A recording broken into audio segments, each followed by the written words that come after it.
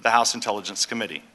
I again thank the witnesses for helping shed light on these issues, and I will recognize Ranking Member Schiff. He's asked for 15 minutes for his opening statement, so I will go ahead and give him 15 minutes for his opening statement. Mr. Schiff. Mr. Chairman, I thank you, and I also want to thank Director Comey and Admiral Rogers for appearing before us today as the committee holds its first open hearing into the interference campaign waged against our 2016 presidential election. Last summer, at the height of a bitterly contested and hugely consequential presidential campaign, a foreign adversarial power intervened in an effort to weaken our democracy and to influence the outcome for one candidate and against the other. That foreign adversary was, of course, Russia, and it acted through its intelligence agencies and upon the direct instructions of its autocratic ruler, Vladimir Putin, in order to help Donald J. Trump become the 45th President of the United States. The Russian Active Measures campaign may have begun as early as 2015, when Russian intelligence services launched a series of spear-phishing attacks designed to penetrate the computers of a broad array of Washington-based Democratic and Republican Party organizations, think tanks, and other entities. This continued at least through the winter of 2016. While at first the hacking may have been intended solely for the collection of foreign intelligence, in mid-2016 the Russians weaponized the stolen data and used platforms established by the intel services such as DC Leaks and existing third-party channels like WikiLeaks to dump the documents. The stolen documents were almost uniformly damaging to the candidate Putin despised, Hillary Clinton. And by forcing her campaign to constantly respond to the daily drip of disclosures, the releases greatly benefited Donald Trump's campaign. None of these facts is seriously in question, and they are reflected in the consensus conclusion of our intelligence agencies. We will never know whether the Russian intervention was determinative in such a close election. Indeed, it is unknowable in a campaign in which so many small changes could have dictated a different result. More importantly, and for the purposes of our investigation, it simply does not matter. What does matter is this: the Russians successfully meddled in our democracy, and our intelligence agencies have concluded they will do so again. Ours is not the first democracy to be attacked by the Russians in this way. Russian intelligence has been similarly interfering in the internal and political affairs of our European and other allies for decades. What is striking here is the degree to which the Russians were willing to undertake such an audacious and risky action against the most powerful nation on earth. That ought to be a warning to us, that if we thought that the Russians would not dare to so blatantly interfere in our affairs, we were wrong. And if we do not do our very best to understand how the Russians accomplished this unprecedented attack on our democracy and what we need to do to protect ourselves in the future, we will only have ourselves to blame. We know a lot about the Russian operation, about the way they amplified the damage their hacking and dumping of stolen documents was causing through the use of slick propaganda like RT, the Kremlin's media arm. But there is a lot we don't know. Most important, we do not yet know whether the Russians had the help of U.S. citizens, including people associated with the Trump campaign. Many of the Trump's campaign personnel, including the president himself, have ties to Russia and Russian interests. This is, of course, no crime. On the other hand, if the Trump campaign, or anyone associated with it, aided or abetted the Russians, it would not only be a serious crime, it would also represent one of the most shocking betrayals of democracy in history. In Europe, where the Russians have a much longer history of political interference, they have used a variety of techniques to undermine democracy. They employed the hacking and dumping of documents and slick propaganda, as they clearly did here. But they have also used bribery, blackmail, compromising material, and financial entanglement to secure needed cooperation from individual citizens of targeted countries. The issue of U.S. person involvement is only one of the important matters that the Chairman and I have agreed to investigate, and which is memorialized in the detailed and bipartisan scope of investigation that we have signed. We'll also examine whether the intelligence community's assessment of the Russian operation is supported by the raw intelligence, whether the U.S. government responded properly or missed the opportunity to stop this Russian attack much earlier, and whether the leak of information about Michael Flynn or others is indicative of a systemic problem. We have also reviewed whether there is any evidence to support President Trump's claim that he was wiretapped by President Obama in Trump Tower and found no evidence whatsoever to support that slanderous accusation. And we hope that Director Comey can now put that matter permanently to rest. Today, most of my Democratic colleagues will be exploring with the witnesses the potential involvement of U.S. persons in the Russian attack on our democracy. It is not that we feel the other issues are less important, they are very important, but rather because this issue is least understood by the public. We realize, of course, that the witnesses may not be able to answer many of the questions in open session. They may or may not be willing to disclose even whether there is an investigation. But we hope to present to you, directors, and the public why we believe this is a matter of such gravity that it demands a thorough investigation, not only by us, as we intend to do, but by the FBI as well.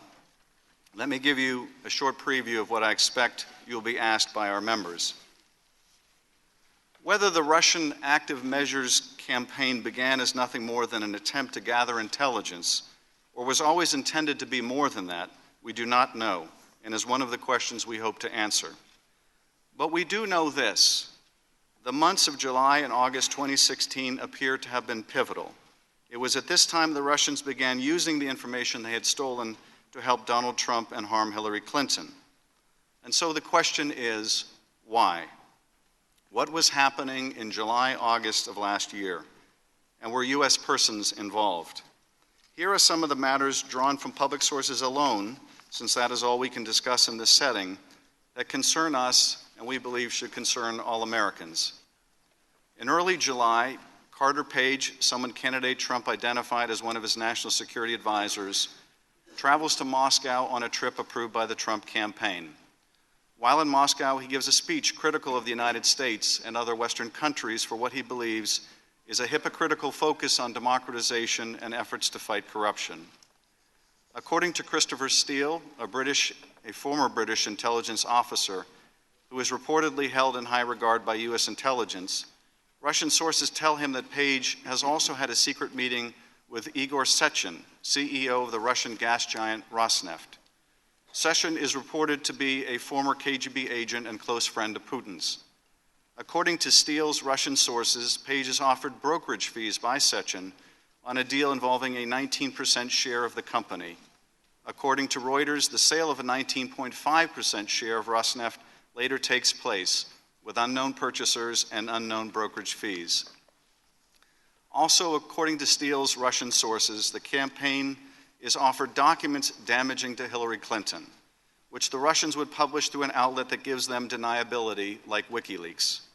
The hacked documents would be in exchange for a Trump administration policy that de-emphasizes Russia's invasion of Ukraine and instead focuses on criticizing NATO countries for not paying their fair share. Policies which, even as recently as the President's meeting last week with Angela Merkel, have now presciently come to pass.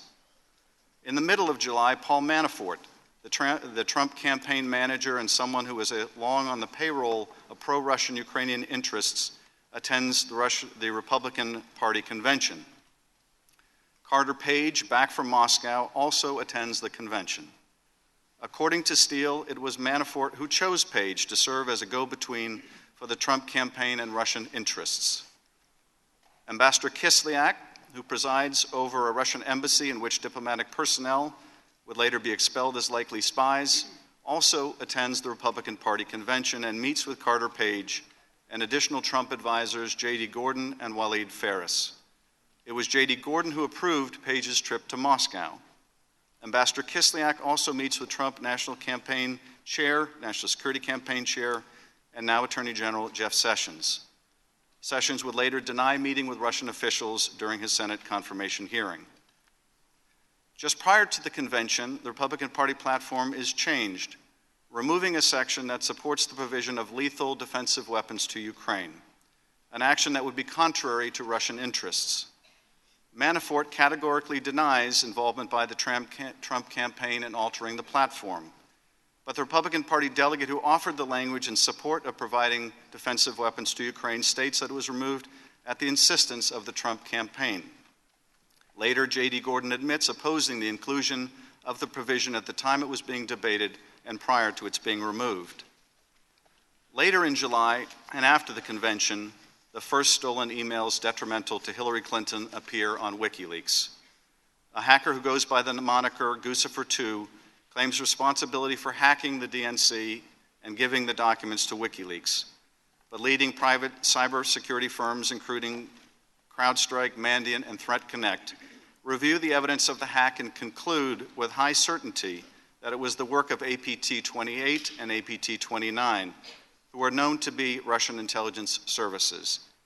The U.S. intelligence community also later confirms that the documents were in fact stolen by Russian intelligence, and Guccifer2 acted as a front. Also in late July, candidate Trump praises WikiLeaks, says he loves them, and openly appeals to the Russians to hack his opponents' emails, telling them that they will be richly rewarded by the press. On August 8th, Roger Stone, a longtime Trump political advisor and self-proclaimed political dirty trickster, boasts in a speech that he has communicated with Assange, and that more documents would be coming, including an October surprise. In the middle of August, he also communicates with a Russian cutout Guccifer2, and authors a Breitbart piece denying Guccifer's links to Russian intelligence. Then later in August, Stone does something truly remarkable when he predicts that John Podesta's personal emails will soon be published. Trust me, he says, it will soon be Podesta's time in the barrel, #CrookedHillary. In the weeks that follow, Stone shows a remarkable prescience. I have total confidence that WikiLeaks and my hero, Julian Assange, will educate the American people soon, he says. #LockHerUp. Payload coming, he predicts, and 2 days later, it does. WikiLeaks releases its first batch of Podesta emails. The release of John Podesta's emails would then continue on a daily basis up until the election. On Election Day in November, Donald Trump wins. Donald Trump appoints one of his high-profile surrogates, Michael Flynn, to be his national security advisor. Michael Flynn has been paid by the Kremlin's propaganda outfit RT in the past, as well as another Russian entity. In December, Michael Flynn has a secret conversation with Ambassador Kislyak about sanctions imposed by President Obama on Russia over its hacking designed to help the Trump campaign. Michael Flynn lies about this secret conversation. The vice president unknowingly then assures the country that no such conversation ever happened. The president is informed that Flynn has lied and Pence has misled the country. The president does nothing. 2 weeks later, the press reveals that Flynn has lied, and the president is forced to fire Mr. Flynn. The president then praises the man who lied, Mr. Flynn, and castigates the press for exposing the lie. Now, is it possible that the removal of the Ukraine provision from the GOP platform was a coincidence? Is it a coincidence that Jeff Sessions failed to tell the Senate about his meetings with the Russian ambassador, not only at the convention, but a more private meeting in his office and at a time when the U.S. election was under attack by the Russians? Is it a coincidence that Michael Flynn would lie about a conversation he had with the same Russian ambassador, Kislyak, about the most pressing issue facing both countries at the time they spoke, the U.S. imposition of sanctions over Russian hacking of our election designed to help Donald Trump? Is it a coincidence that the Russian gas company Rosneft sold a 19% share after former British intelligence officer Steele was told by Russian sources that Carter Page was offered fees on a deal of just that size? Is it a coincidence that Steele's Russian sources also affirmed that Russia had stolen documents hurtful to Secretary Clinton that it would utilize in exchange for pro-Russian policies that would later come to pass? Is it a coincidence that Roger Stone predicted that John Podesta would be a victim of a Russian hack and have his private emails published, and did so even before Mr. Podesta himself was fully aware that his private emails would be exposed? Is it possible that all of these events and reports are completely unrelated and nothing more than an entirely unhappy coincidence? Yes, it is possible. But it is also possible, maybe more than possible, that they are not coincidental, not disconnected, and not unrelated, and that the Russians use the same techniques to corrupt U.S. persons that they employed in Europe and elsewhere. We simply don't know, not yet, and we owe it to the country to find out. Director Comey, what you see on the dais in front of you in the form of this small number of members and staff is all we have to commit to this investigation. This is it. We are not supported by hundreds or thousands of agents and investigators with offices around the world. It is just us and our Senate counterparts. And in addition to this investigation, we still have our day job, which involves overseeing some of the largest and most important agencies in the country, agencies which, by the way, are trained to keep secrets. I point this out for two reasons, and I'm wrapping up, Chairman. First, because we cannot do this work alone, and nor should we. We believe these issues are so important that the FBI must devote its resources to investigating each of them thoroughly. To do any less would be negligent in the protection of our country. We also need your full cooperation with our investigation so that we may have the benefit of what you know, and so that we may coordinate our efforts in the discharge of both our responsibilities.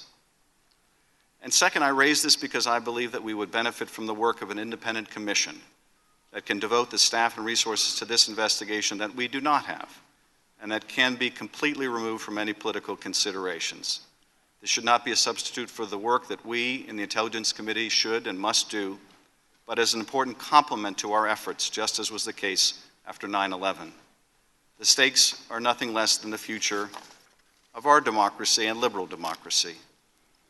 Because we're engaged in a new war of ideas, not communism versus capitalism, but authoritarianism versus democracy and representative government. And in this struggle, our adversary sees our political process as a legitimate field of battle.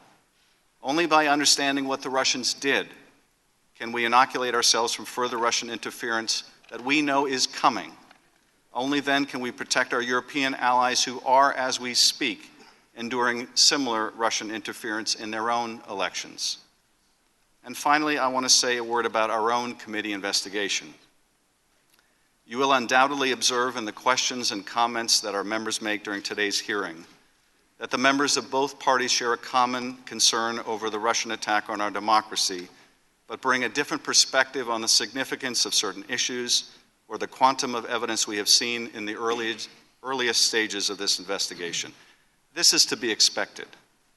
The question most people have is whether we can really conduct this investigation in the kind of thorough and nonpartisan manner that the seriousness of the issues merit, or whether the enormous political consequences of our work will make that impossible.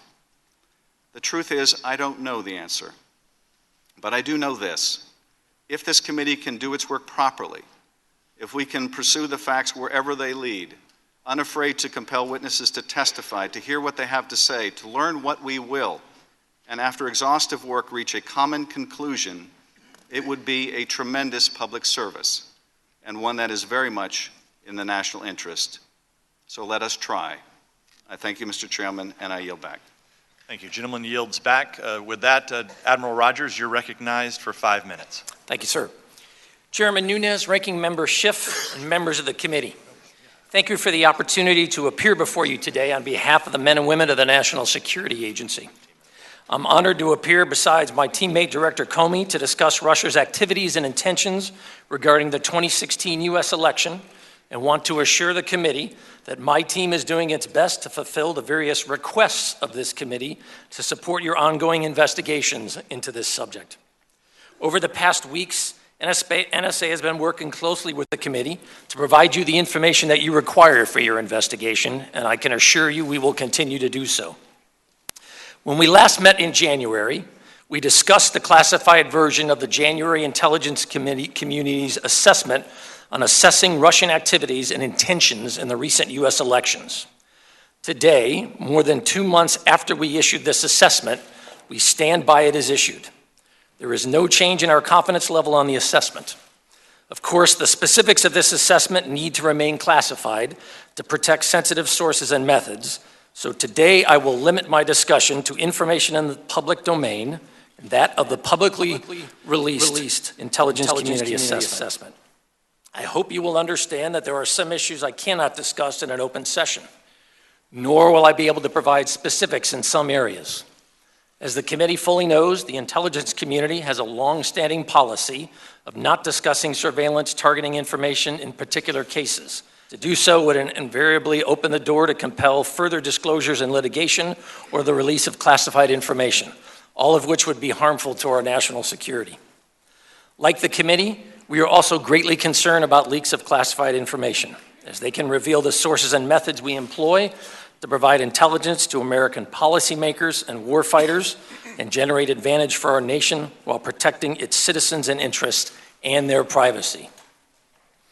I also want to assure the committee that we take very seriously that obligation to protect U.S. persons' privacy. This applies to all stages of the production of foreign intelligence, but I'd like to emphasize one area in particular, the dissemination of U.S. person information. We at NSA have strict procedures in place to make sure that our reporting and the contents of our reporting are disseminated only to those that have strict need to know for valid purposes, which primarily means in support of the development of foreign policy and to protect national security.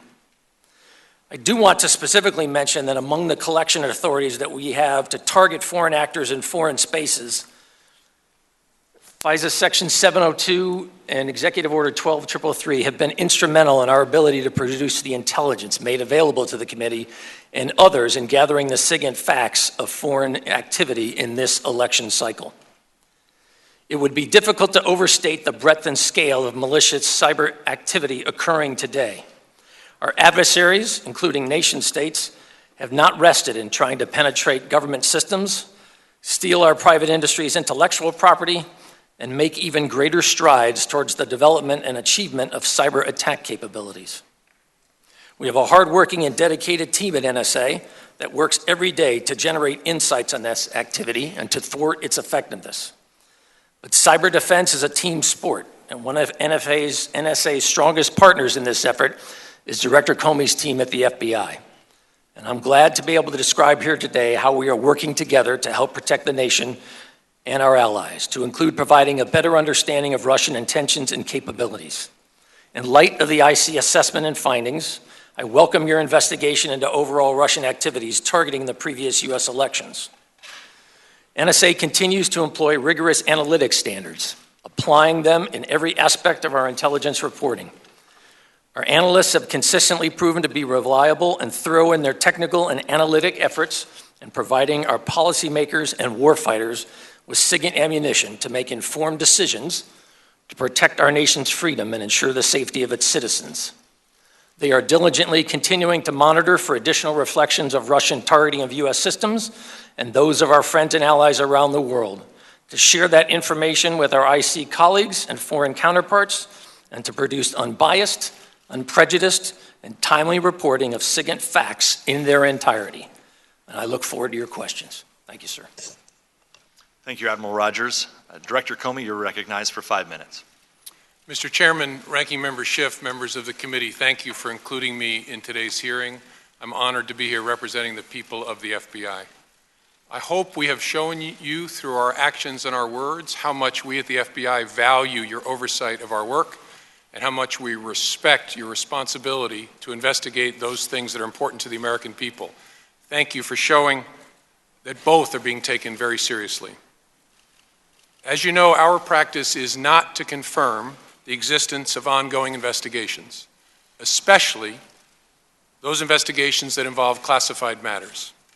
But in unusual circumstances, where it is in the public interest, it may be appropriate to do so, as Justice Department policies recognize. This is one of those circumstances. I have been authorized by the Department of Justice to confirm that the FBI, as part of our counterintelligence mission, is investigating the Russian government's efforts to interfere in the 2016 presidential election. And that includes investigating the nature of any links between individuals associated with the Trump campaign and the Russian government, and whether there was any coordination between the campaign and Russia's efforts. As with any counterintelligence investigation, this will also include an assessment of whether any crimes were committed. Because it is an open, ongoing investigation and is classified, I cannot say more about what we are doing and whose conduct we are examining. At the request of congressional leaders, we have taken the extraordinary step, in coordination with the Department of Justice, of briefing this Congress's leaders, including the leaders of this committee, in a classified setting in detail about the investigation. But I can't go into those details here. I know that is extremely frustrating to some folks, but it is the way it has to be, for reasons that I hope you and the American people can understand. The FBI is very careful in how we handle information about our cases and about the people we are investigating. We are also very careful about the way we handle information that may be of interest to our foreign adversaries. Both of those interests are at issue in a counterintelligence investigation. Please don't draw any conclusions from the fact that I may not be able to comment on certain topics. I know speculating is part of human nature, but it really isn't fair to draw conclusions simply because I say that I can't comment. Now, some folks may want to make comparisons to past instances where the Department of Justice and the FBI have spoken about the details of some investigations. But please keep in mind that those involve the details of completed investigations. Our ability to share details with the Congress and the American people is limited when those investigations are still open, which I hope makes sense. We need to protect people's privacy. We need to make sure we don't give other people clues as to where we're going. We need to make sure that we don't give information to our foreign adversaries about what we know or don't know. We just cannot do our work well or fairly if we start talking about it while we're doing it. So we will try very, very hard to avoid that, as we always do. This work is very complex, and there is no way for me to give you a timetable as to when it will be done. We approach this work in an open-minded, independent way, and our expert investigators will conclude that work as quickly as they can, but they will always do it well, no matter how long that takes. I can promise you we will follow the facts wherever they lead. And I want to underscore something my friend Mike Rogers said. Leaks of classified information are serious, serious federal crimes for a reason. They should be investigated and, where possible, prosecuted in a way that reflects that seriousness so that people understand it simply cannot be tolerated. And I look forward to taking your questions. Thank you, Director Comey. Admiral Rogers, I first want to go to you. On January 6th, 2017, the intelligence community assessment assessing Russian activities and intentions in recent U.S. elections stated that the types of systems Russian actors targeted or compromised were not involved in vote tallying. So my question as of today, Admiral Rogers, do you have any evidence that Russia's cyber actors changed vote tallies in the state of Michigan? No, I do not, but I would highlight we're a foreign intelligence organization, not a domestic intelligence organization. So it would be fair to say we are probably not the best organization to provide a more complete answer. How about the state of Pennsylvania? No, sir. The state of Wisconsin? No, sir. State of Florida? No, sir. The state of North Carolina? No, sir. The state of Ohio? No, sir. So you have no intelligence that suggests or evidence that suggests any votes were changed? I have nothing generated by the National Security Agency, sir. Director Comey, do you have any evidence at the FBI that any votes were changed in the states that I mentioned to Admiral Rogers? No. Thank you. Admiral Rogers, I know that there was a leak of information regarding Director Clapper and former Secretary of Defense Carter were looking at relieving you of your duty. Are you aware of those stories? I'm aware of media reporting to that. And those stories were leaked as soon as you had visited with President-elect Trump. Is that correct? Yes, sir. I was asked if I would be prepared to interview with the Trump administration for a position, which I did. Did the leak of that information at all impact your ability and your assessment that you did for the intelligence community's assessment on January 6th? No, sir. If I spent time in this job worrying about unsourced media reporting, I'd never get any work done. Thank you, Admiral. Director Comey, I remain extremely concerned about the widespread illegal leaks that you just referenced in your testimony. Just for the record, though, I want to get this on the record. Does the unauthorized disclosure of classified information to the press violate 18 U.S.C. 793, a section of the Espionage Act that criminalizes improperly accessing, handling, or transmitting national defense information? Yes. Would an unauthorized disclosure of FISA-derived information to the press violate 18 U.S.C. 798, a section of the Espionage Act that criminalizes disclosure of information concerning the communication and intelligence activities of the United States?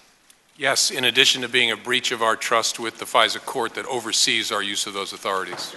Thank you, Director. At this time, I'm going to yield to Mr. Roney, who chairs our NSA Cyber Committee, for questions. Thank you, Mr. Chairman. I'd like to direct my questions first and foremost to Admiral Rogers to convey my thanks to the many men and women for their dedication at the NSA for keeping our country safe, as well as I want to talk about the recent media stories that may have led to confusion in the public about what the NSA is and is not legally collecting and the safeguards the NSA has put into place to protect personal data. So I'd like to clarify, as the chairman of the subcommittee on the NSA, I recently got to meet your deputy admiral last week out at the NSA, and we visited and spoke some of these things. And what we can talk about here today publicly, if you could go into, if you can't, you can't. But I think that this is important for the people in the room and listening outside understand. Is it true that the NSA would need a court order based on probable cause to conduct electronic surveillance on a U.S. person inside the United States? Yes, sir. And just to be clear, the section of the FISA that is expiring later this year, that's 702, which we'll be talking about a little bit, cannot be used to target U.S. persons or persons in the United States. Is that correct? Yes, sir. Section 702 focuses on non-U.S. persons outside the United States primarily, correct? Yes, sir. Do you believe that the Section 702 is important and valuable for U.S. national security? Yes, sir. So it's safe to say that without having this tool, it would be a threat to our national It security. would significantly impact my ability to generate the insights that I believe this nation needs. In the media, there's a lot of reporting about something called incidental collection. Can you talk about what incidental collection is? Yes, sir. Incidental collection is when we are targeting a valid foreign target, for example, and in the course of that targeting, we either get a reference to a U.S. person or suddenly a U.S. person appears as part of the conversation. That's what we call incidental collecting. And what do you do when something like that happens? If there's a U.S. person part of an incidental collection, what kind of safeguards are put in place to make sure that... So it depends specifically on the legal authority that we're using to execute the collection in the first place, but in broad terms, realizing again, it varies a little bit by the specific authority that we're using to conduct the collection. We step back and we ask ourselves first, are we dealing with a U.S. person here? Is there something that we didn't expect to encounter that we've now encountered? We'll ask ourselves what leads us to believe that it is a U.S. person. If we come to the conclusion that it is a U.S. person, then we ask ourselves, are we listening to criminal activity? Are we seeing something of imminent threat or danger, for example? Or are we just receiving something that has nothing to do with any of our valid collection authority? Based on that, we'll then take a series of actions. In some case, we will just purge the collect. Make no reporting on it, not retain the data. It's incidental collection, it has no intelligence value, and it wasn't the purpose of what we were doing. In some cases then, if we believe that there is intelligence value, for example, whether it's a reference to a U.S. person, as an example in a scenario, in our reporting then we will mask the identity of the individual. We'll use a phrase like U.S. person 1 or U.S. person 2. And I would remind everyone that for our purposes, U.S. person is defined very broadly. That is not just a U.S. citizen. That is a U.S. corporation. That is a ship or aircraft that is registered in the United States. That is an internet protocol address, for example. So it's not just a particular individual, if that makes sense. The term for us is much broader because it's designed to ensure our protections of U.S. persons. And those, the procedures and protections you talked about are required and approved by the FISA court, is that correct? Yes, sir, and the Attorney General. And you mentioned in your opening statement that for that kind of information to be disseminated outside of your agency in the NSA, that dissemination would be strictly on a need-to-know basis. Is that correct? We use two criteria. Is there a need to know in the course of the person or group that is asking for the identification? Is there a valid need to know in the course of the execution of their official duties? So, who would that be? It could be another element with the intelligence community. It could be another element within NSA. It could be a military customer, for example, who's reading some of our reporting. It could be a policymaker. I apologize, there was one other point that I wanted to make, but I've lost the thread in my mind. I apologize if I jump in a moment. I'll try to make it Let's again. get back to masking briefly. You spoke about masking and trying to keep a U.S. Person's identity concealed. And when it is disseminated, we often talk about in the intelligence community about the exceptions to if somebody's masks, how you unmask them. What would the exceptions to that masking be before it's disseminated? So again, we use two criteria, the need to know on the person requesting us and the execution of their official duties, and the second part was, is the identification necessary to protection the intelligence value that the report is designed to generate? Those are the two criteria we use.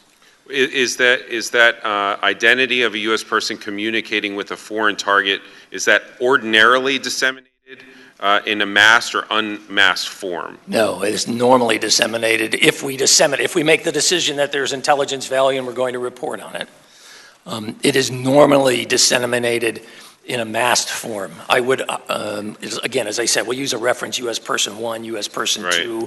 I would highlight, if you look at the total breadth of our reporting involving U.S. persons at all is an incredibly small subset, in my experience, of our total reporting. Who normally in the NSA would make the decision to unmask? There are 20 individuals, including myself, who I have delegated this authority to approve unmasked requests. And does the level of approval change depending on the reason for unmasking? If it was something or somebody, say, really important, would that matter, or could it be? It's not necessarily designated in writing that way, certainly by custom and tradition. At times, requests will be pushed up to on the senior most of the 20 individuals. Requests will be pushed to my level saying, hey, sir, we just want to make sure that you're comfortable with this. So 20 people, what procedures or safeguards are put in place to make sure that those 20 people are not unmasking wrongly? So they retrieve specific training. There are specific controls put in place in terms of our ability to disseminate information out of the databases associated with U.S. persons. Okay, let's run through the exceptions quickly through a following hypothetical. If the NSA collects a communication where a target under surveillance is talking to a U.S. person, how would the NSA determine whether disseminating the U.S. person information is necessary to understanding the foreign intelligence or assess its importance? So first we'll try to understand the nature of the conversation. Is this truly something that involves intelligence or a national security implication for the United States, or is this just very normal, reasonable conversations, in which case we have no desire to have any awareness of it? It's not applicable to our mission. And I said, in that case, normally we'll purge the data. We'll ask ourselves, is there criminal activity involved? Is there potential threat or harm to U.S. individuals being discussed in the conversation, for example? If there was criminal activity involved, what would you do then?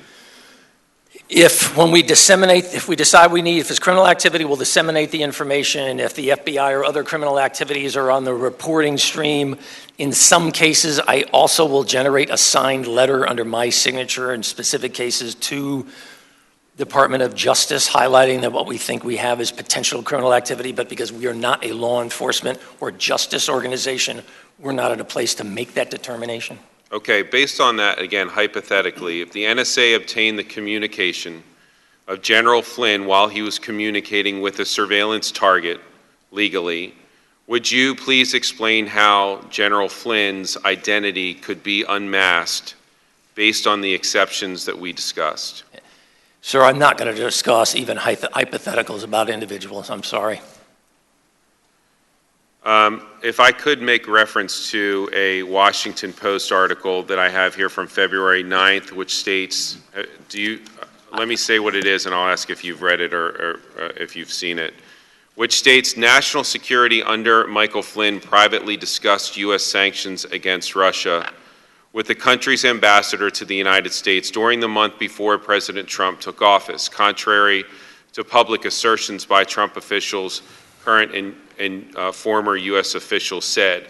The article goes on to say that 9 current or former officials who were in senior positions at multiple agencies at the time of the call spoke under the condition of anonymity to discuss intelligence matters. Did you read this article? I apologize, sir. It's not an article that references 9 particular individuals. It doesn't necessarily ring a bell. I've certainly seen plenty of media reporting to that, but again, I'm not going to comment on specifics.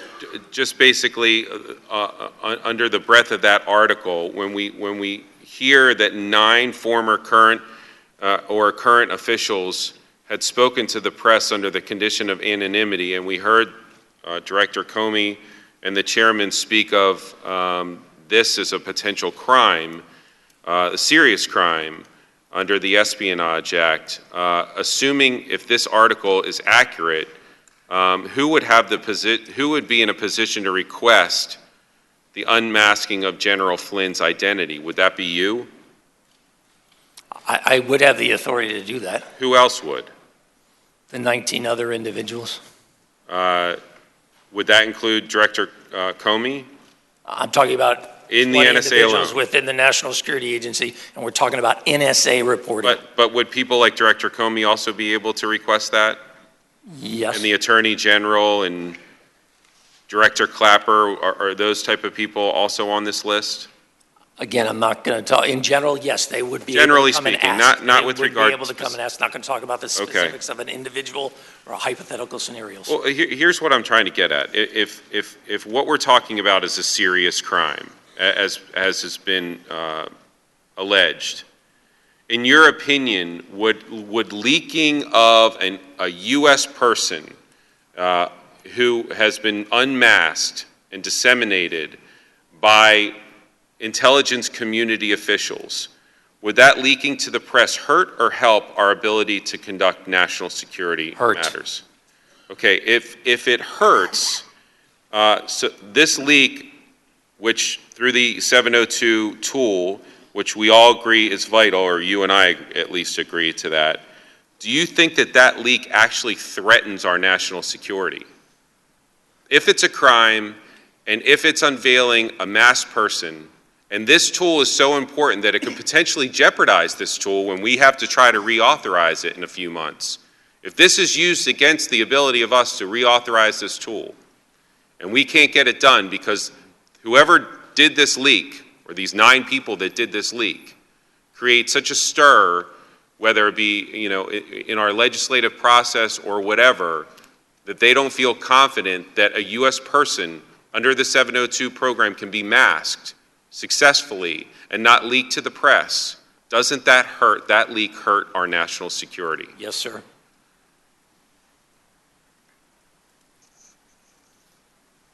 Can you think of any reason why somebody would want to leak the identity of a masked person?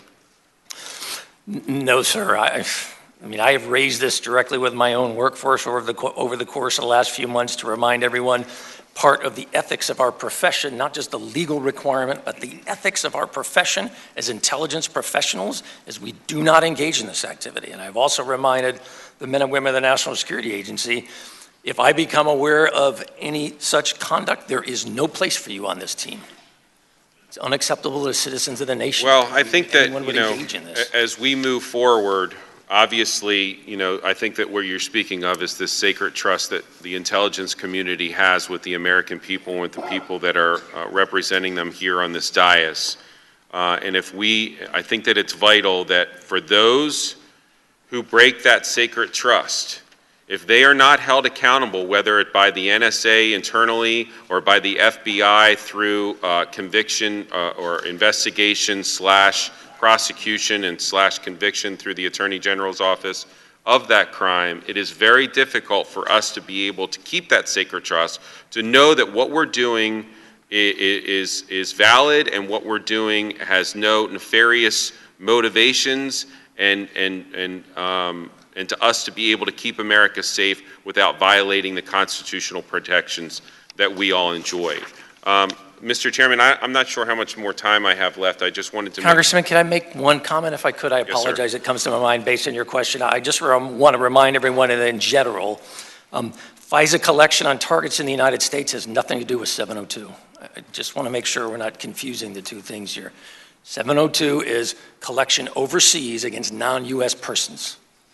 Right, and what we're talking about here is, incidentally, if a U.S. person is talking to a foreign person that we're listening to, whether or not that person is unmasked. I just want to make sure we Right, understand right. the context, that's all. And whether or not somebody in the intelligence community that we put the trust in is going to leak that information to the press for whatever reason. And I'm not even going to get into the gratuitous, what that reason may be.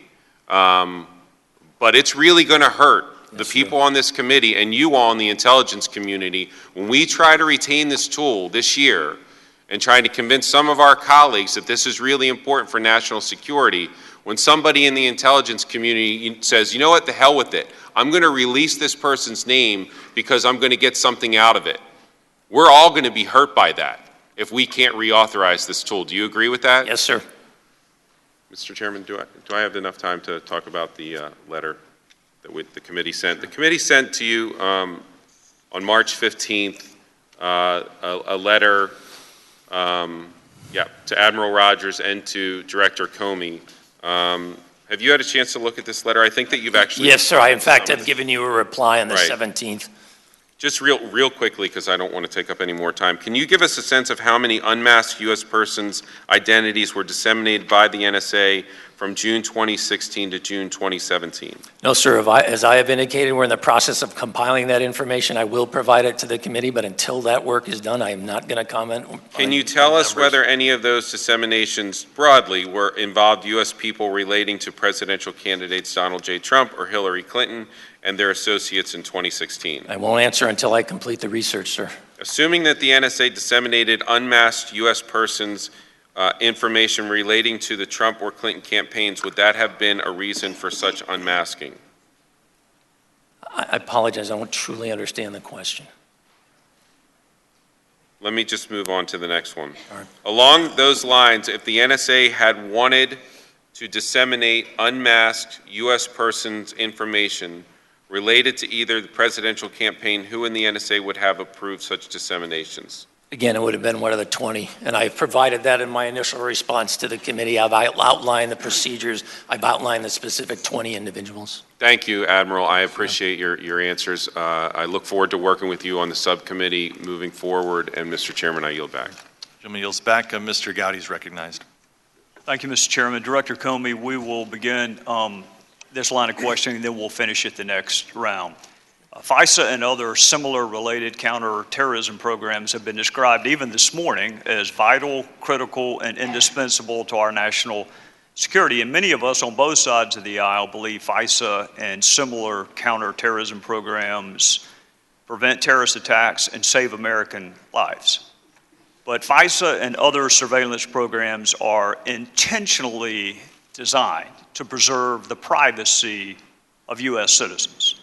They are intentionally designed to ensure the information is collected and used only for legitimate national security and criminal investigative purposes. There are statutory safeguards. There are warrants based on probable cause.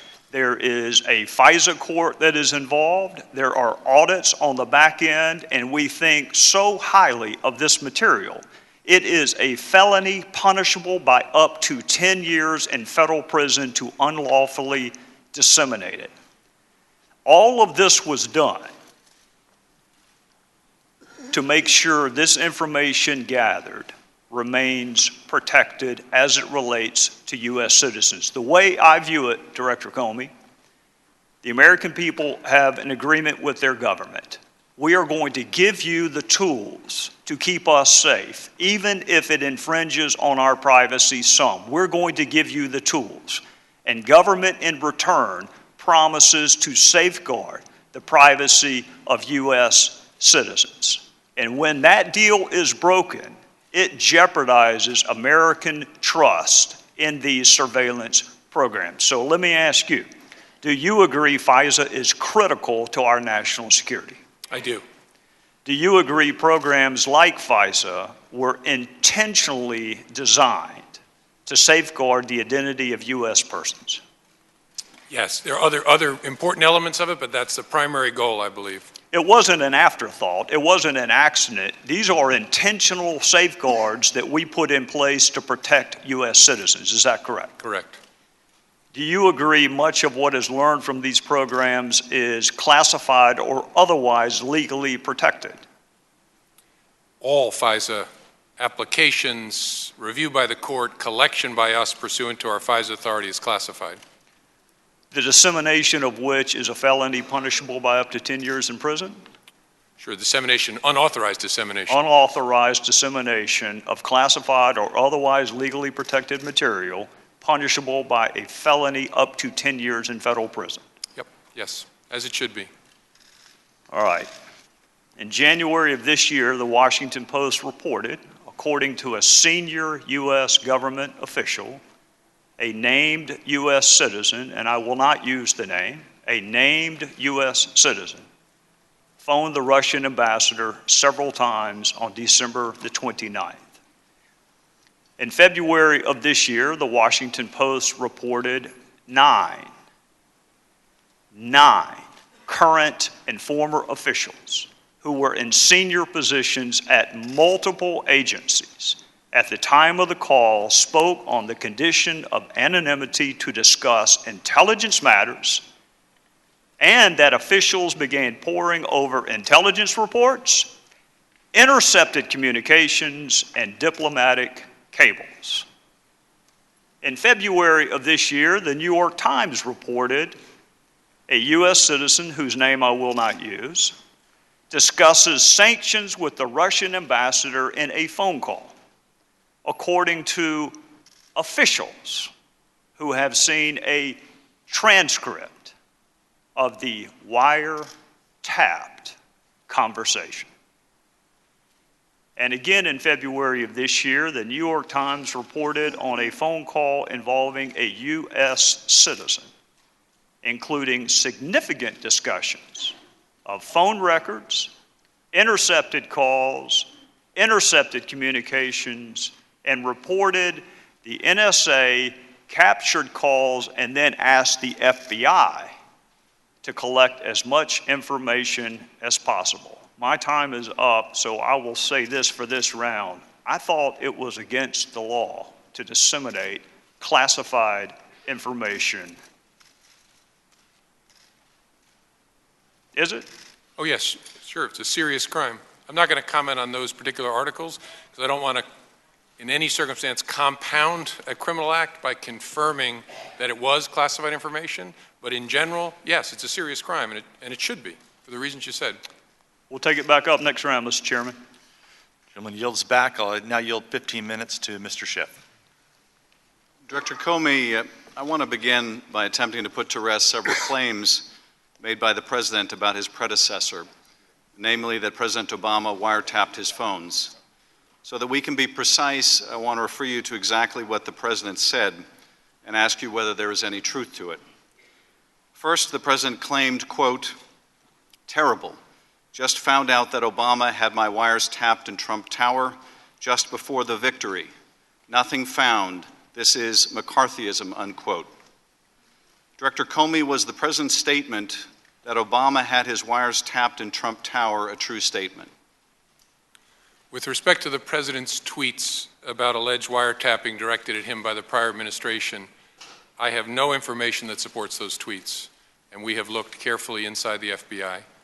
The Department of Justice has asked me to share with you that the answer is the same for the Department of Justice and all its components. The Department has no information that supports those tweets. The President accused Mr. Obama and presumably the FBI of engaging in McCarthyism. As you understand the term McCarthyism, do you think President Obama or the FBI was engaged in such conduct?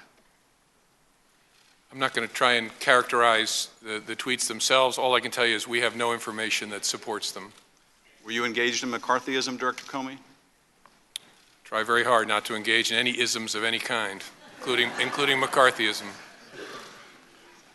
The President second stated, quote, "Is it legal for a sitting president to be wiretapping a race for president prior to an election? Turned down by a court earlier, a new low," unquote. Director Comey, can you answer the President's question? Would it be legal for President Obama to have ordered a wiretap of Donald Trump?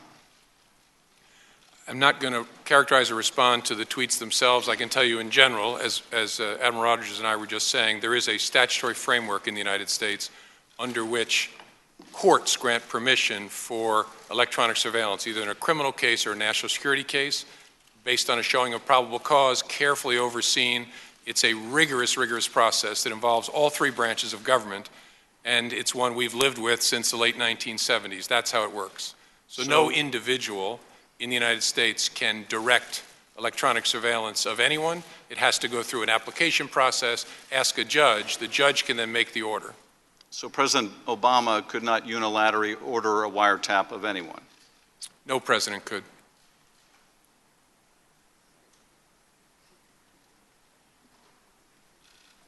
Mr. Trump also asserted in that tweet that that the application or the president's order was turned down by a court. Was there any request made by the FBI or Justice Department to wiretap Donald Trump turned down by a court? That's one of those subjects I can't comment on one way or another. Please don't interpret that in any way other than I just can't talk about anything that relates to the FISA process in an open setting. Third, the President stated, "I'd bet a good lawyer could make a great case out of the fact that President Obama was tapping my phones in October just prior to the election." Director Comey, you're a good lawyer. Can you make out a great case that President Obama wiretapped Mr. Trump's phones just prior to the election, in light of the fact you have said there's no evidence of that? All I can say is what I said before, that we don't have any information that supports those tweets. Well, in my view, then, you would not be a great but a very unethical lawyer to make out such a case. And finally, the President made the following accusation: "How low has President Obama gone to tap my phones during the very sacred election process? This is Nixon Watergate, bad or sick guy." Director Comey, the President has compared Mr. Obama to Nixon and purported wiretap of Trump phones as another Watergate. What was the gravamen of the offense by Nixon and his operatives during Watergate? A lot of people who may be watching may be too young to understand what Watergate was about. What was the gravamen of that offense? Well, as I recall it, and I was a kid, but have studied it quite a bit in school, the gravamen of it was an abuse of power, including break-ins, unlawful wiretaps, obstruction of justice, sort of the cycle of criminal conduct. And it was a break-in of the Democratic headquarters by operatives of the President, was it not? That's my understanding is that's how it began. The And it investigation also began. involved a cover-up by the President. Yes, as I said. Now here I think you've said there's been no evidence of an illegal wiretap by President Obama. Is that right? I've said the FBI and the Department of Justice have no information to support those tweets. But there is evidence, is there not, of a break-in of the Democratic headquarters by a foreign power using cyber means. Yes, there was. As the intelligence community report, the unclassed report said in January, the Russian intelligence services hacked into a number of enterprises in the United States, including the Democratic National Committee. And there was an effort by the Russians to cover up their break-in of the Democratic Party headquarters by using cutouts like WikiLeaks to publish the stolen material. Isn't that right? Certainly to cover up that they were the ones releasing it.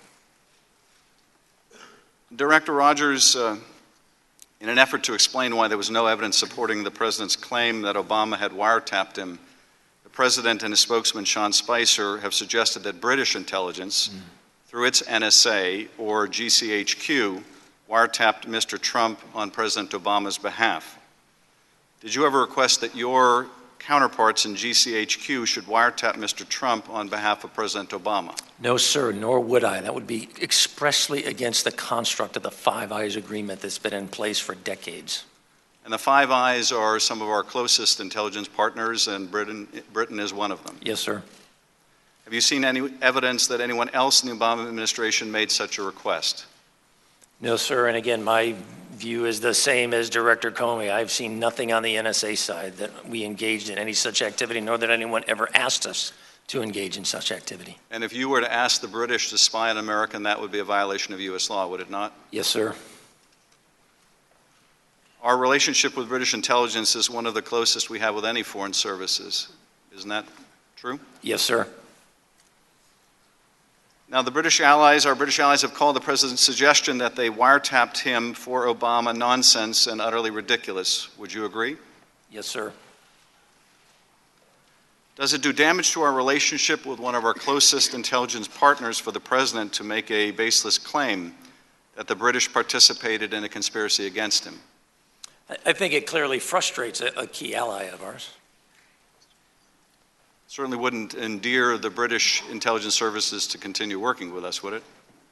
I believe that the relationship is strong enough. This is something we'll be able to deal with. But it's not helpful, you Yes, would sir. agree. Director Rogers, President Trump recently met with German Chancellor Angela Merkel. During a joint press conference, the President suggested that they both had something in common, that they had both been wiretapped by President Obama. Director Comey has just demonstrated why the claims by the President about his being wiretapped by Obama were unsupported by any evidence. But the claim he made about wiretapping directed at Merkel referred to something that came up in the context of the Snowden disclosures. I'm not going to ask you to comment on whether the Chancellor was the subject of any eavesdropping, but I would like to ask you whether the Snowden disclosures did damage to our relationship with our German ally, and whether the Chancellor herself expressed her concern at the time. Yes, sir. In light of this, is it helpful to our relationship with the Chancellor or our relationship with German intelligence to bring this up again in a public forum? It certainly complicates things, but again, I'd like to think that our relationship is such we're going to be able to deal and keep moving forward. So our relationships with the British and the Germans, you hope, are strong enough to withstand any damage done by these comments? By anything in general, sir. We have foundational interests with each other. We need to keep working together. This time, Director Comey, let me ask you a few questions you may or may not be able to answer. Do you know who Roger Stone is? Generally, yes. Are you aware that he was a partner of Paul Manafort? You know, Mr. Schiff, I'm worried we're going to a place I don't want to go, which is commenting on any particular person, and so I don't think I should comment. I'm aware of public accounts, but I don't want to talk more than that.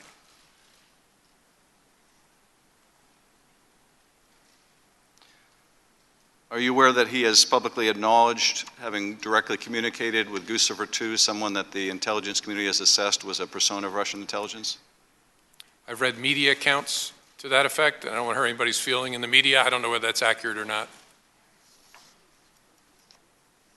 If Mr. Stone acknowledged that Mr. Podesta's time in the barrel was coming in August of 2016, would that have been prior to the public release of stolen emails of Mr. Podesta's? I believe that's correct chronology. Do you know how Mr. Stone would have known that Mr. Podesta's emails were going to be released? It's not something I can comment on. Do you know that Mr. Podesta has said that at the time he was not even aware of whether his emails had been stolen and would be published? It's not something I can comment on.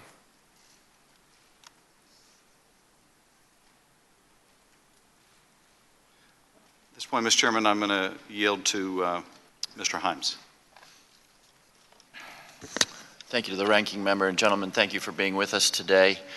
Let me, when I get my own time, I'll have some follow-up questions, but let me start with a point that the chairman brought out, I think, very specifically, which is that there's no evidence that votes were technically changed in any of the jurisdictions that he named. Admiral Rogers, thanks for confirming that. Am I correct that when we say Russian hacking, what we are referring to is the fact that the intelligence community believes that the Russians penetrated the networks of the DNC, of John Podesta and other individuals, stole information, and then disseminated that information? Is that a fair characterization of the conclusions of the intelligence community? Yes, sir.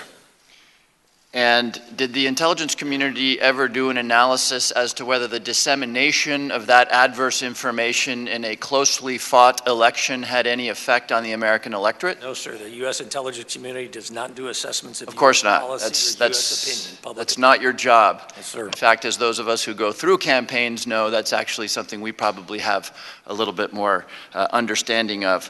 Let me just ask this question then. Was there any equivalent dissemination of adverse information stolen from the RNC or individuals associated with the Trump campaign? No. Thank you. Director Comey, in the remaining minutes here, I appreciate your frankness on the topic of an ongoing investigation and appreciate your inability to go too much further than you went. But I do want to ask you a question to try to clear up some confusion. This committee, of course, is engaged in an investigation about links, as you said, between the Trump campaign and the Russians, should there be any possible collusion. We've had a number of statements very early in the investigation that there was no evidence of collusion. This is still very early in our investigation. Is it fair to say that you're still relatively early in your investigation? It's hard to say because I don't know how much longer it will take, but we've been doing this. This investigation began in late July, so for a counterintelligence investigation, that's a fairly short period of time. So you use the word coordination, which to me suggests that you are in fact investigating whether there was coordination between U.S. persons and the Russians. Is it fair for me to assume that we shouldn't simply dismiss the possibility that there was coordination or collusion between the Russian efforts and U.S. persons as an investigatory body? All I can tell you is what we're investigating, which includes whether there was any coordination between people associated with the Trump campaign and the Russians. Okay, thank you. I'll yield the remaining time to the ranking member. I will yield the remaining time in this period to Representative Sewell. Thank you. So with respect to the coordination, Director Comey, I just wanted to continue this line of questioning.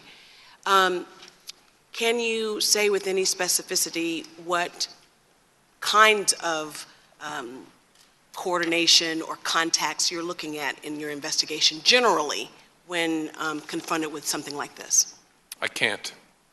Can you discuss whether or not there was any knowledge by any Trump-related person and the Russians?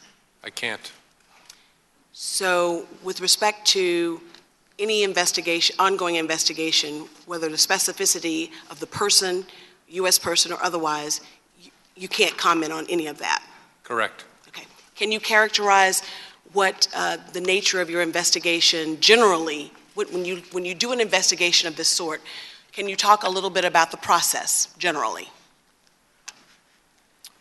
Not a whole lot.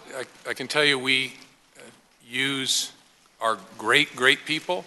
We coordinate with our brothers and sisters in other parts of the intelligence community to see what they may know from around the world that might be useful to us. And we use all the different tools and techniques that we use in all of our investigations. That's probably the most, I'm not sure that's useful to you, but that's the most I can say. How long does a counterintelligence investigation like this usually take? You said that it started in July. There is no usually. It's hard, it's impossible to say, frankly. I yield back my time. Thank you, Ms. Sewell. We'll go back to, I'll yield myself 15 minutes and we'll go back to Mr. Gowdy. Thank you, Mr. Chairman. Director Comey, you and I were discussing the felonious dissemination of classified material during the last round. Is there an exception in the law for current or former U.S. officials who request anonymity? To release classified information? Yes, sir. No. Is there an exception in the law for reporters who want to break a story? Well, that's a harder question as to whether a reporter incurs criminal liability by publishing classified information, and one probably beyond my ken. I'm not as good a lawyer as Mr. Schiff said I used to be. Well, I don't know about that, but the statute does use the word publish, doesn't it? It does, but that's a question I know the Department of Justice has struggled with through administration after administration. I know the department struggled with it, the Fourth Circuit struggled with it, lots of people have struggled with it, but you're not aware of an exception in the current dissemination of classified information statute that carves out an exception for reporters. No, I'm not aware of anything carved out in the statute. I don't think a reporter has been prosecuted, certainly in my lifetime, though. Well, there have been a lot of statutes at bar in this investigation for which no one's ever been prosecuted or convicted, and that does not keep people from discussing those statutes, namely the Logan Act. In theory, how would reporters know a U.S. citizen made a telephone call to an agent of a foreign power? How would they know legally? Yes. If it was declassified and then discussed in a judicial proceeding or a congressional hearing, something like that. And assume none of those facts are at play, how would they know? Someone told them who shouldn't have told them. How would a reporter know about the existence of intercepted phone calls? Well, same thing. In a legitimate way, through an appropriate proceeding where there's been declassification. In any other way, in an illegitimate way. How would reporters know if a transcript existed of an intercepted communication? Same answer. The only legitimate way would be through a proceeding, the appropriate proceeding. The illegitimate way would be somebody told them who shouldn't have told them. What does the term mask mean in the concept of FISA and other surveillance programs? As Director Rogers explained, it's our practice, approved by the FISA court, of removing the names of U.S. persons to protect their privacy and their identity unless it hits certain exceptions. So masking means, as Mike Rogers said, I'll often see an intelligence report from NSA that will say U.S. person number 1, U.S. person number 2, U.S. person number 3, and there's no further identification on the document. Admiral Rogers said there are 20 people within the NSA that are part of the unmasking process. How many people within the FBI are part of the unmasking process? I don't know for sure as I sit here. Surely more, given the nature of the FBI's work. We come into contact with U.S. persons a whole lot more than the NSA does because we may be we only conduct our operations in the United States to collect electronic surveillance, to conduct electronic surveillance. So I can find out the exact number. I don't know it as I sit here. Well, I think, Director Comey, given the fact that you and I agree this is critical, vital, indispensable, a similar program is coming up for reauthorization this fall with a pretty strong headwind right now, it would be nice to know the universe of people who have the power to unmask a U.S. citizen's name, because that might provide something of a roadmap to investigate who might have actually disseminated a masked U.S. citizen's name. Sure, the number is relevant, but what I hope the American people will realize is the number is important, but the culture behind it is, in fact, more important. The training, the rigor, the discipline. We are obsessive about FISA and the FBI for reasons I hope make sense to this committee, but everything that's FISA has to be labeled in such a way to warn people, this is FISA. We treat this in a special way.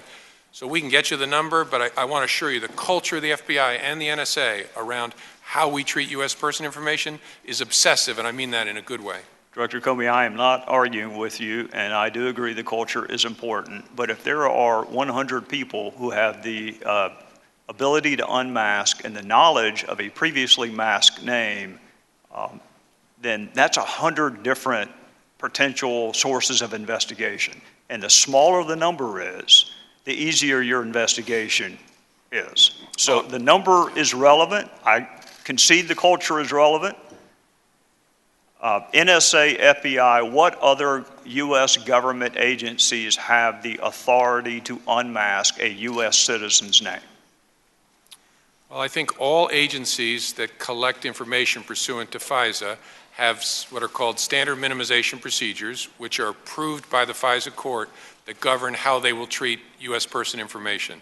So I know the NSA does, I know the CIA does, obviously the FBI does. I don't know for sure beyond that. How about the Department of how about Maine Justice? I mean, Maine Justice, I think, does have standard minimization procedures. All right, so that's 4. The NSA, FBI, CIA, Maine Justice, Does the White House have the authority to unmask a U.S. citizen's name? I think other elements of the government that are consumers of our products can ask the collectors to unmask. The unmasking resides with those who collected the information. And so if Mike Rogers' folks collected something and they send it to me in a report and it says U.S. person number 1, and it's important for the FBI to know who that is, our request will go back to them. The White House can make similar requests of the FBI or of NSA, but they don't on their own collect, and so they can't on their own unmask. I got that about right? No, that's correct. I guess what I'm getting at, Director Comey, is you say it's vital, you say it's critical, you say it's indispensable. We both know it's a threat to the reauthorization of 702 later on this fall. And oh, by the way, it's also a felony punishable by up to 10 years. So how would you begin your investigation, assuming for the sake of argument that a U.S. citizen's name appeared in the Washington Post and the New York Times unlawfully? Where would you begin that investigation? Well, I'm not going to talk about any particular investigation. That's why I said in theory.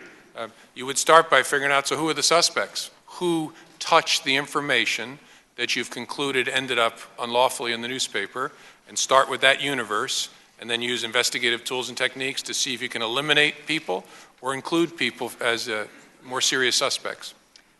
Do you know whether Director Clapper knew the name of the U.S. citizen that appeared in the New York Times and Washington Post? I can't say in this forum because, again, I don't want to confirm that there was classified information in the newspaper. Would he have access to an unmasked name? In some circumstances, sure. He was the Director of National Intelligence, but I'm not talking about the particular. Would Director Brennan have access to an unmasked U.S. citizen's name? In some circumstances, yes. Would National Security Advisor Susan Rice have access to an unmasked U.S. citizen's name? I think yes, in general, and any other national security advisor would, I think, as a matter of their ordinary course of their business. Would former White House advisor Ben Rhodes have access to an unmasked U.S. citizen's name? I don't know the answer to that. Would former Attorney General Loretta Lynch have access to an unmasked U.S. citizen's name? In general, yes, as would any Attorney General. So that would also include acting AG Sally Yates? Same answer. Did you brief President Obama on, well, I'll just ask you, did you brief President Obama on any calls involving Michael Flynn? I'm not going to get into either that particular case, that matter, or any conversations I had with the President, so I can't answer that. Well, Director Comey, there's been some speculation this morning on motive. I'm not all that interested in motive. First of all, it's really hard to prove. Secondarily, you never have to prove it.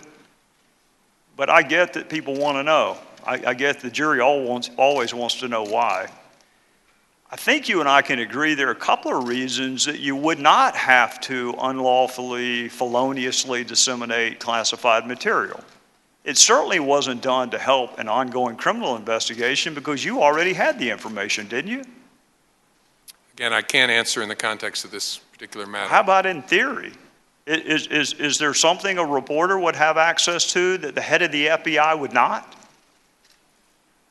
It's hard for me to answer. I would hope not when it relates to the I would FBI's hope not too, since it's part of our surveillance programs. I would hope that you had access to everything as the head of the world's premier law enforcement agency. I would hope that you had it all.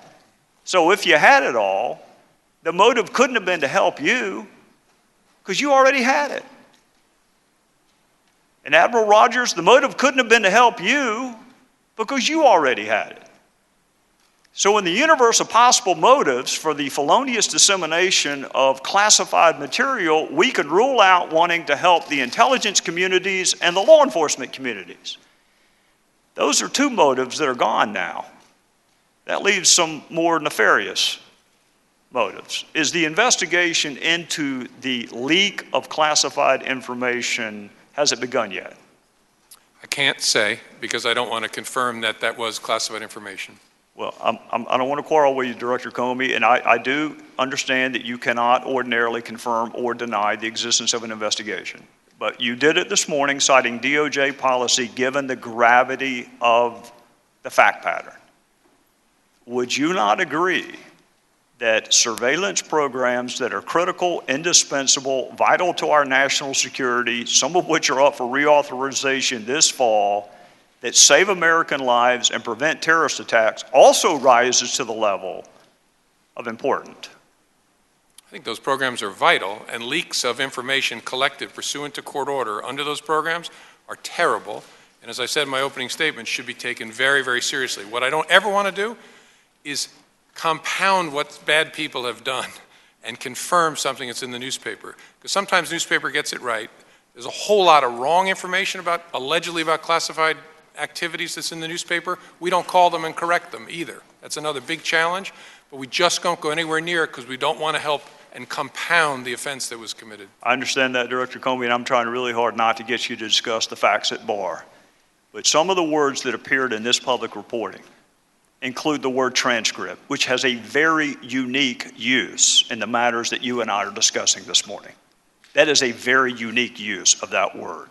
Wiretap has a very specific meaning. The name of a U.S. citizen that was supposed to statutorily be protected is no longer protected. So some of this reporting, let's assume 90% of it is inaccurate. That other 10% is still really, really important. And to the extent that you can rely on the dates in either the Washington Post or the New York Times, we are talking about February of this year is when the reporting first took place. So we're a month and a half or 2 months into something that you and I agree is incredibly important and also happens to be a felony. So I'm just simply asking you to assure the American people, you've already assured them you take it really seriously. Can you assure them that it is going to be investigated? I can't, but I hope people watching know how seriously we take leaks of classified information, but I don't want to confirm it by saying that we're investigating it. And I'm sorry I have to draw that line. I just think that's the right way to be. Well, I'm not going to argue with you, Director Comey, but it is, we're going to discuss a lot of important things today. Whether Russia attempted to influence our democratic process is incredibly important. Whether they sought to influence it is a separate analysis, incredibly important. The motive behind that interference and influence, incredibly important. Our U.S. response, incredibly important. Some of that may rise to the level of a crime, some of it does not rise to the level of a crime. One thing you and I agree on is the felonious dissemination of classified material most definitely is a crime. So I would ask you, and I understand some of the procedures that you are up against, I would humbly ask you to seek authority from whomever you need to seek authority from. Because I'm going to finish the same way I started. This is an agreement between the American people and its government. We, the American people, give certain powers to government to keep us safe. And when those powers are misused, and the motive is not criminal investigations or national security, then I'll bet you my fellow citizens are rethinking their side of the equation. Because that U.S. citizen could be them next time. It could be you. It could be me. It could be anyone until we start seriously investigating and prosecuting what Congress thought was serious enough to attach a 10-year felony to. With that, I would yield back, Mr. Chairman. Can I just add a response to what you said? I agree with you, Mr. Gowdy. Two things folks at home should know. First, an unauthorized disclosure of FISA is an extraordinarily unusual event, so be assured we're going to take it very seriously because our trust with the American people and the federal judges that oversee our work is vital. And second, that this conversation has nothing to do with 702. Folks often mix them together. 702 is about targeting non-U.S. persons overseas.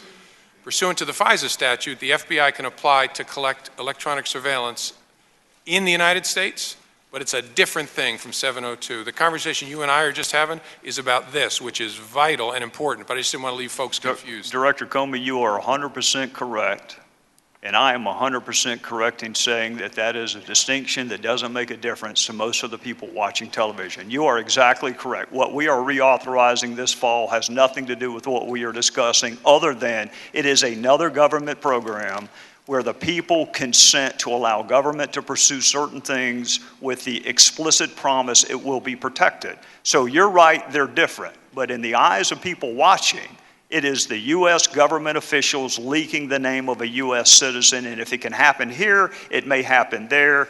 Trust me, you and I both want to see it reauthorized. It is in jeopardy if we don't get this resolved. Gentlemen, our time's expired. I'll yield 15 minutes to Mr. Schiff. Thank you, Mr. Chairman. I just want to follow up with a few questions about Roger Stone that I had started with earlier before I pass it to my colleagues. Director Comey, are you aware that Roger Stone played a role in the Trump campaign? I'm not going to talk about any particular person here today, Mr. Schiff. I'm going to continue to ask these questions because, among other things, I want to make sure you are aware of these facts, whether you're able to comment on them or not. Have you read press reports where Mr. Stone proudly boasts of engaging in political dirty tricks? To give you the same answer, sir. I mentioned before that Mr. Stone was in direct communication with the creature of Russian GRU, Guccifer 2, and that's something the intelligence assessment talked about, the role of Guccifer 2. Mr. Stone, on August 17th, are you aware, received a communication from Guccifer 2 that said, quote, "I'm pleased to say that you are great. Please tell me if I can help you anyhow. It would be a great pleasure to me." Are you aware of that communication from essentially Russian GRU through Guccifer to Mr. Stone? I have to give you the same answer. Are you aware that Mr. Stone also stated publicly that he was in direct communication with Julian Assange and WikiLeaks? Same answer. Are you aware that Mr. Stone also claimed that he was in touch with an intermediary of Mr. Assange? Same answer. This question I think you can answer. Do you know whether the Russian intelligence services dealt directly with WikiLeaks or whether they too used an intermediary? We assessed they used some kind of cutout. They didn't deal directly with WikiLeaks, in contrast to DC Leaks and Guccifer 2.0. In early October, are you aware that Mr. Stone tweeted, "I have total confidence that my hero Julian Assange will educate the American people soon"? Are you aware of that tweet? I'm back to my original same answer. And are you aware that it was only days later that WikiLeaks released the Podesta emails? Same answer. I'm going to yield now to Mr. Himes. Thank you, Mr. Schiff. I note that we're going through the 90-minute mark in this hearing, so let me step back a second and just review the topics, because there's a lot on the table. I think my friends on the Republican side will get no argument from this side on the importance of investigating, prosecuting leaks. Leaks are a threat to our national security, whether they're perpetrated by Edward Snowden, whether they're perpetrated by people outside the White House, or perhaps, as we have seen in the last 60 days, maybe from people inside the White House. But, Mr. Comey, if I can use your phrase, intense public interest, there is intense public interest in the fact that our new president will attack anyone and everyone. He will attack the cast of Hamilton. He will attack Chuck Schumer. He will attack our allies, Mexico, Australia, Germany. He will attack the intelligence community which you lead, associating you with McCarthyism and with Nazism. But there's one person and one country which is immune, which is inoculated from any form of presidential attack, no matter what the behavior. No matter if there's a violation of the INF nuclear treaty, no matter if Vladimir Putin kills political opponents, the new president defends, obfuscates, does not attack. And the people around the president, Michael Flynn, Jeff Sessions, Carter Page, Paul Manafort, have an odd connection to Russia, a series of odd connections. We all campaign. I don't think any of our campaign people have connections with a foreign power, much less one that is an adversary of the United States. And further, apart from these weird links, without exception, the individuals I quoted have dissembled or misled, maybe even lied about the nature of those connections until the political pressure has gotten to a point where they have been fired or recused in the case of the Attorney General. So I want to look briefly at one of these individuals. And Director Comey, I understand your constraints, but let me ask a couple of questions regardless. Paul Manafort, who is Roger Stone's business partner and Trump's former campaign manager, I want to ask a few questions about him. First, Director Comey, can you tell me what the Foreign Agents Registration Act is? Sure, not in an expert way, but it's a statute that requires people who are acting as agents of a non-U.S. government to register with the United States. Right. So the National Security Division of the Department of Justice writes, this is their manual, the purpose of FARA, as it is known, is to ensure that the U.S. government and the people of the United States are informed of the source of information and the identity of persons attempting to influence U.S. public opinion, policy, and laws, unquote. Would you agree that guarding against foreign espionage or foreign influence measures falls under this heading? Yes. In general, is willful violation or failure to register pursuant to this law in some circumstances a crime? I believe it is. I'm not an expert on FARA, but I believe it is. And it could lead certainly to counterintelligence concerns, right? Yes. Now, Paul Manafort, as reported in the New York Times and other outlets, and his deputy Rick Gates ran a campaign in Washington to lobby government officials and push positive press coverage of pro-Russian Ukrainian officials.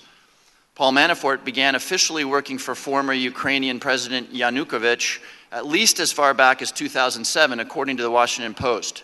The lobbying was only discovered by Ukraine's new National Anti-Corruption Bureau, which found secret ledgers in Kiev indicating almost $13 million in undisclosed cash payments from Ukrainian government coffers to Paul Manafort for lobbying done between 2007 and 2012 for Mr. Yanukovych. Director Comey, did Paul Manafort ever register as a foreign agent under FARA? That's not something I can comment on. Whether he registered or not is not something that you can comment on? No. Okay. Paul Manafort was, however, Donald Trump's campaign manager in July of 2016, correct? Mr. Himes, I really don't want to get into answering questions about any individual U.S. person. So Okay. it's obvious from the public record, but I don't want to start down the road of answering questions about somebody. Okay, well, I think the facts would show that he never did register. But as the ranking member pointed out, it perhaps should come as no surprise that the Republican platform, which was drafted at the Republican convention in July of 2016, underwent a pretty significant change with respect to the American response to Russia's illegal invasion of Ukraine and their aggression in that country. It appears, from our standpoint, that we had perhaps somebody who should have registered under FARA pulling the strings there. There's more, though, and I don't know how much you'll be able to comment on this, but I want to just explore for a second the nature of the Russian government, because oftentimes the question becomes, was there contact with Russian officials?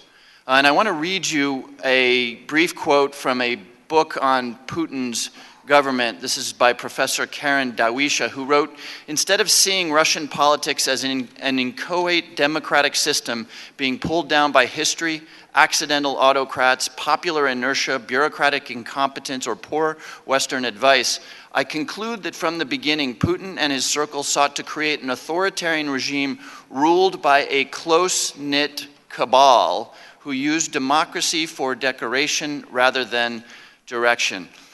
Mr. Comey, is it fair to say that the line that exists in the United States between government officers and government officials is blurred in Russia, that there may be oligarchs or other individuals who on the surface appear to be private citizens but who have connections to this close-knit cabal, who might be agents of influence or might be doing the Kremlin's bidding in contact with others? That's fair to say, and one of our counterintelligence missions is to try to understand who are those people and are they acting on behalf of the Russian government, those Russian citizens. Is it generally true that there is a category of Russian oligarchs that are likely part of this close-knit cabal? In a general sense. And if they go way back with Vladimir Putin, do the chances increase that they might be connected with the KGB, as asserted by Professor Dawisha? The longevity of the association can be a consideration. And the KGB was the Russian intelligence service under the Soviet Union, right? Correct. And the Ukraine was part of the Soviet Union. Correct. Right. I'll just observe, Rinat Akhmetov, a steel and iron ore magnate or oligarch, is the richest man in Ukraine and a strong Putin ally. he was the one who reportedly recommended Paul Manafort to Yanukovych. Mr. Comey, last set of questions for me. I have a report that appeared in CNN yesterday. The headline is, "Former Trump campaign chief Paul Manafort wanted for questioning in Ukraine corruption case." And I raise this with you because the story is told of Paul Manafort acting on behalf of Ukraine's former justice minister, Alexander Lavrinovich, who was the justice minister under the previous pro-Russian regime, who, and I'll just read a segment from this story here, who was involved in jailing the former prime minister, Timoshenko, who was the main political rival of the Kremlin-backed President Viktor Yanukovych, whom Manafort advised until he was deposed in 2014. Timoshenko was released from jail at the same time that Yanukovych was ousted. Many saw her sentencing as politically motivated by the pro-Russian government. In response to the deteriorating international climate, Ukrainian prosecutors say Manafort drafted a public relations strategy that included hiring Skadden Arps, an American law firm, to review the Timoshenko case and show the conviction had a sound legal basis. The story goes on to talk about the transfer of over $1 million, potentially illegally, from Ukrainian coffers to Skadden Arps. And the reason I bring all this up with you is because the story also says, and it appears to have been confirmed by the Department of Justice, that the current Ukraine regime, hardly a friend of the Russians and very much targeted by the Russians, has made 7 requests to the United States government for assistance under the MLA treaty in securing the assistance of Paul Manafort as part of this anti-corruption case. And in fact, the story says that you were presented personally with a letter asking for that assistance. So my question, Director Comey, is that all true? Have you been asked to provide assistance to the current Ukrainian government with respect to Paul Manafort, and how do you intend to respond to that request? That's not something I can comment on. I can say generally we have a very strong relationship and cooperation in the criminal and national security areas with our Ukrainian partners, but I can't talk about the particular matter. The story says that the DOJ confirmed that there have been requests for assistance on this matter. You can't go as far as confirming that, in fact, there have been these requests made? If they've done that, I would need them to do it again. I can't comment on it. Okay. Well, I appreciate that. And with that, I will yield back the remainder of my time to the ranking member. And I yield to Terry Sewell. Thank you, Mr. Ranking Member. My questions this morning really revolve around the resignation of the former National Security Advisor, Michael Flynn. Director Comey, much has been made about Russia's historical interference with political elections around the world, meant to cause discord and disunity, especially in Western alliances. Does the FBI generally assume that Russian ambassadors to the United States, like Ambassador Kislyak, are at least overtly collecting intelligence on influential Americans, especially political leaders? Ms. Sewell, that's not something I can answer in an open setting. Am I right that in the Russian playbook, that it's in the Russian playbook to use diplomats and business people and Russian intelligence officers, whether declared or not, to collect intelligence on influential Americans for the purpose of affecting U.S. policy? I can answer as a general matter. Nation states that are adversaries of the United States use traditional intelligence officers, sometimes use intelligence officers operating under diplomatic cover, use people we call co-optees, maybe private citizens, students, academics, business people. All manner of human beings can be used in an intelligence collection operation, but I'm not going to talk about the particular. Would someone like Ambassador Kislyak play that type of role for Russia? I can't say here. The declassified January Intelligence Community Assessment Report that your agency helped to draft, the report that's entitled Assessing Russian Activities and Intentions in the Recent U.S. Elections, specifically states that, quote, since the Cold War, Russian intelligence efforts related to the United States elections have primarily focused on foreign intelligence collections that could help Russian leaders understand a new U.S. administration's plans and priorities, end quote. So knowing what we know about Russia's efforts and the role of the Russian ambassador, Director Comey, would you be concerned if any one of your agents had a private meeting with the Russian ambassador? If an FBI agent had a private meeting with a Russian government employee of any kind, it would be concerning, and I assume by private, one that's not disclosed or part of their operational activity. That's Yes, right. yes, And would you expect that agent to report that meeting? yes. Admiral Rogers, a similar question. Would you be concerned if one of your intelligence officers had a private meeting with the Russian ambassador? And would you expect that intelligence officer to report that meeting? Disclosures of interactions with foreign governments is a requirement for all our employees, to include myself, for example. I ask these questions because on at least 4 occasions that I can count, Mr. Flynn, a 3-star general and a former intelligence officer, someone with influence over the U.S. policy, and someone with knowledge of state secrets, and the incoming national security advisor communicated with and met with the Russian ambassador and failed to disclose it. So I ask you, directors, if you wouldn't stand for your own staff to do this, why should we, the American people, accept Michael Flynn doing it? Ms. Sewell, I'll let Mike Rogers take it next, but I can't speak to what the disclosure obligations are for other people in the government, so it's hard for me to answer that. I can answer, and I answered, I hope accurately, with respect to one of the FBI's special agents. And I likewise would answer the same way in terms of the NSA. Gentleman's time has expired. I'll yield myself 15 minutes. Director Comey, you announced this morning that there'll be an investigation into Trump associates, possible, and President Trump and anyone around the campaign and any association with the Russian government. If this committee, or anyone else for that matter, someone from the public, comes with information to you about the Hillary Clinton campaign, or their associates, or someone from the Clinton Foundation, will you add that to your investigation? They have ties to Russian intelligence services, Russian agents. Would that be something of interest to you? People bring us information about what they think is improper and unlawful activity of any kind, we will evaluate it. Not just in this context. Folks send us stuff all the time.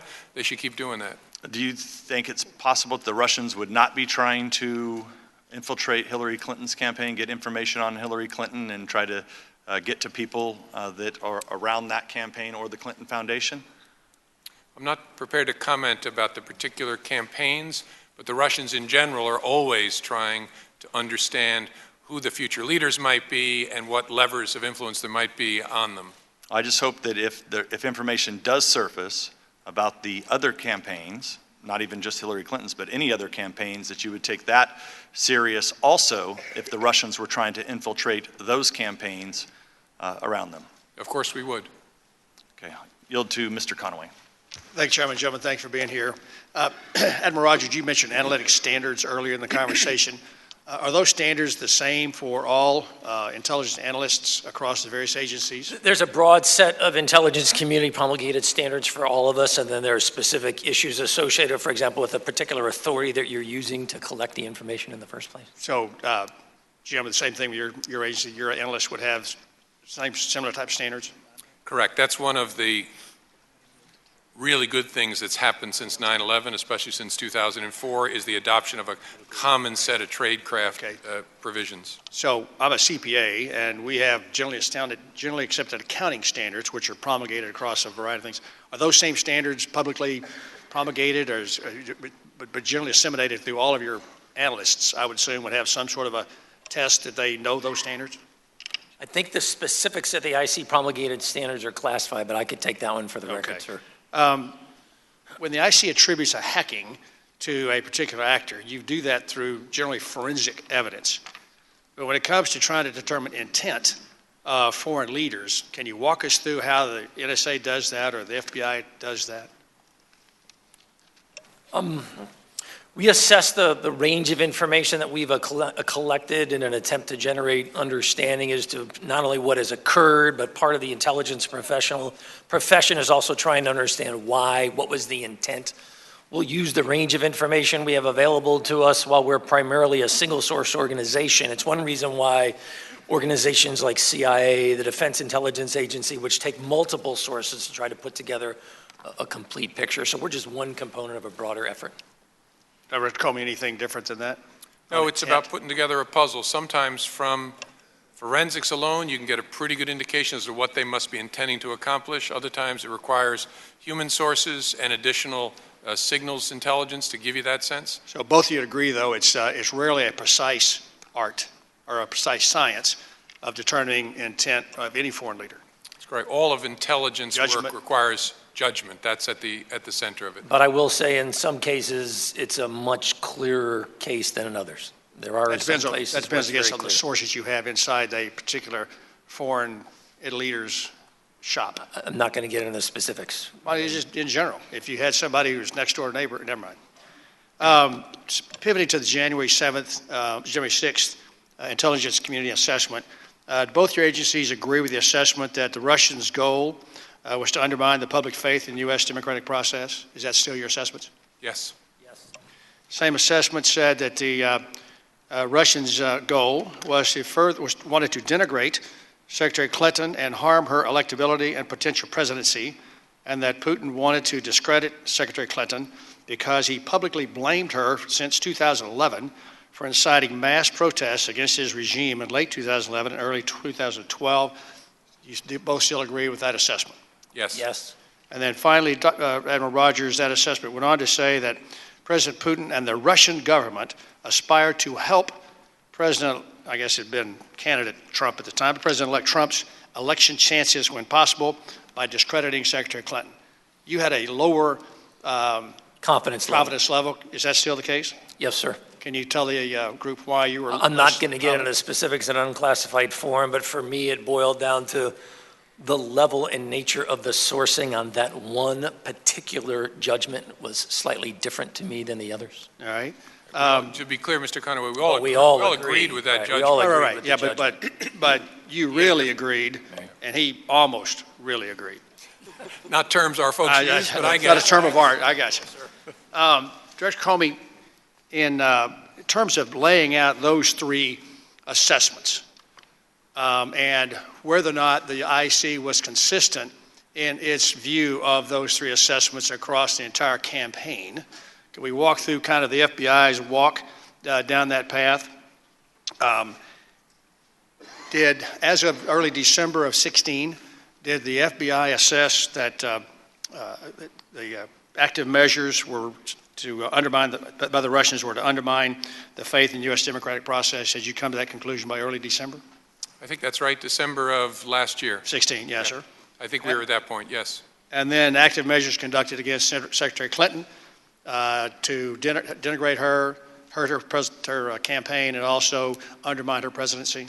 Correct. All right. And then the conclusion that active measures were taken specifically to help President Trump's campaign. You had that by early December, you already had that conclusion? Correct, that they wanted to hurt our democracy, hurt her, help him. I think all three we were confident in at least as early as December. Okay. The paragraph that's given me a little concern there in terms of just the timing of when all of that occurred, because I'm not sure if we went back and got that exact same January assessment 6 months earlier, it would have looked the same, because you say, when we further assessed, Putin and the Russian government developed a clear preference for President-elect Trump. Any idea when that clear preference in the analysis, when did that get into the lexicon of when you talking back and forth among yourselves on a classified basis? I don't know for sure, but I think that was a fairly easy judgment for the community. Putin hated Secretary Clinton so much that the flip side of that coin was he had a clear preference for the person running against the person he hated so much. Yeah, and that might work on Saturday afternoon when my wife's Red Raiders are playing the Texas Longhorns. She really likes the Red Raiders. But all the rest of the time, I mean, the logic is that because he really didn't like the candidate Clinton, that he automatically liked Trump. That assessment's based on what? Well, it's based on more than that, but part of it is, and we're not going to get into the details of it here, but part of it is the logic. Whoever the Red Raiders are playing, you want the Red Raiders to win. By definition, you want their opponent to lose. I know, but this says that you wanted both of them, you wanted her to lose and wanted him to win. Is that right? They're inseparable. Right? It's a two-person right event. I got you. So I'm just wondering when you decided you wanted him to win. Well, logically, when he wanted her to lose, he wanted her. No, I'm not talking about him. I got that. But the question is, when in this clear, well, then let me finish up then. So we go through that sentence about the clear preference for Donald Trump, and we don't know exactly when you guys decided that was the case. Then it says, when it appeared to Moscow that Secretary Clinton was likely to win the election, the Russian influence campaign then focused on undermining her expected presidency. So, and then the next sentence says, the Russian government aspired to help President-elect Trump election chances. So when did they not think she was going to win? Well, the assessment of the intelligence community was as the summer went on and the polls appeared to show that Secretary Clinton was going to win, the Russians sort of gave up and simply focused on trying to undermine her. It's your Red Raiders. You know they're not going to win, so you kind of hope key people on the other team get hurt so they're not such a tough opponent down the road. And so there was at some point. So you believe that the FBI was consistent through early December and on that was the case, that they assessed that they really wanted Trump to win it and were working to have him win and her lose? Yes, our analysts had a view that I don't believe changed from late fall through to the report on January 6th that it had those three elements. All right.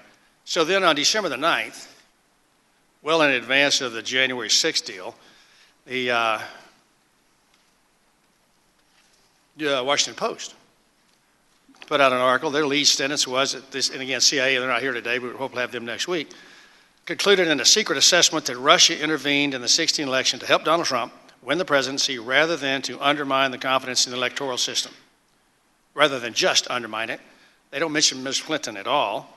And then it says to help Trump get elected, the U.S. senior briefed on the intelligence position, the U.S. official briefed on the intelligence presentation to U.S. senators, said that's the consensus view.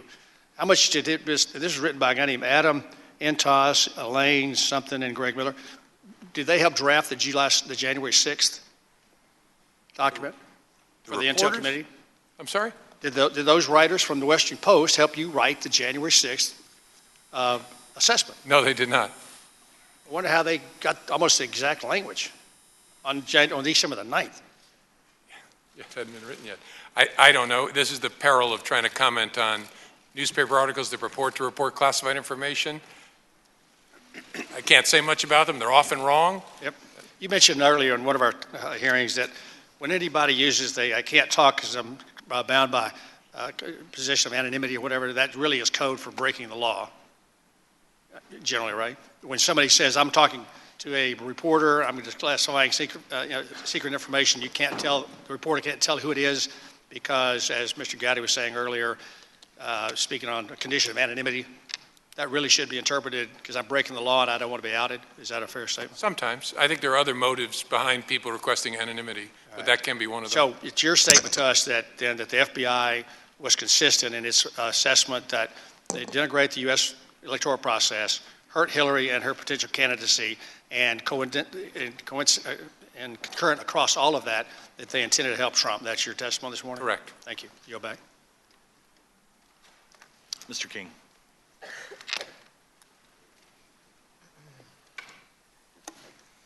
Thank you, Mr. Chairman. If you could yield me a few minutes into the next round. So I'll just start with this, make the comment. First of all, let me thank Director Comey and Admiral Rogers for being here today and for what I believe has been the cooperation you've always given this committee. So thank you very much for that and for your service. Director Comey, I think we're in a predicament here today. I understand your situation where you can't comment on the investigation, and yet we can have various scenarios laid out which could go on for months and months and months without anyone being able to disprove them until the investigation is completed. I would just like to use the example. For instance, we could have said that in 2012, President Obama was overheard on a microphone telling Medvedev that if I'm reelected, tell Vladimir we can work out better arrangements. We know that he ridiculed candidate Romney in the 2012 election when Romney said that he thought Russia was still a threat. And then in 2013, we saw that basically President Obama invited the Russians into Syria when they've been pretty much removed from the Middle East 40 years before.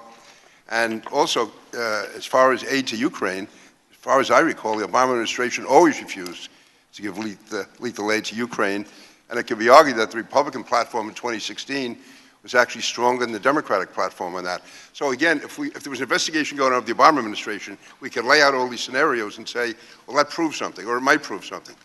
And until the investigation was completed, that type of almost possibly slanderous comments could be made. So I would just, again, if I'm not asking you to hurry the investigation along, you have to do what you have to do, but I guess I could ask you just in the remaining moments I have in this round. I know that, I guess it was just 2 weeks ago, that Director Clapper said that as far as he knows, all the evidence he's seen, there's no evidence of any collusion at all between the Trump campaign and the Russians.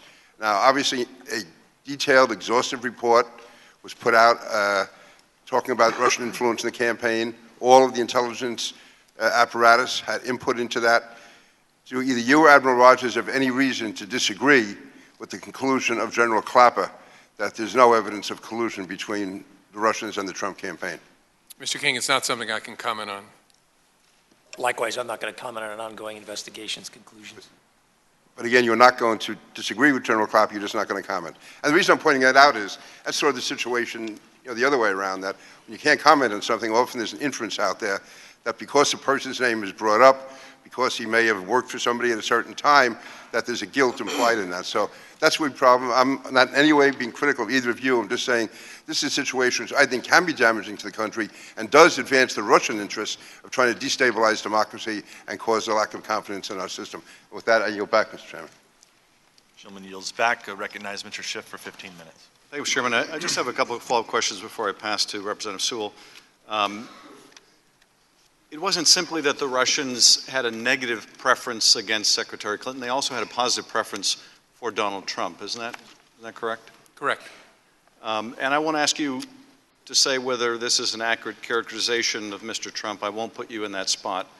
But would it be logical for the Kremlin to prefer a candidate that disparaged NATO to be President of the United States?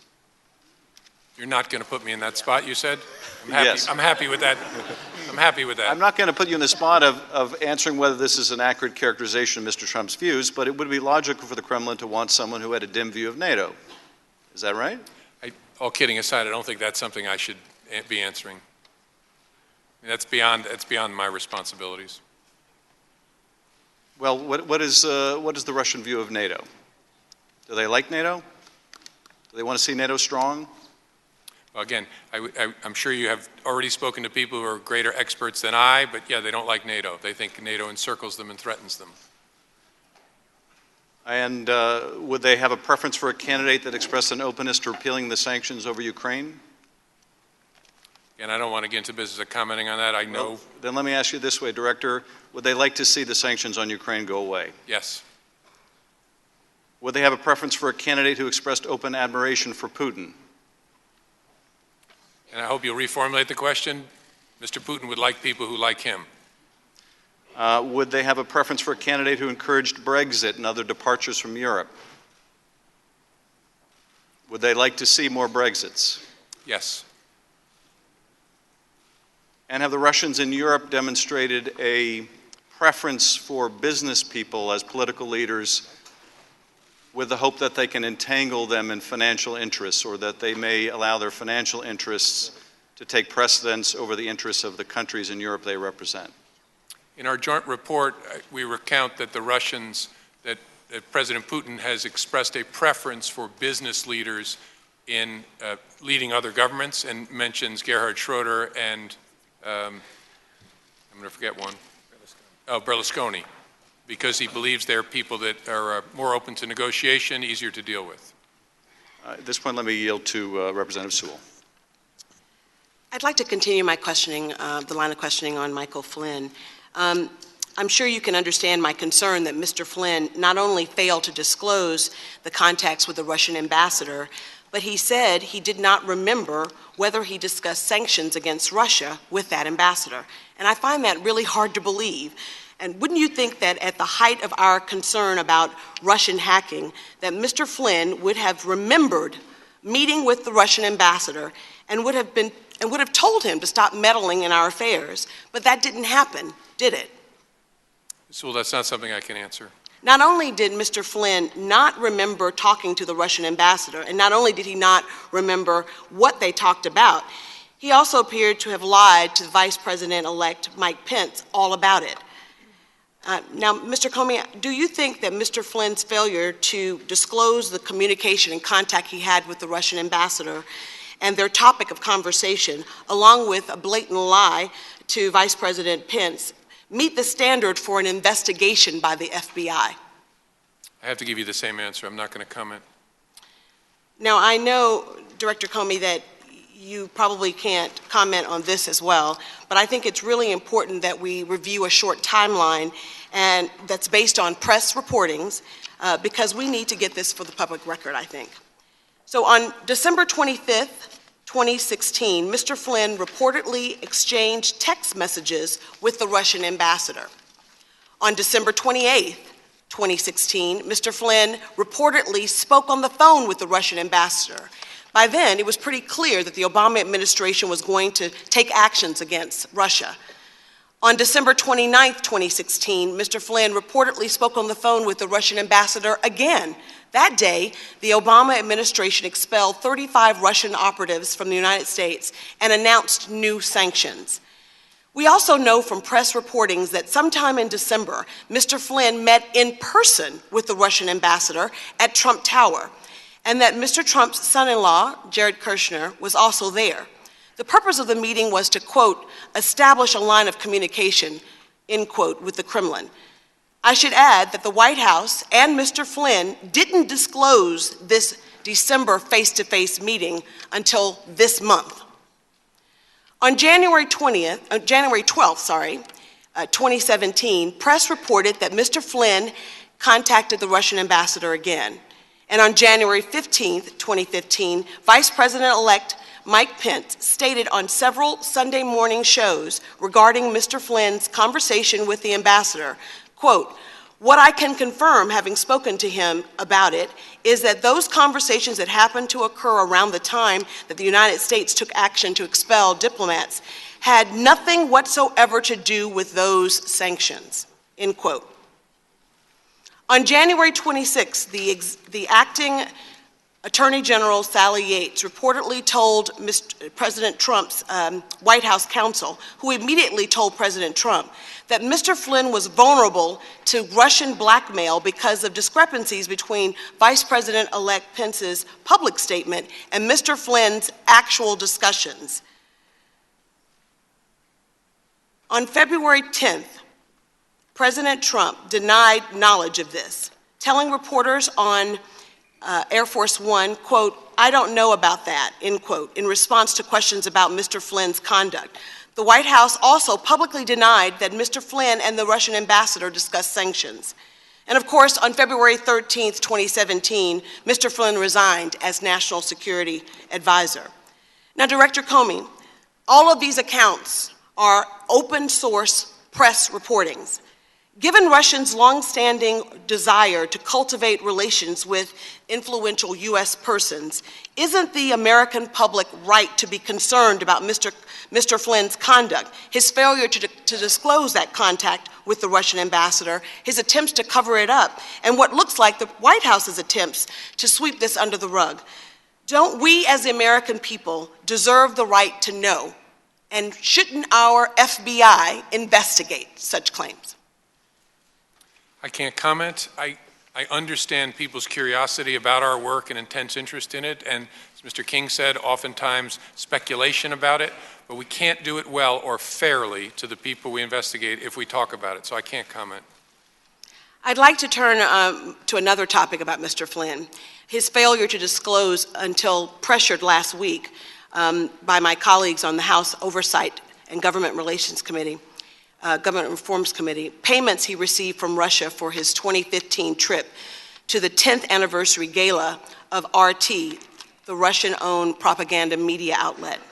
According to the January 2017 declassified IC assessment report, RT's criticism of the United States was, quote, the last facet of its broader and longstanding anti-U.S. messaging likely aimed at undermining viewers' trust in the U.S. democratic procedures, end quote. This January assessment points out that this was a strategy that Russia employed going back to before the 2012 elections, according to the IC assessment. So, Admiral Rogers, am I right that the RT is essentially owned by the Russian government? And how long has the intelligence community been looking at RT as an arm of the Russian government? So we're certainly aware and have been for some period of time of the direct connections between the Russian government and RT individuals. We're aware of monetary flow and other things. And how long have you known about that? A few months, a few years? I mean, how long has the United States? Some number of years. I apologize, ma'am. I just don't know off the top of my head. Aren't I right to assume then that the former director of DIA, the Defense Intelligence Agency, Mr. Flynn, would have been aware that RT's role as an anti-U.S. Russian propaganda outlet when he agreed to speak at their anniversary gala in 2015? Isn't it reasonable to assume that he would know? I'm not in a position to comment on the knowledge of something else from another person, ma'am. Director Comey, would it be unusual for a foreign government official to get paid by a foreign adversary to attend such an event? And would it be unusual and raise some questions at the FBI if that person failed to disclose the payments received for that trip? I don't know in general, and as to the specific, I'm just not going to comment. Yes, sir. I understand that you can't comment, but I'd like to read an exchange between Mr. Flynn and a Yahoo News correspondent from July 2016 regarding his trip to Russia during the RT event. The correspondent asked, "Were you paid for that event?" Then there was back and forth for a bit, and then Mr. Flynn said, quote, "Yeah, I didn't take any money from Russia, if that's what you're asking me," end quote. So, Director Comey, isn't it true that the House Oversight Committee last week received information and released publicly that Mr. Flynn accepted nearly $35,000 in speaking fees and traveling fees from RT, this government, Russian government-owned media outlet? I believe I've seen news accounts to that effect. Moreover, isn't it also true that according to the Emoluments Clause of the United States Constitution, a person holding any office of profit or trust cannot accept gifts or payments from a foreign country? And doesn't the DoD, the Department of Defense, prohibit retired military officers from taking any consulting fees, gifts, traveling expenses, honorariums, or salary from a foreign government, including commercial enterprises owned by or controlled by a foreign government, like RT? It's not something I can comment on. Can you speak to whether or not the Emoluments Clause would apply to someone like Mr. Flynn, a retired three-star general? I can't. So isn't it, I just find it to be really hard to believe that given the Emoluments Clause does apply to retired officers like Mr. Flynn, I can't believe that Mr. Flynn, a retired military officer, would take money from the Russian government in violation of the United States Constitution. And I believe that such violations worthy of a criminal investigation by the FBI. What level of proof do we need in order for us to have a criminal investigation by the FBI of Mr. Flynn? I can't comment on that. Shouldn't the American people be concerned? I think that it's really hard for us to fathom that he wouldn't know that he should have disclosed that he received $35,000 as a part of a speaking engagement to RT, the Russian U.S. anti-propaganda outlet. I can't comment on that, Ms. Sewell. My final line of questioning is in regard to Mr. Flynn working as an agent of a foreign power. Now, Director Comey, following on Mr. Himes's line of questioning, Am I correct that the Foreign Agents Registration Act requires that individuals who lobby on behalf of a foreign government must register with the United States government? I believe that's correct. I know I keep saying I'm not an expert. The reason I'm saying that is I don't know exactly how they define things like lobbying in the statute, but as a general matter, if you're going to represent a foreign government here in the United States touching our government, you should be registered. And isn't it true that just last November 2016, Mr. Flynn was working as a foreign agent doing work that principally benefited the government of Turkey, and yet he didn't report it until just last week? I can't comment on that. Isn't it true that Mr. Flynn was reportedly paid over $500,000 for this work? Same answer. And isn't it true that the Trump White House, on at least 2 occasions, was asked by Mr. Flynn's lawyers whether he should report that work, the work that he was doing on behalf of the Turkish government, and yet the administration didn't give him any advice to the contrary? Do you know anything about that? I have to give you the same answer. So, Director Comey, I know you cannot discuss whether any investigations are ongoing with U.S. persons, and I respect that. I think it's important, though, that the American people understand the scope and breadth of what, in public, open source press reportings of Mr. Flynn's actions that led to his resignation. And while we can't talk about whether there are an investigation, I believe that we here at HPSI, at the House Permanent Select Committee on Intelligence, must put those facts into the public domain. And they are, 1, that Mr. Flynn lied about his communication with the Russian ambassador. Secondly, that Mr. Flynn lied about taking money from the Russian government. And thirdly, that Mr. Flynn, at a minimum, did not disclose work as an agent of a foreign power, and that the White House did not help in this concern. So, gentlemen, it's clear to me that Mr. Flynn should be under criminal investigation, and I know you cannot comment, but I believe it is my duty as a member of this committee to comment to the American people that his engagement of lying and failure to disclose really important information and contacts with a foreign ambassador do rise to the level of disclosure and, to me, criminal intent. So I say this to say that the American people deserve to know the full extent of Mr. Flynn's involvement with the Russians and the extent to which it influenced the 2016 election. I believe our democracy requires it. Thank you. I yield back to my ranking member. Time's expired. Recognize myself for 15 minutes. Mr. Comey and Mr. Rogers, you both said that the Russians they favored Donald Trump this election, and you made that change from the beginning of December. It was not that they were trying to help Donald Trump, but that changed by early January. Mr. Conaway talked about that. Do Russians... I don't agree with that. I'm going to make sure I didn't misspeak earlier. We didn't change our view from December to early January. We, the FBI, and I don't know that anybody else did on the IC team. I mean, from my perspective, we didn't have a fully informed view until the end of December. At some point, the assessment changed from going from just trying to hurt Hillary Clinton to know that they were actually trying to help Donald Trump get elected. That was early December as far as I know, and then by January, you had all changed your mind on that. Well, that's not my recollection, That's Mr. not Chair. my recollection either, sir. Okay, so is it, do Russians historically prefer Republicans to win over Democrats? I don't know the answer to that. Did the Russians prefer Mitt Romney over Barack Obama in 2012? I don't know that we ever drew a formal analytic conclusion. Did the Russians prefer John McCain in 2008 over Barack Obama? I never saw a U.S. intelligence community analytic position on that issue. Don't you think it's ridiculous to say that, for anyone to say that the Russians prefer Republicans over Democrats? I didn't think that that's what you just heard us say. I apologize, sir. I hope you didn't hear us to say that.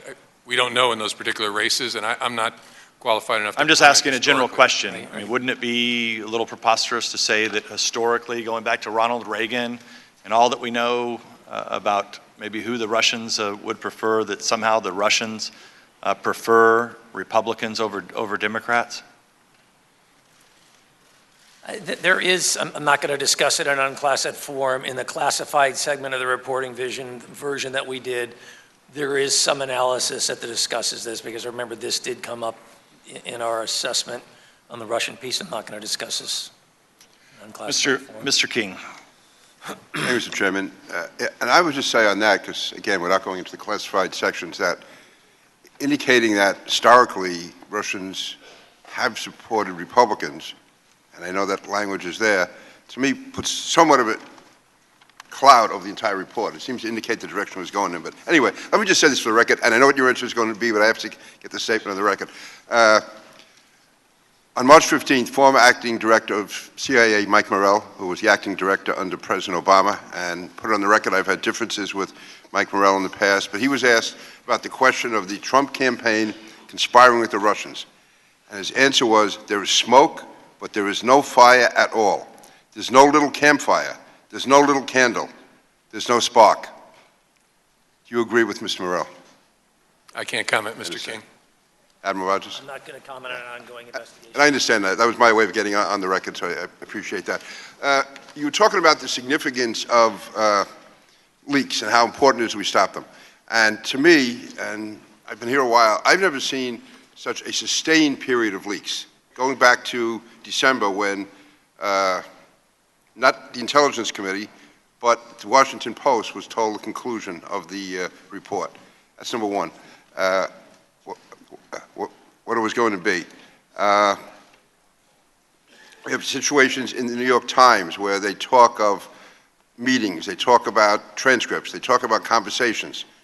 There was one in particular where it spoke about Trump campaign individuals meeting with Russian intelligence agents. And again, Director Comey, I don't know if you can comment on this, but the White House Chief of Staff said, I guess that day or the next day, that Mr. McCabe from your office went to him at the White House and told him that that story was BS. Is there any way you can comment on whether or not Mr. McCabe told that to Mr. Priebus? I can't, Mr. King, but I can agree with your general premise. Leaks have always been a problem. I read over the weekend something from George Washington and Abraham Lincoln complaining about them. But I do think in the last 6 weeks, couple of months, there's been at least apparently a lot of conversation about classified matters that's ending up in the media. Now, a lot of it is just dead wrong, which is one of the challenges because we don't correct it. But it does strike me there's been a lot of people talking, or at least reporters saying people are talking to them in ways that have struck me as unusually active. Yeah, so I fully understand the media's fascination with palace intrigue, with which faction at the White House is trying to outdo the other. That's all, to me, that's all legitimate. That goes with the game. But if you're talking about leaking classified information, if you're talking about leaking investigations, you stated today that there is an FBI investigation going on. So if the New York Times can be believed, I would think it would have to be somebody from the FBI who was telling them about these purported meetings, which Mr. McCabe said was BS, with Russian intelligence agencies. So somebody who was familiar with that investigation spoke to the New York Times. And so I'll use that as an example. And also one where, to me, there's a smaller universe. I think it was on January 6th when yourself, Admiral Rogers, Director Brennan, and General Clapper went to Trump Tower to meet with President Trump.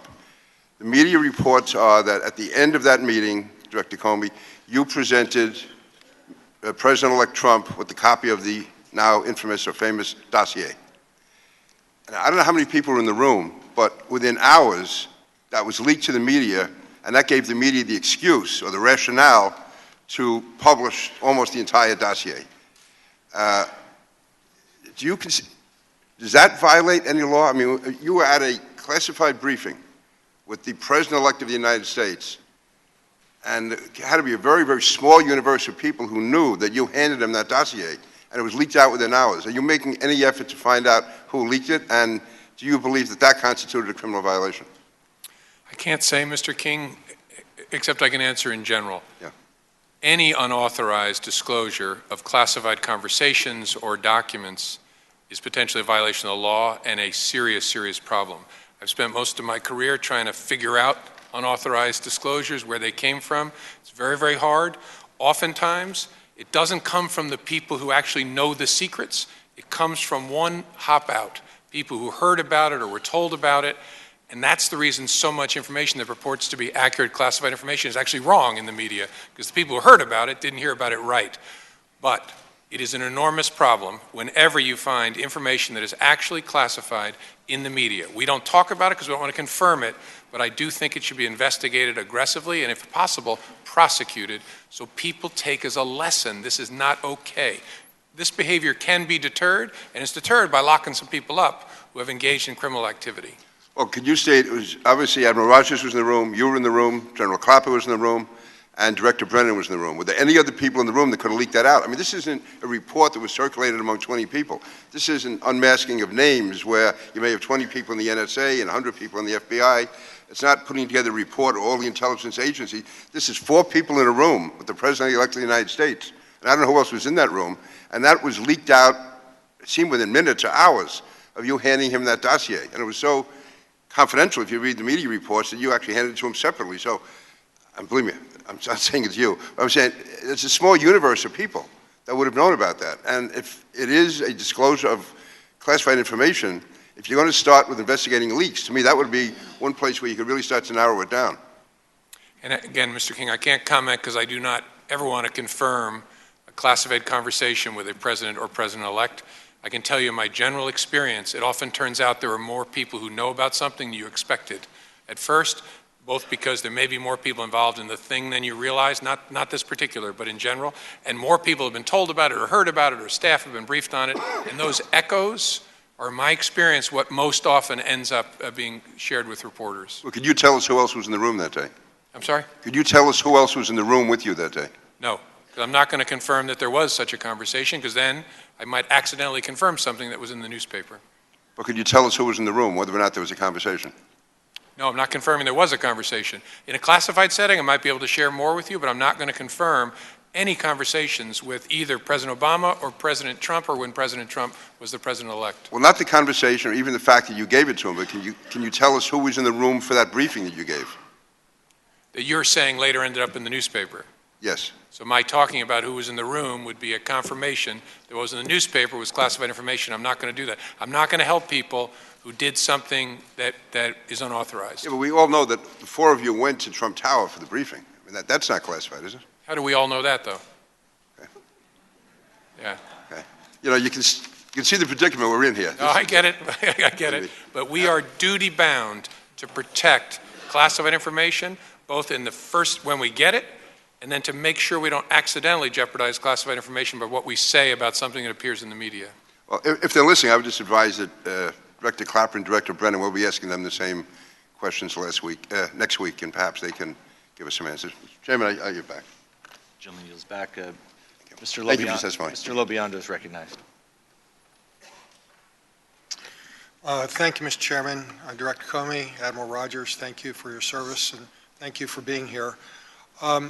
Understanding that what both of you have been saying about the classified nature of the investigation, the classified nature of the topics we're talking about, can you give us any indication of when we, the committee, may, in a classified setting, know something from you? Would we have ongoing updates?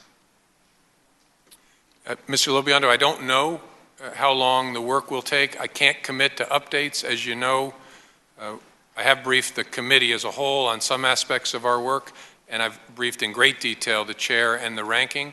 I don't know. I can't predict or commit to updates. But as your work goes on, we're in constant touch with you, and we'll do the best we can, but I can't commit to that as I sit here. So as the House Intelligence Committee and the Senate Intelligence Committee are conducting our bipartisan investigations and looking wherever it may lead with individuals or circumstances, if you, through the FBI investigation, come across a circumstance with an individual or a situation, would we be made aware of that under normal course of business? Not necessarily, but it's possible. Okay. So can you, either Director Comey or Admiral Rogers, tell us what we are doing or what we should be doing to protect against Russian interference in future elections or any meddling with our government, or for that matter, any state sponsor, Iranians, North Koreans, Chinese, with any meddling they may be doing? So first, I think a public discussion and acknowledgement of the activity is a good positive first step because it shines a flashlight on this, if you will. It illuminates a significant issue that I think we all have to deal with. There's a variety of ongoing efforts, both within the government as well in the private sector, in terms of how do we harden our defenses. I think we also need to have a discussion about just what, for example, does critical infrastructure mean in the 21st century? I don't think we traditionally would have thought of an election infrastructure as critical. We traditionally viewed critical infrastructure as something that generated an industrial output, aviation, electricity, finance. I don't think we've traditionally thought about it in the informational kind of dynamic. I think that's a challenge for us coming ahead. And then continued partnership between the elements within the government as well as in the private sector. That's the key to the future to me. So just for the record, I also had a whole list of specific questions about individuals and or circumstances that don't want to be repetitive and have you say, I can't comment on them, but I would anticipate when we move to classified session that this committee will be able to explore some of those situations in a little more depth. I have a couple of other questions about the Russian intervention, but I don't have enough time to get into it right now, Mr. If you could give me a couple minutes when we get to the next round. Okay, so very briefly, if you can describe the elements of the Russia's active measures in the campaign in the 2016 election. We've only got 35 seconds, but that's the first thing I want to get into about exactly what they were doing, if you can tell us anything about that. So we saw cyber used. We saw the use of external media. We saw the use of disinformation. We saw the use of leaking of information, much of which was not altered.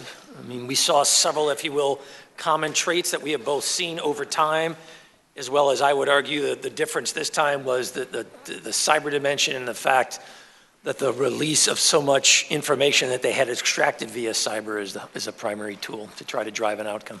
So in this setting, can you talk to us at all about what tools they used? I'm not going to go into the specifics of how they executed the hacks. I apologize, no, sir. We'll try to get into that in classified. I'll hold off for now. Thank you. Gentleman yields back. Mr. Schiff's recognized for 15 minutes. Thank you, Mr. Chairman. I just had a couple of follow-up questions. Director Comey, can you tell me what an SF-86 is? SF-86? Yes. It's the standard background clearance form that all of us who are hired by the federal government and want to have access to classified information fill out. Would someone who is an incoming national security advisor have to fill out an SF-86? Yes, I think so. Would that SF-86 require that the applicant disclose any payments received from a foreign power? I think so. I mean, the form is the form. I think so, and foreign travel as well. I'd make a request through you to the Justice Department or whatever IC component would have custody of Mr. Flynn's SF-86. I'd make a request that that be provided to the committee. And I yield now to Mr. Carson. Thank you, Ranking Member. I'd like to focus my line of questioning on Russia's views toward Ukraine. In March 2014, Russia illegally annexed the Ukrainian territory of Crimea, beginning a conflict which has effectively yet to be resolved. Admiral Rogers, can you please briefly describe, as you understand it, sir, how Russia took Crimea? I would argue to the insertion of military force. They occupied it and physically removed it from Ukrainian control. Sir, we've heard terms like little green men and hybrid warfare. Can you please explain how these relate to Russia and Ukraine? So on the Ukraine side, what we saw was over time, rather than the kind of overt kind of activity we saw to such a degree on the Crimea side, what we saw was a much bigger effort on the influence and the attempts to distance Russian actions from any potential blowback to the Russian state, if you will, and hence the use of the little green men, surrogates in military, unmarked military uniforms, the flow of information, the provision of resources to support the forcible separation of the Ukraine. Admiral, has Russia returned Crimea back to Ukraine, sir? No. Do they have intentions to? They publicly indicated that they will not. Admiral, why does Russia even care about Ukraine? I'm sure in their view, they view this as a primary national interest for them. It's on the immediate periphery of the Russian state. Am I right, sir, that they see it as a part of their broader objective to influence and impact Ukraine's desire for self-determination? Yes, I think that's part of it. Sir, as Russia tried to claim stolen territory in Ukraine, the U.S. and the rest of the world saw the annexation for what it was, a crime. Shortly after Russia invaded, the United Nations essentially declared it a crime in a non-binding resolution. And our own government, recognizing the seriousness of the event, instituted new sanctions against Russia. Is that right, sir? Yes, sir. Now, this was a time where much of the world was united. Russia invaded another country and illegally annexed its territory, as we all stood shoulder to shoulder with Ukraine. Now, one person who didn't see it that way, however, was President Donald Trump. On July 30th, in an interview with ABC News, Mr. Trump said of Putin, and I quote, "He's not going into Ukraine, okay? Just so you understand, he's not going into Ukraine, all right?" End quote. Now, Admiral, hadn't Putin already gone into Ukraine 2 years before and hadn't left? We're talking about that Crimea and influence in the Ukraine generally. Yes, sir. And he still hasn't left, correct, sir? Now we're starting to get into some very technical questions about are the Russians physically in the Ukraine. Is it surrogates? The Crimea is a very clean example, though, to me. They outright invaded with armed military force and have annexed it. But are they effectively still in Ukraine? They're certainly supporting the ongoing effort in the Ukraine to split that country. We'll get back to Mr. Trump in a minute. First, tell me, sir, what would it mean to Russia and to Putin to have sanctions lifted? Clearly, even easing of economic impact, greater flexibility, more resources.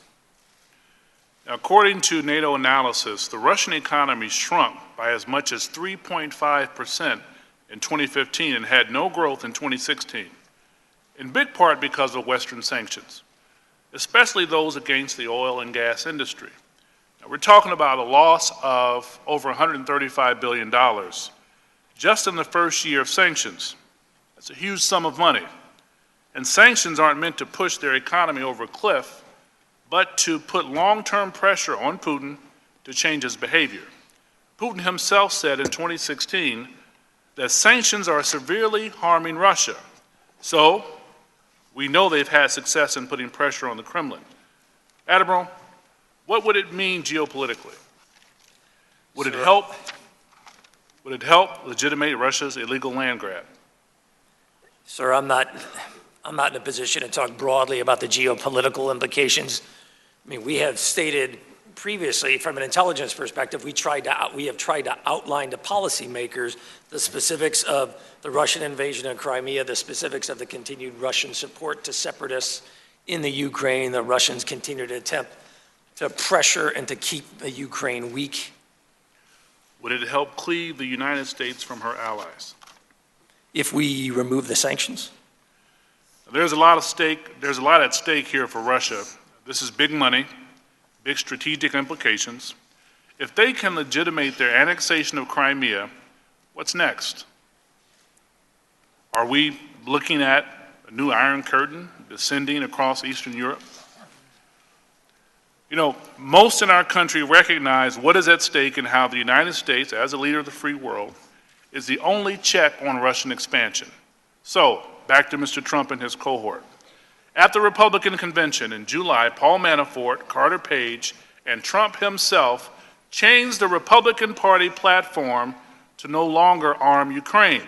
So, the same month that Trump denied Putin's role in Ukraine, his team weakened the party platform on Ukraine. And, as we have and will continue to hear, this was the same month that several individuals in the Trump orbit held secret meetings with Russian officials, some of which may have been on the topic of sanctions against Russia for their intervention in Ukraine. Now, this is no coincidence, in my opinion. In fact, the dossier written by former MI6 agent Christopher Steele alleges that Trump agreed to sideline Russian intervention in Ukraine as a campaign issue, which is effectively a priority for Vladimir Putin. There is a lot in the dossier that is yet to be proven, but increasingly, as we'll hear throughout the day, allegations are checking out. And this one seems to be as accurate as they come. In fact, there is also one pattern I want to point out before yielding back. Manafort, fired. Page, fired. Flynn, fired. Why? They were hired because of their Russian connections. They were fired. However, because their connections became public, they were effectively culpable. But they were also the fall guys. So I think after we hear Mr. Quigley's line of questioning, we might guess who could be next. Mr. Chairman, Mr. Ranking Member, I yield back.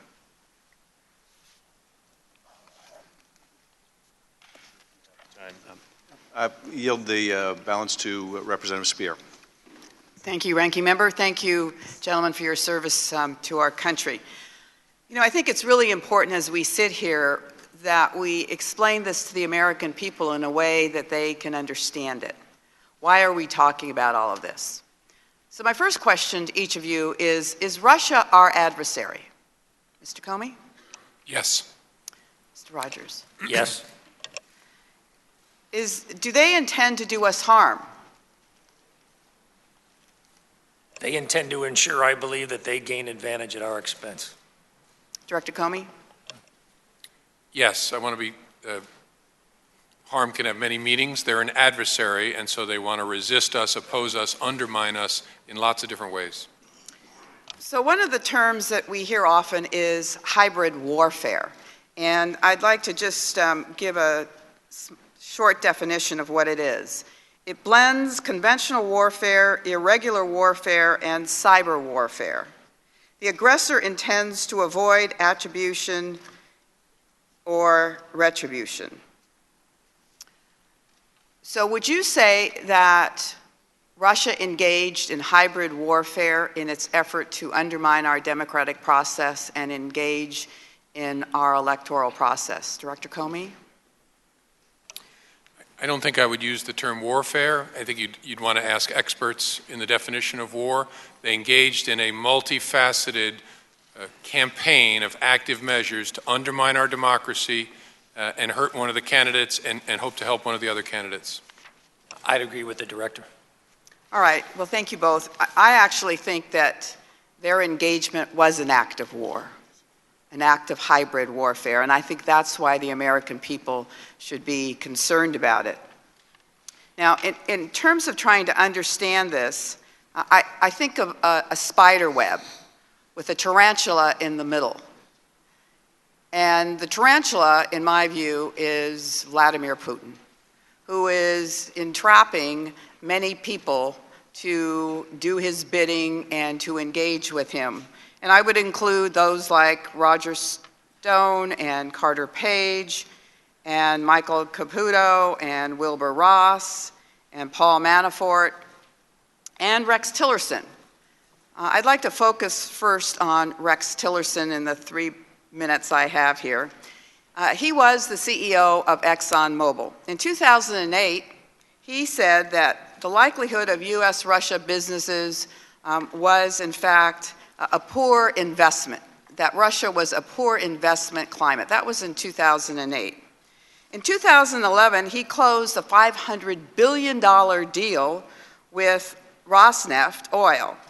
The CEO of Rosneft is Igor Sechin, who is a confidant of President Putin, second most powerful man in Russia, and probably a former KGB agent.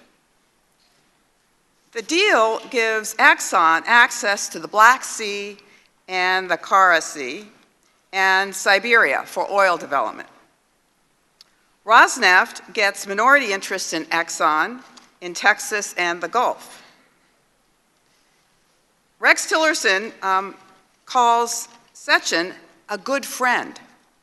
In 2012, Mr. Tillerson and Mr. Sechin go on a road show here in the United States to talk about this great deal that they had just consummated.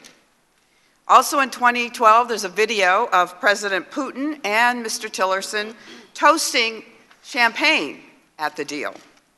And in 2013, Mr. Tillerson receives the Russian Order of Friendship. And he sits right next to President Putin at the event. So my question to you, Director Comey, is it of value to President Putin, knowing what you know of him and that his interest in doing harm to us, is it of benefit to Mr. Putin to have Rex Tillerson as the Secretary of State? I can't answer that question. Admiral Rogers? Ma'am, I'm not in a position to answer that question. All right, so in 2014, Igor Sechin is sanctioned. And he laments that he no longer will be able to come to the United States to motorcycle ride with Mr. Tillerson. Could you give me an understanding of what are some of the reasons that we impose sanctions? Director Comey? On Sechin, Well, just in general. again, you'd have to ask an expert, but from my general knowledge, it's to punish activities that are criminal in nature, that involve war crimes, that involve violations of UN resolutions or United States law in some other way. It's to communicate and enforce foreign policy interests and values of the United States of America. That's my general sense, but an expert might describe it much better. Admiral Rogers? I would echo the director's comments. It's also a tool that we use to attempt to drive and shape the choices and actions of others. So in the case of Igor Sechin, who was sanctioned by the United States, in part to draw attention to the fact that Russia had invaded Crimea, it's an effort to try and send a very strong message to Russia. Is that not true? I think that's right. Yes, ma'am. All right. With that, Mr. Chairman, I'll yield back for now. Gentleman yields back. I'll yield myself 15 minutes and now yield to the gentlelady from Florida, Ms. Frost-Layton. Thank you so much, Mr. Chairman. It's never acceptable, we can all agree, for any foreign power to interfere with our electoral process. And this committee has long been focused on Russia's reprehensible conduct, and we will remain focused on the threat emanating from Moscow. And I agree with you, Director Comey, when you say this investigation that is ongoing, we will follow the facts wherever they lead on a bipartisan level, and there will be no sacred cows. There are many important issues at stake, as you gentlemen have heard. There is bipartisan agreement on the danger of illegal leaks and our ability to reauthorize important programs upon which our intelligence community relies. But I want to assure the American people that there's also bipartisan agreement on getting to the bottom of Russian meddling in our election, which must remain the focus of this investigation and yours. So, Admiral Rogers, I agree in what you said, that a public acknowledgement of this foreign meddling to be a problem is important as we move forward. And following on Congressman LaBiondo's questions and based on this theme, I'd like to ask you, gentlemen, if you could describe what, if anything, Russia did in this election that, to your knowledge, they did or they didn't do in previous elections. How it was, were their actions different in this election than in previous ones? I'd say the biggest difference from my perspective was both the use of cyber, the hacking, as a vehicle to physically gain access to information, to extract that information, and then to make it widely publicly available without any alteration or change. The only thing that I'd add is they were unusually loud in their intervention. It's almost as if they didn't care that we knew what they were doing or that they wanted us to see what they were doing. It was very noisy, their intrusions in different institutions. And what specifically, based on this loudness, did the FBI or the NSA do to prevent or counter this Russian active measure that we read about in the intelligence community assessment? As loud as they were, what did we do to counter that? Well, among other things, we alerted people who had been victims of intrusions to permit them to tighten their systems to see if they couldn't kick the Russian actors out. We also, as a government, supplied information to all the states so they could equip themselves to make sure there was no successful effort to affect the vote, and there was none, as we said earlier. And then the government as a whole, in October, called it out. And I believe it was Director Clapper and then Secretary Jay Johnson issued a statement saying this is what the Russians are doing. It's sort of an inoculation. And the loudness to which you refer, perhaps they were doing these kinds of actions previously in other elections, but they were not doing it as loudly. Why do you think that they did not mind being loud and being found out? I don't know the answer for sure. I think their number one mission is to undermine the credibility of our entire democracy enterprise of this nation. And so it might be that they wanted us to help them by telling people what they were doing. Their loudness, in a way, would be counting on us to amplify it by telling the American people what we saw and freaking people out about how the Russians might be undermining our elections successfully.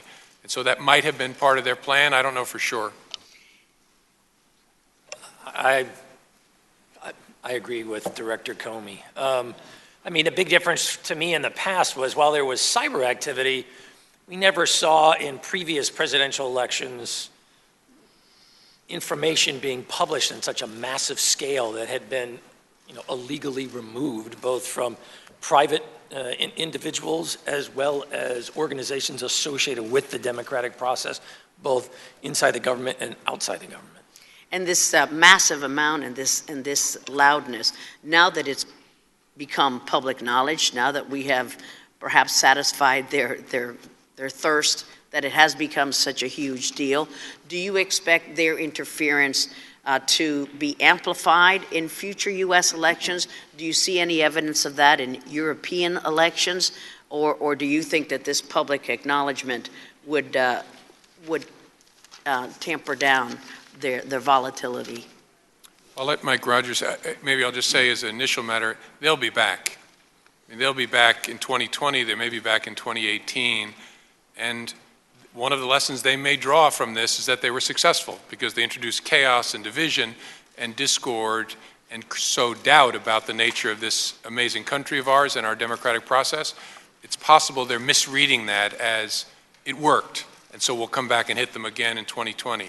I don't know, but I think we have to assume they're coming back. Right. I fully expect them to continue this level of activity because our sense is that they have come to the conclusion that it generated a positive outcome for them in the sense that calling into question democratic process, for example, is one element of the strategy. We're working closely, our FBI teammates, others, we're working closely with our European teammates to provide the insights that we have seen to try to assist them as they themselves, France and Germany, for example, about to undergo significant national leadership elections over the course of the next 2 months. And in terms of the European elections, what have you seen or any information that you could share with us about the Russian interference. So in you've that seen process. some of the same things that we saw in the U.S. in terms of disinformation, fake news, attempts to release of information to embarrass individuals. You're seeing that play out to some extent in European elections right now. We look forward to continuing with you. Thank you so much, Mr. Chairman. Gentlelady yields back. Mr. Turner's recognized. Thank you, Mr. Chairman. Mr. Comey, Admiral Rogers, thank you for being here today and for your what appears to be attempts at being forthcoming with the committee. I also want to thank the chairman and the ranking member Schiff. This is a bipartisan effort. I think as you've looked to what this committee is undertaking, everyone wants answers, and everyone wants answers to all of the questions that are being asked, because this does go to such an important issue concerning our elections. Admiral Rogers, I'm going to begin with a question to you concerning the Foreign Intelligence Surveillance Act. Now, Admiral, as you know, that the Foreign Intelligence Surveillance Act provides the circumstances or the authority under which the intelligence community may collect or intercept the communication of a foreign person located outside of the United States, or as Mr. Comey has indicated, a person who is covered under a FISA court order. Now, with Mr. Rooney and Mr. Gowdy, you discussed the minimization procedures under the Foreign Intelligence Surveillance Act, and those minimization procedures are supposed to protect the privacy rights of U.S. citizens. Specifically, it's geared toward the communications of those who may be inadvertently or incidentally collected as a result of the intelligence community's lawful collection of communications of others.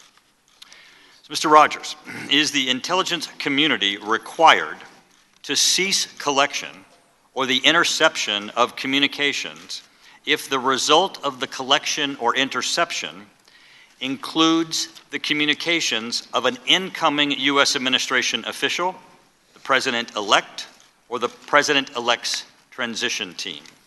It depends under what authority as I said early on, there's a series of questions we go through. Is there criminal associated activity? Does the conversation deal about threats to U.S. persons, breaking of the law?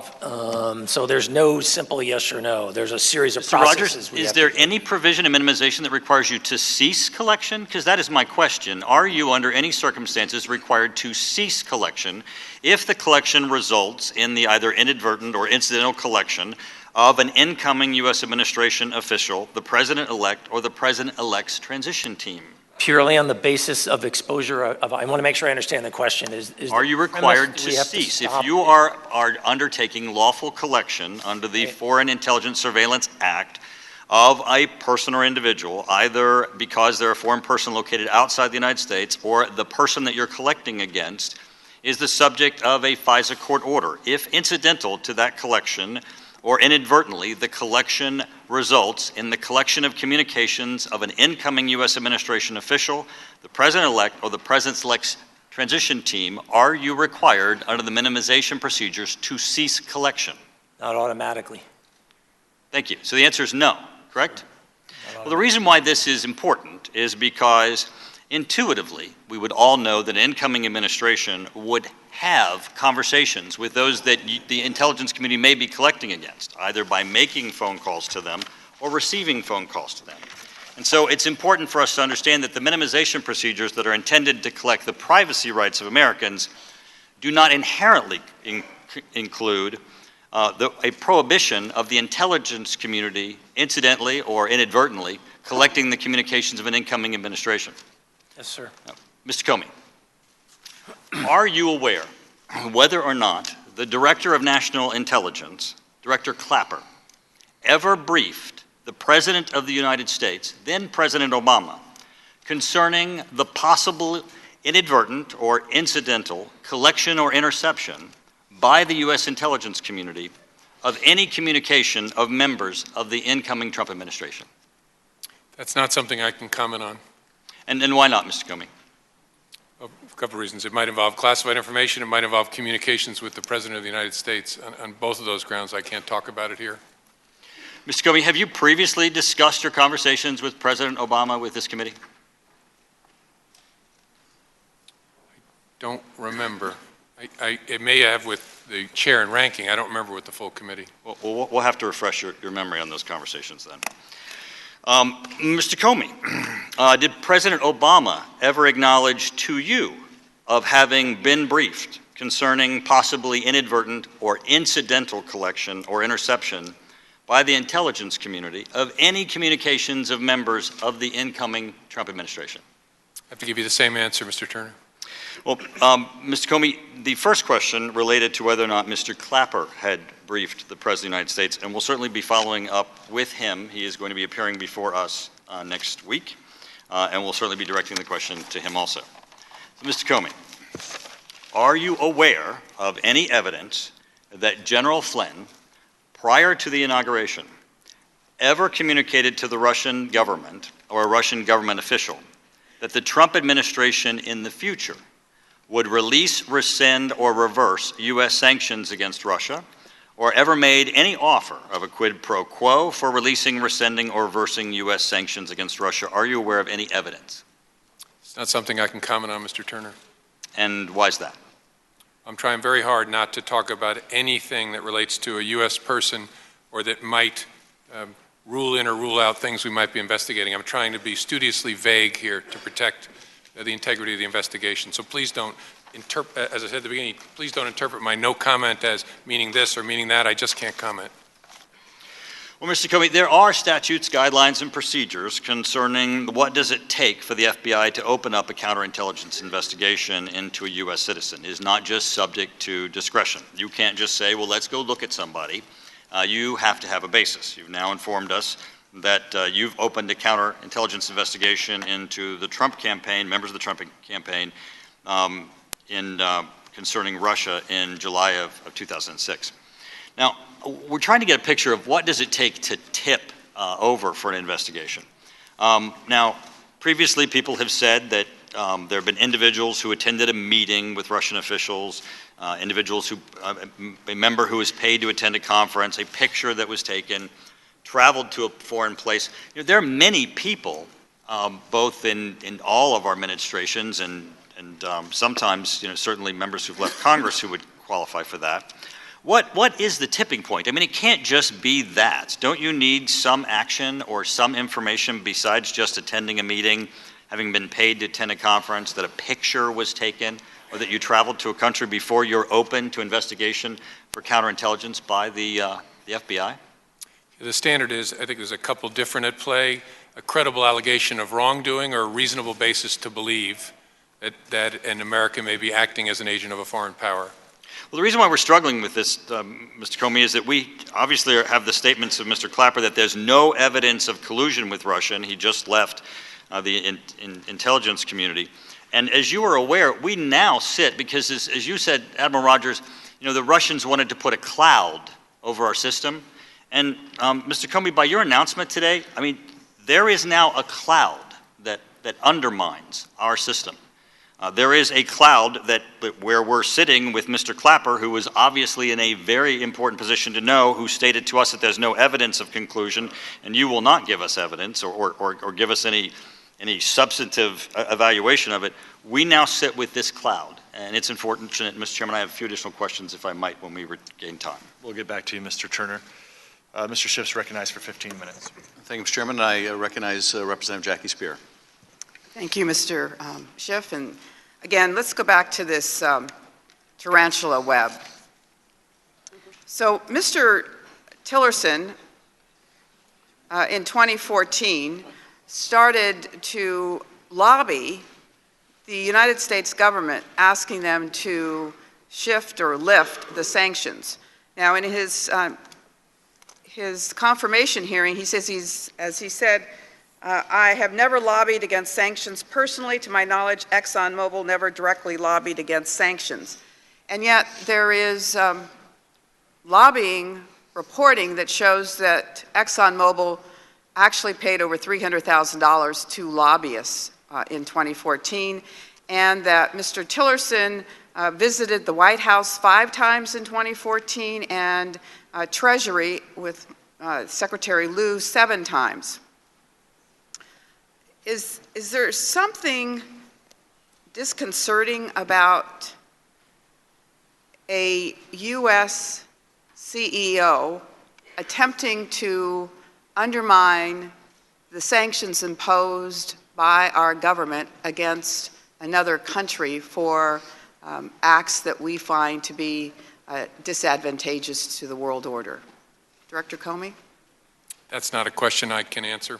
For a variety of reasons, I'm not qualified to answer, and I shouldn't be answering questions like that.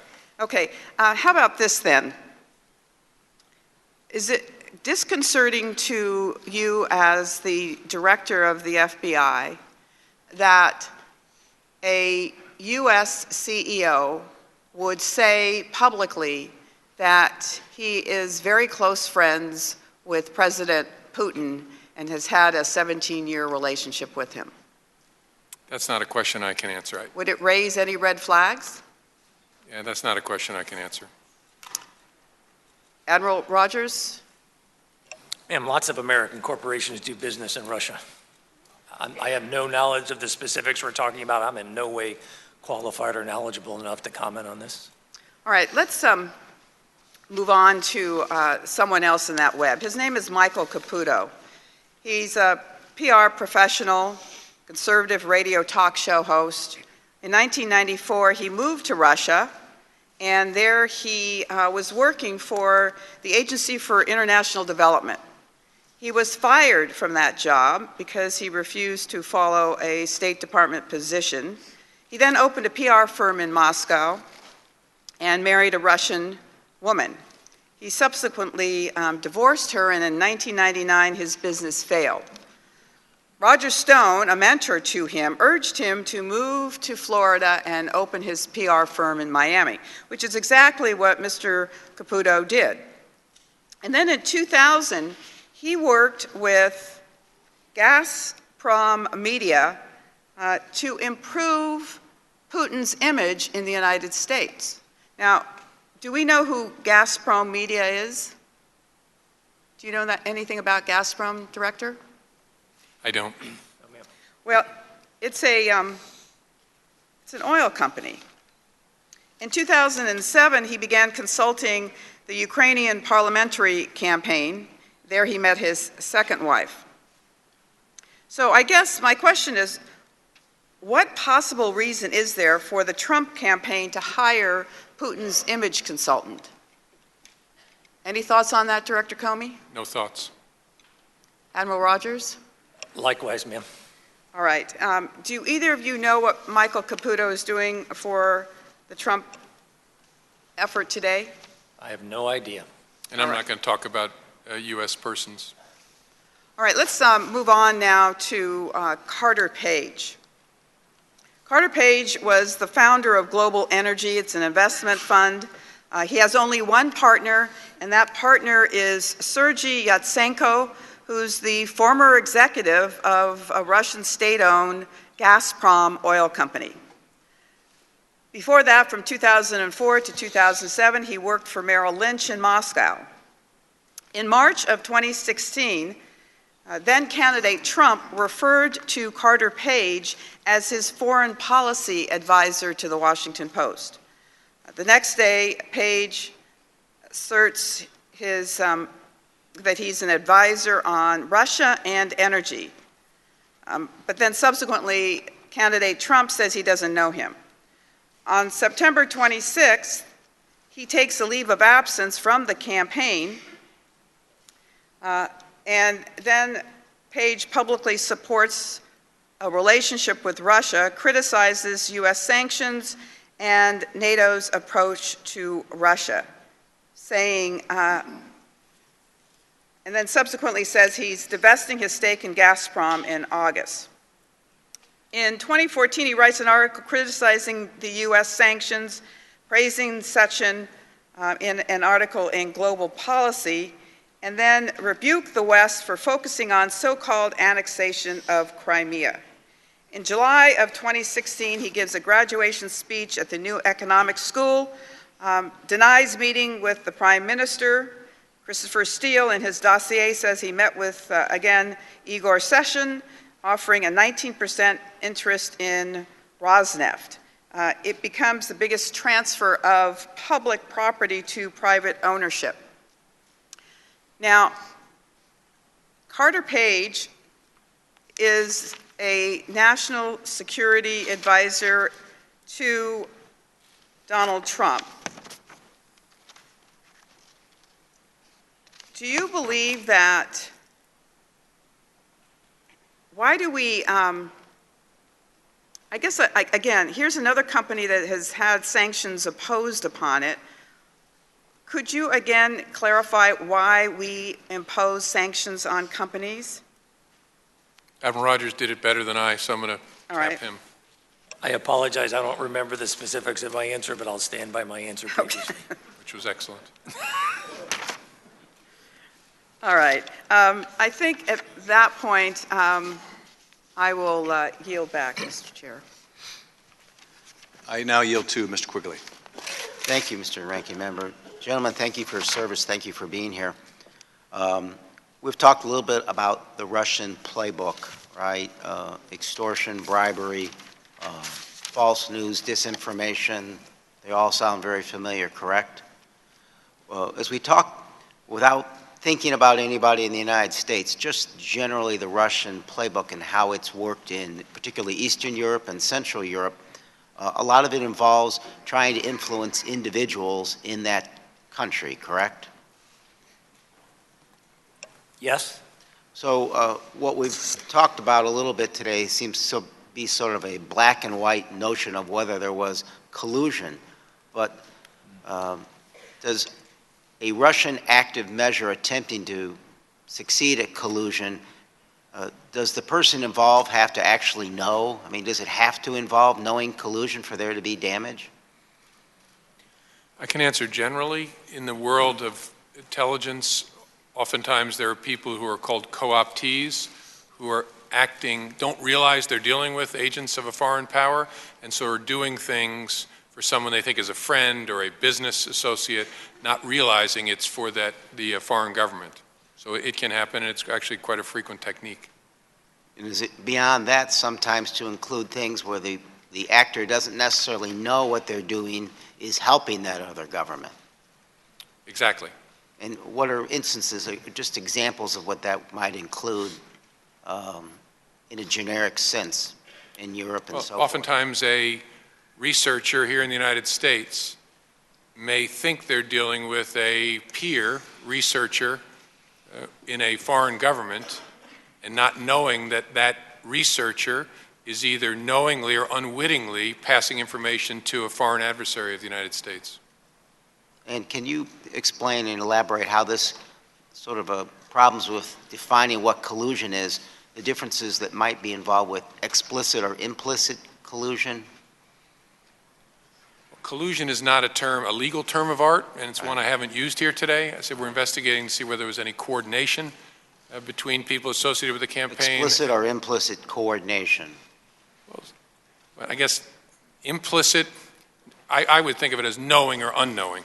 Right. You can do things to help a foreign nation state, as I said, without realizing that you're dealing with, you think you're helping a buddy who's a researcher at a university in China, when what you're actually doing is passing information that ends up with the Chinese government. That's unwitting. I don't know whether it's the same as your implicit. Explicit would be, I'm sending this stuff to this researcher in China, and I'm doing it because I want to help the Chinese government, and I know he's hooked up with the Chinese government. Admiral Rogers, would you give other examples of what you've witnessed in your career? Sometimes U.S. individuals will be approached by other individuals connected with foreign connections who will misrepresent what they're not just a researcher. They'll assume an identity, if you will. Hey, I want you to think that I'm actually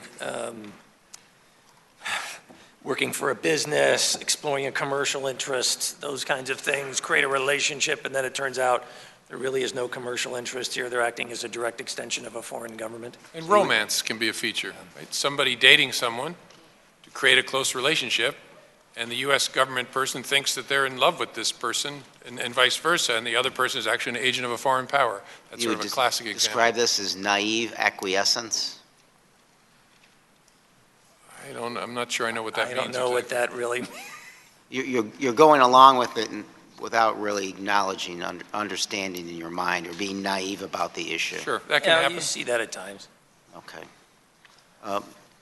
going on to things that you probably can't comment upon, which is of equal concern. We're all, at this point, very familiar with Mr. Sessions' testimony before the United States Senate, in which he specifically said he wasn't one who had this contact with the Russians. And then there was the amended, I guess, testimony in which he acknowledged, I believe, two such testimonies. The first was in July during the convention, and then later in September afterwards. All the while that the issues that we are talking about today, the hacking, the dumping of materials were taking place, and certainly someone in the position of Mr. Senator Sessions would have been aware of this, perhaps would have remembered these conversations, or might have mentioned, asked the Russian ambassador to knock it off. But apparently none of those things happened, or at least he didn't remember that they happened. Unfortunately, what we're reading now is that there was a third meeting as early as April of last year in Washington, D.C., a meeting in which candidate Trump was president and the Russian ambassador was president. At some point in time, this goes well beyond an innocent, under the best of circumstances, oh, I forgot sort of thing, or that doesn't count. When you correct your testimony in front of the United States Senate, you're still under oath, and you're swearing to the American people that what you're saying is true. So the third time is well beyond that and is quite simply perjury. So as we look at this, as we go forward, gentlemen, I ask that you take that into consideration. This is far more than what we have talked about, just in the general sense, did the Russians hack or not, and the scope of this, to a concerted effort and plan to lie to the American public about what took place and what the motivations were beyond this process. Again, I thank you for your service, and I yield back to the ranking member. I yield to Mr. Swalwell of California. Thank you, Director Comey and Admiral Rogers. Director Comey, you've served time in a courtroom as a prosecutor, and I'm wondering if you remember the instruction that is read to juries every day that if you decide that a witness deliberately lied about something significant in this case, you should consider not believing anything that witness says. Yep, that's familiar to me. And your testimony at the beginning of this hearing was that President Trump's claims that former President Obama had wiretapped him is false. I said we have no information that supports them. Thank you. With respect to Donald Trump, do you remember the other instruction relating to truthfulness of a witness or a defendant? If a defendant makes a false or misleading statement relating to the charged crime, knowing the statement was false or intending to mislead, that conduct may also show he or she were aware of their guilt. Yep, familiar to me from my distant past. I want to talk about the Kremlin playbook, and there are a number of ways that a foreign adversary could seek to influence a person. Do you agree with that? Yes. Financial? Yes, that can be one. Romance, you said, is another? Yes. Compromise? Correct. Setting up a compromise? Sure, to execute on a compromise, yes. How about inadvertently capturing a compromise?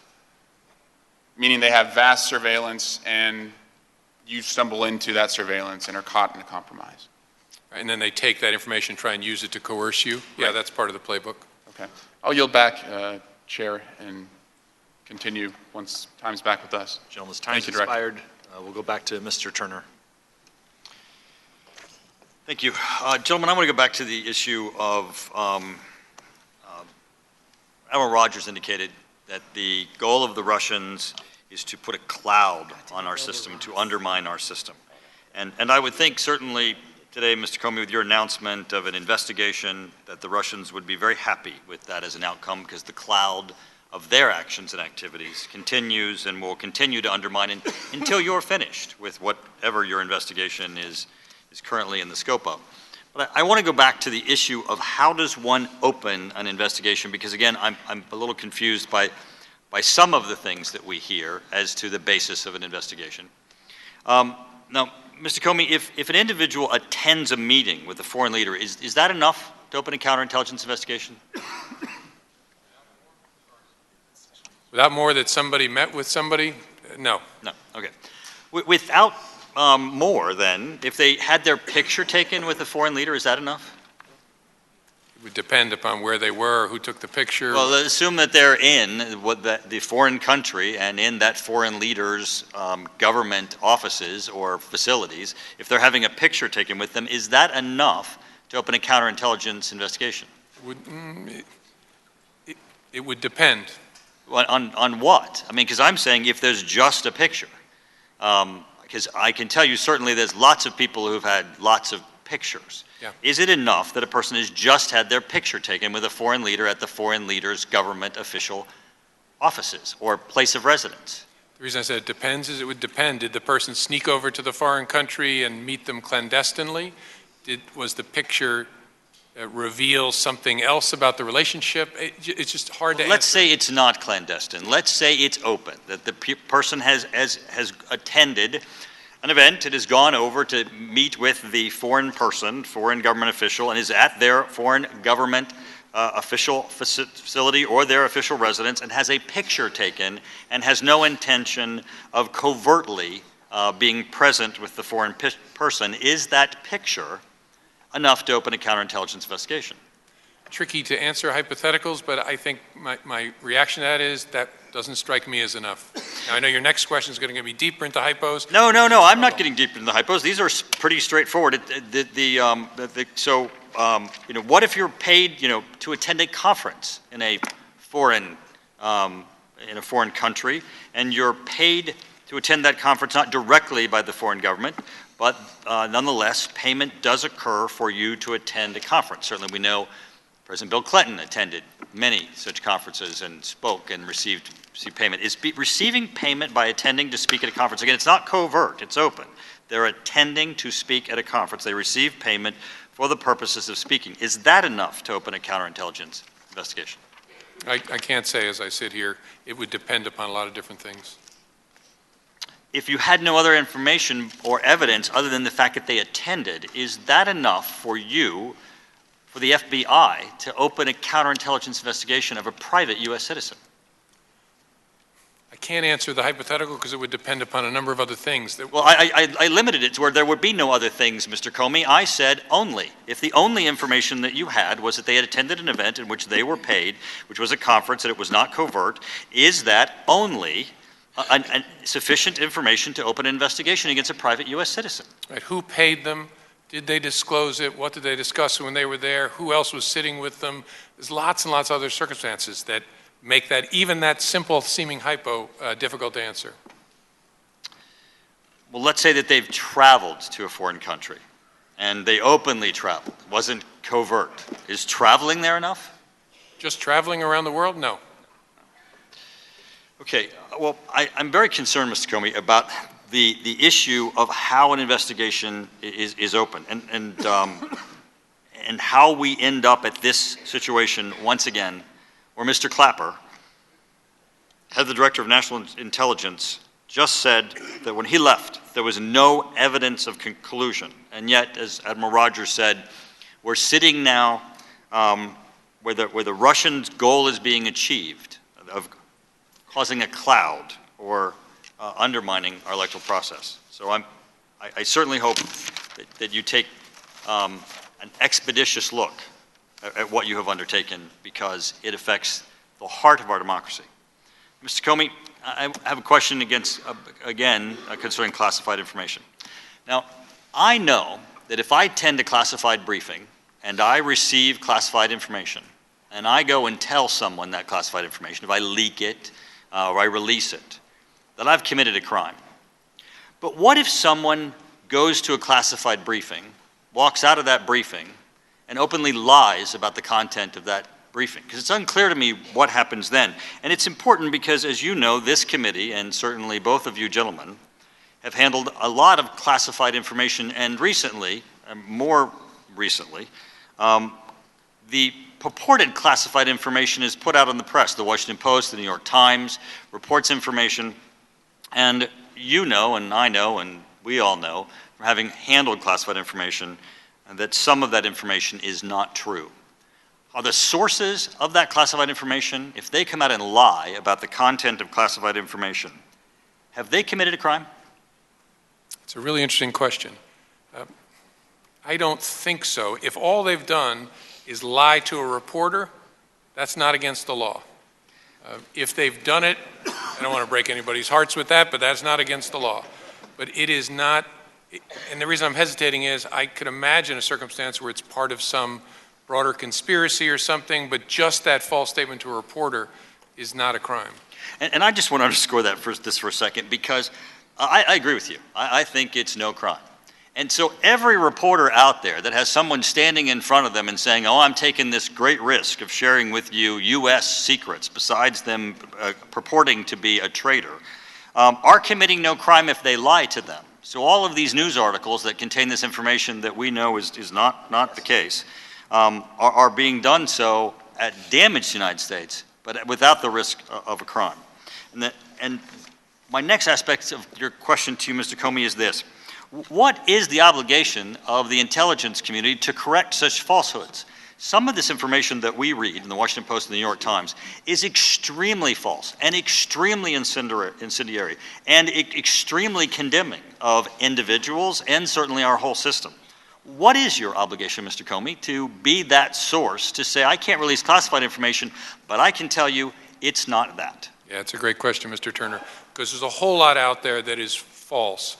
And I suppose some of it could be people lying to reporters. I think that probably happens. But more often than not, it's people who act like they know when they really don't know. Because they're not the people who actually know the secrets. They're one or two hops out, and they're passing along things they think they know. We not only have no obligation to correct that, we can't. Because if we start calling reporters and saying, hey, this thing you said about this new aircraft we've developed, that's inaccurate, actually. It's got two engines. We just can't do that because we'll give information to our adversaries that way. And it's very, very frustrating, but we can't start down that road. Now, when it's unclassified information, if a reporter misreports the contents of a bill that's being debated in Congress or a policy, we can call them and say, hey, you ought to read it more carefully. You missed this or missed that. We cannot do that with classified information. It's very, very frustrating because I've read a whole lot of stuff, especially in the last 2 months, that's just wrong, but I can't say which is wrong, and I can't say it to those reporters. Mr. Comey, if you could help us on this issue, I would greatly appreciate it, because what happens is that you come into a classified briefing with us, and you tell us perhaps something that is absolutely false. It really shouldn't be classified because you're telling us it's not true. But yet we can't go tell it's not true because you told us in a classified setting. There's a way that we can at least have some exchange as to what's not true so that the American people don't listen to false stories in the Washington Post and the New York Times that we all know are not true. That would be helpful. If you could think about how you could help us with that. I'd love to invent that machine, but we can't, because where do you stop that on that slope? Well, false is false, Because Mr. then, Comey. when I don't call the New York Times to say you got that one wrong, bingo, they got that one right. And so it's just an enormously complicated endeavor for us. We have to stay clear of it entirely. Thank you, Mr. Comey. One last question. So we all read in the press that Vice President Pence publicly denied that General Flynn discussed sanctions with Russia. And I'm assuming that you saw those news reports. Did the FBI take any action in response to the Vice President's statements? I can't comment on that, Mr. Turner. Mr. Comey, the New York Times reported on February 14, 2017, that General Flynn was interviewed by FBI personnel. Is that correct? I can't comment on that, Mr. Turner. Mr. Comey, I do not have any additional questions, but I thank you both for your participation, and again, I thank for the chairman and the ranking member for the bipartisan aspect of this investigation. Gentleman yields back. Dr. Winstrup is recognized. Thank you, Mr. Chairman. Thank you, gentlemen, for being here. I appreciate your endurance in this effort today. One question: how long has Russia or the Soviet Union been interfering or attempting to interfere with our election process? In the report we've previously talked about, we have seen this kind of behavior to some degree attempting to influence outcomes for decades. Going back to the Soviet Union, not at least, to the same level necessarily, but the basic trend has been there. So I'm curious also about what triggers a counterintelligence investigation of a government official. And in some ways, I'm asking for myself. For example, last week I spoke at an event on foreign policy with Atlantic Council. Unbeknownst to me, the Iraqi ambassador to the United States was there. He comes up to me afterwards, introduces himself, and says he'd like to meet with me at some time. Okay, so this isn't a theoretical. This is real, and this is why I'm asking this. Will I be in trouble or under investigation if I meet with him? This is the slope I try to avoid going down with Mr. Turner, Dr. Wenstrup. I don't think I should be answering hypotheticals. The question is... It's not a hypothetical because I'm asking you in advance because I want to know if I can meet with him and be under investigation or not. And I don't think that's an unrealistic question. This is real. This is right now. I get that. The FBI does not give advisory opinions. And so if you're asking me about your particular case, I just can't do that. So you'll tell me afterwards? No, I'll never tell you. Well, you might. Somebody might tell the press. Right? And that's where I'm going next because I want to know what can I discuss? What am I allowed to discuss? You know, what triggers the investigation is really what we're trying to get to in general. You know, maybe not with the Iraqi ambassador, but what about with the Russian ambassador? What are my obligations? Do I need to advise someone that I'm meeting with them? Do I have to discuss the agenda before I meet with them? Just so we're clear. I mean, this is really what it's coming down to. It's a lot about what we're talking about. So I don't think it's unnecessary or ridiculous for me to ask that. And so in intelligence reporting, if the identity of a U.S. official is disseminated to those on an as-needed basis or those that need to know basis, does that generally lead to a counterintelligence investigation of that individual? So in general, if a U.S. official is in this report and it's disseminated, does that lead to an investigation of the individual? No, not in general, not as a rule, no. Okay. It would depend upon lots of other circumstances. Okay. Next, I want to go to the article from February 14th in the New York Times, which I believe you're all familiar. And you may not be able to answer any of these, but the article cites 4 current and former American officials. Do you know the identity of those 4 officials? I'm not going to comment on an article. Okay. Well, it's not necessarily on the article, but okay. Do you know for a fact that the 4 current and former American officials provided information for the story? I have to give you the same answer. Okay. With or without an investigation going on, has anyone told you that they know who leaked the information or who leaked any information on Russian involvement in the U.S. elections or Russian involvement with the Trump election team? I'm not going to comment on that. Okay. Is it possible that the New York Times misrepresented its sourcing for this February 14th article? Possible. I can't comment on that. Is it possible that the New York Times was misled by individuals claiming to be current or former American officials? I'll give you the same answer, Dr. Wenstrup. Can I ask why you can't comment on that? Well, yeah, I think a number of reasons. I'm not confirming that the information in that article is accurate or inaccurate. I'm not going to get in the business of that we talked about earlier. Okay. Then let me ask you this. There's other reasons. Sure. That I'm also not going to confirm whether we're investigating things. And so if I start talking about what I know about a particular article, I run the risk of stepping on both of those landmines. I guess one more question before the time is up, and we'll come back to me. But I am curious, is it possible, and nothing to do with this article, is it possible that a so-called source to a media outlet may actually be a Russian advocate? Nothing to do with this story, per se. Just is it possible that a Russian surrogate could actually be the source that a newspaper is relying on? In general, sure. Somebody could always be pretending to be something they're not. Thank you, and I yield back at this time. Gentleman yields back. Mr. Schiff's recognized for 15 minutes. Thank you, Mr. Chairman. Just a couple follow-up questions, and then I'll pass it to Mr. Quigley for the purpose of entering something into the record.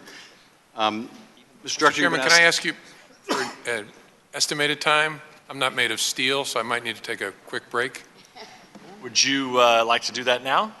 If you can. I didn't know how much longer you plan to go. Well, I think we want to keep going until the members have asked all their questions. Okay, just a quick rest stop? Yeah, so we'll break for about 10 minutes. That's plenty. Okay. I was going to say, I said back there, this guy's got to be. I know. Especially this cold that makes.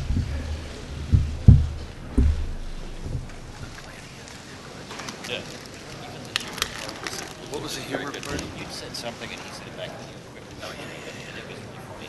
It sort of lowered the tension of the guy too. You done? More questions? I got more questions, yeah. How far along? How far through?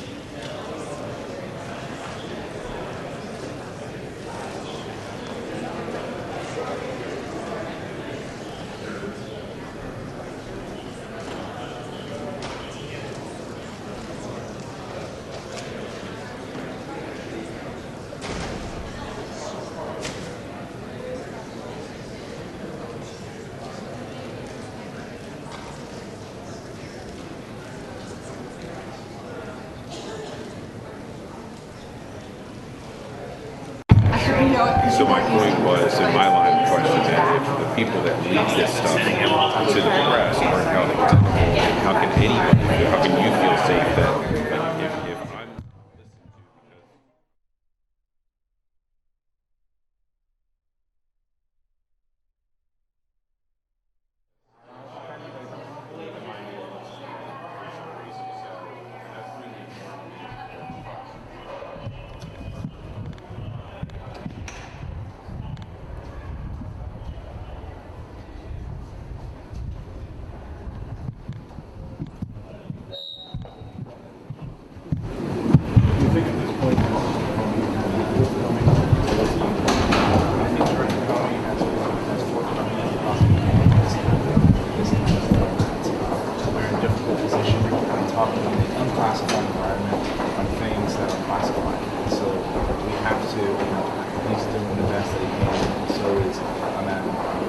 The issue of leaks is going on. What are your thoughts on that?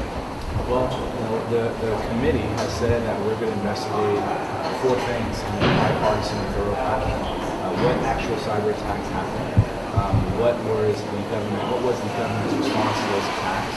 Any individuals, Americans that are potentially connected to Russians, and the leak of classified information. So I think those are the 4 areas that we've seen the questions in this unclassified environment, and those are the 4 areas that the committee will continue. Thank you. Yeah, thank you.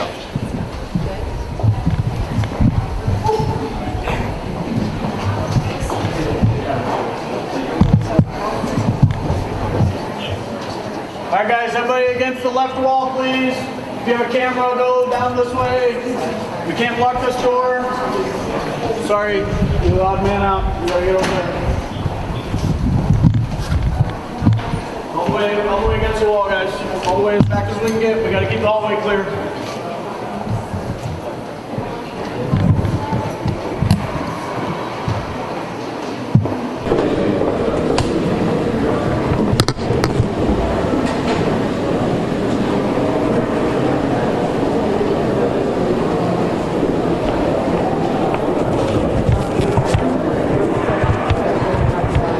I didn't notice my laptop died. I don't want to get in here.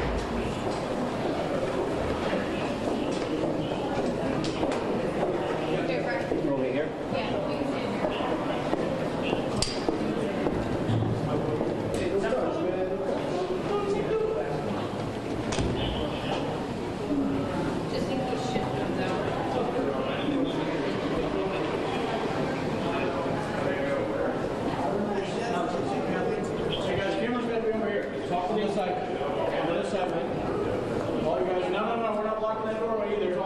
Unfortunately, we're going over there.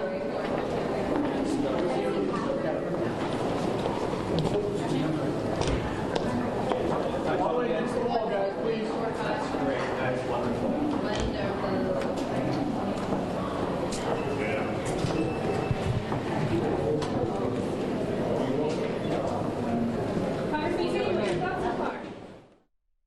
All right, again, we are currently on a 10-minute break. 10-minute break. You've been watching the NSA Director and the FBI Director testify. Anyone who commented on the case, Flynn now with Director Clapper, former Acting Director Morell, there's no evidence at all indicating collusion between the Trump campaign and Russia. I just wish that Director Comey would be able to lay out the whole story in public, but again, that'll come soon enough. At this point, do you feel that the president should take back or make an apology to President Obama? That's up to the president. Again, the final word isn't in. It's pretty obvious there was not a wiretap at Trump Tower. There could have been other surveillance which led to information which was illegally or improperly leaked to the media or the Democratic candidates, the Democratic campaign. So the president, to me, overshot what he said. But on the other hand, I don't think everyone is clean hands here either. As far as 702 is concerned, is there any sort of idea here that Republicans will not be authorized this NSA tool if the intel community does not cooperate with what Republicans are asking for, say names of possible people who may have leaked? No, there's nothing like that. As far as I know, every Republican on the intel community is a strong supporter of reauthorizing NSA. So there's no, that's not the issue. I think the point that Congressman Gowdy was trying to make is that because of these things, some support the opposition is stronger. But that's from our committee. We're strong supporters. Was the president right to make the claims of wiretapping on Twitter? I wouldn't have made them, but again, I think there's enough out there. I wish the president had understated the case rather than overstated it, because there has been clearly illegal behavior carried out by people in the government against them. You still have faith in that, even though the head of the NSA and the FBI have both said... Director Comey said today the crimes have been committed by people in the government by leaking out information. So definitely crimes have been committed. I think the president overshot it by talking about a wiretap. I think... as Director Comey says, our investigation is going on.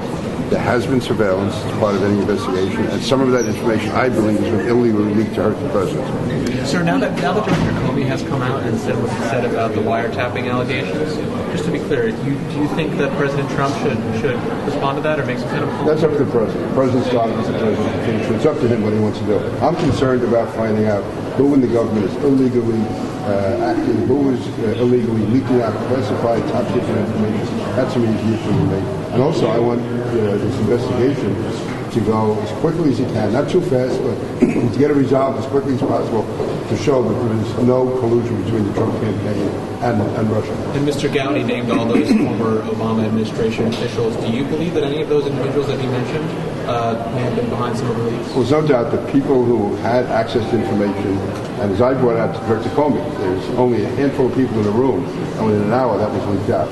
As far as the other information, whether it's on the report, whether it's on alleged meetings with Russian intelligence agencies, which I believe is totally false, that is coming obviously from people who are familiar with the investigation. They can't be low-level people. So you think any of those people might have mentioned that's up to Congressman Gowdy. I'm just saying that there's a small universe of people who could have leaked some of this information, and that's a felony. Will Congress be willing to actually move on this if it turns out that the leakers turned out to be high-level officials on this, like going way up into, say, I think Congress should, also the Justice Department.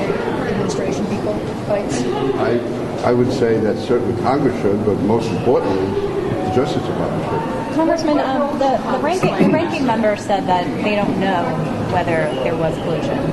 The chairman said they don't have evidence of collusion. Well, I would say that probably the only person who's officially on the record is Director Clapper, who's Director of National Intelligence. And he said, so far as he's seen, there's absolutely no evidence of any collusion between the Trump campaign and any Russian agents.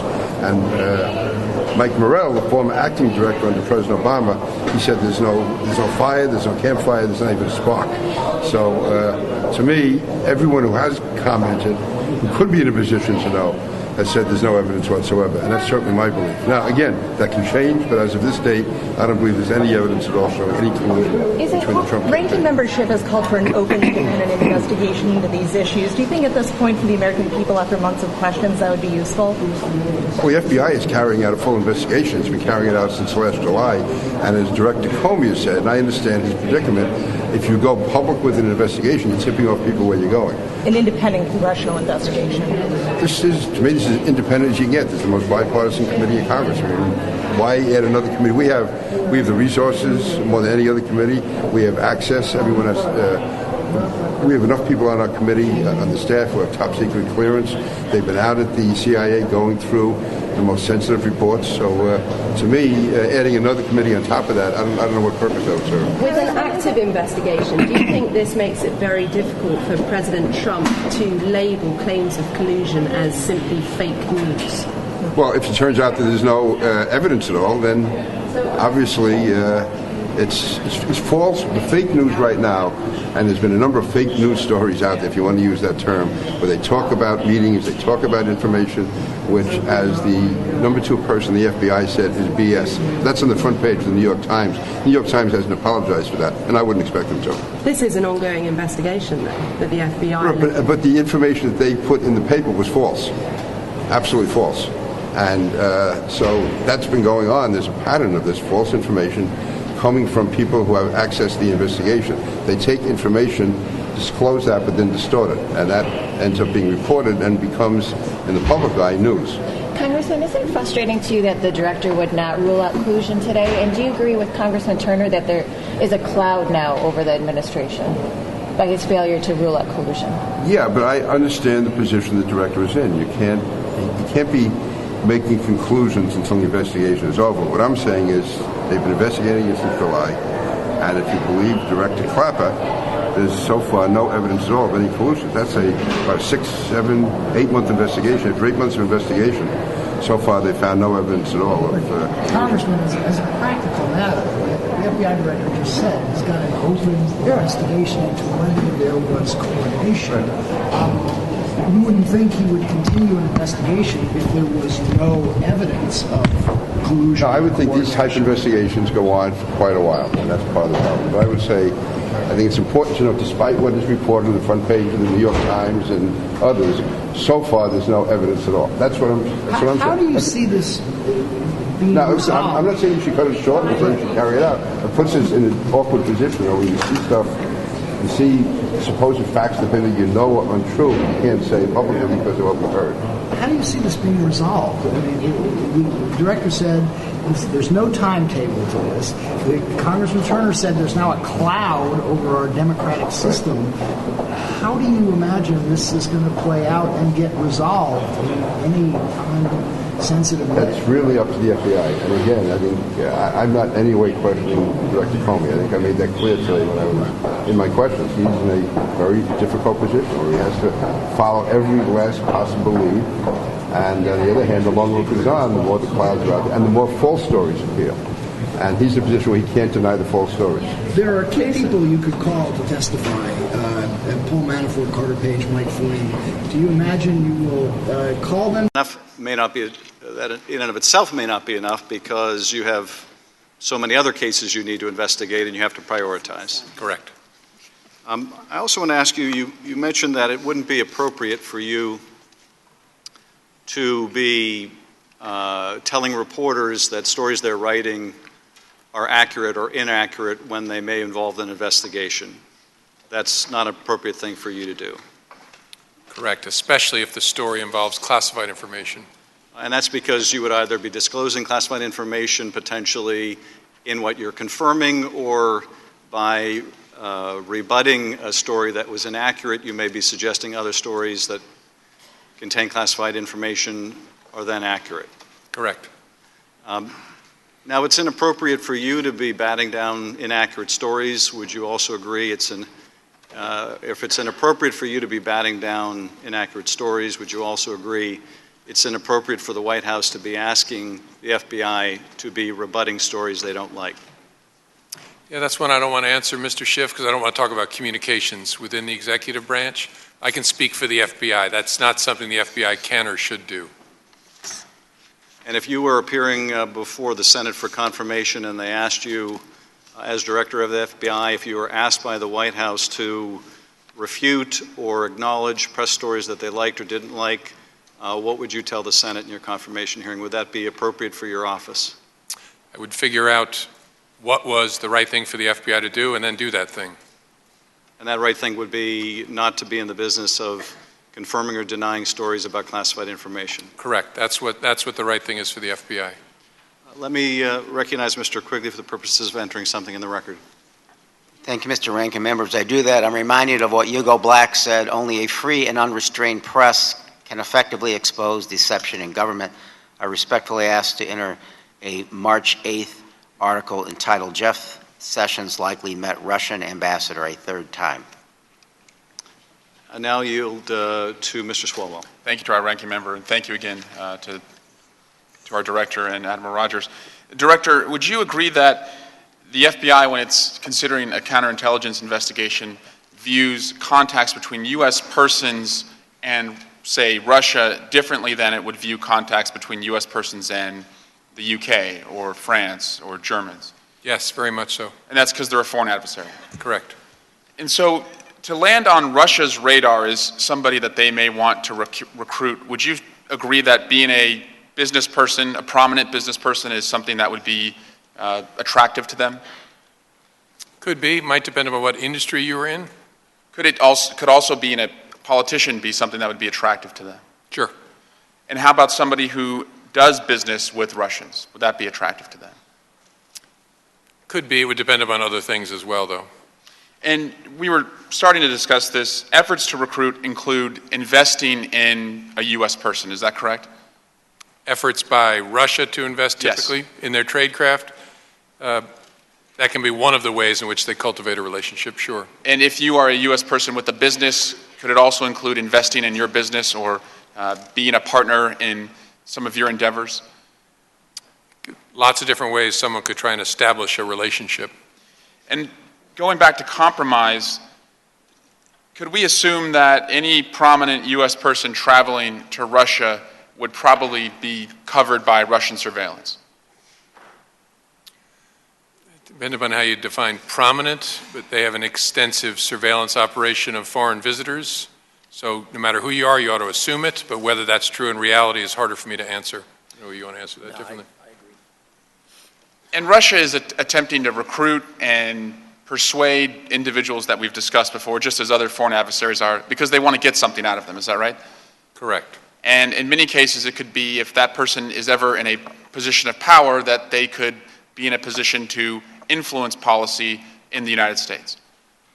To influence policy or to supply them with information that's useful to them and maybe other purposes. Now, with respect to your counterintelligence investigations, would it be important for you if you were concerned that a U.S. person had financial entanglements with a foreign adversary to see that person's tax returns? Well, that's the hypothetical I really want to avoid answering, but the answer is it would depend, really. It would depend upon a whole lot of circumstances. That would be one of the pieces of evidence that you would consider looking at? Maybe. You might be able to get the picture you need from other financial records that are more readily available. And you're aware, Director, that President Trump has refused, breaking with the tradition of the past 40 years, to show the American people his tax returns. It's not something I want to comment on. I'm aware of it from the media. Now, Russia also, in their efforts to recruit individuals and develop individuals, preying on or following someone's financial distress is also an avenue they may pursue. Is that right? Potentially, if it offers an avenue for leverage on someone. Right. And Director, would you consider 6 bankruptcies that an individual may have as being a point of leverage? I can't say. I don't know. And Director, you're aware that President Trump has had 6 prior bankruptcies? It's not something I'm going to comment on. And Director, when your agents are conducting a counterintelligence investigation with respect to a foreign adversary and their efforts to recruit or cooperate with a U.S. person, would you look at the U.S. person's travel to that country? As part of evaluating whether there's an illicit relationship? Yes. Sure. And are you familiar that President Trump has traveled at least 3 times to Russia? That's not something I'm going to comment on. Are you aware that his son, Donald Trump Jr., has traveled at least 6 times to Russia? Same answer. Donald Trump has said a number of times that he has had nothing to do with Russia. And I want to ask you, Director, if you're familiar with Deutsche Bank and its $300 million loan to Donald Trump and his organization. It's not something I'm going to comment on. Director, are you aware that Deutsche Bank has been investigated and fined over $400 million by New York State for failing to stop the corrupt transfer of more than $10 billion out of Russia? I think generally from press accounts. So an individual's association with a bank that has had dealings with Russian money laundering, that would be something that would be a red flag for a counterintelligence investigation, I would assume. That's a hypo I don't want to answer.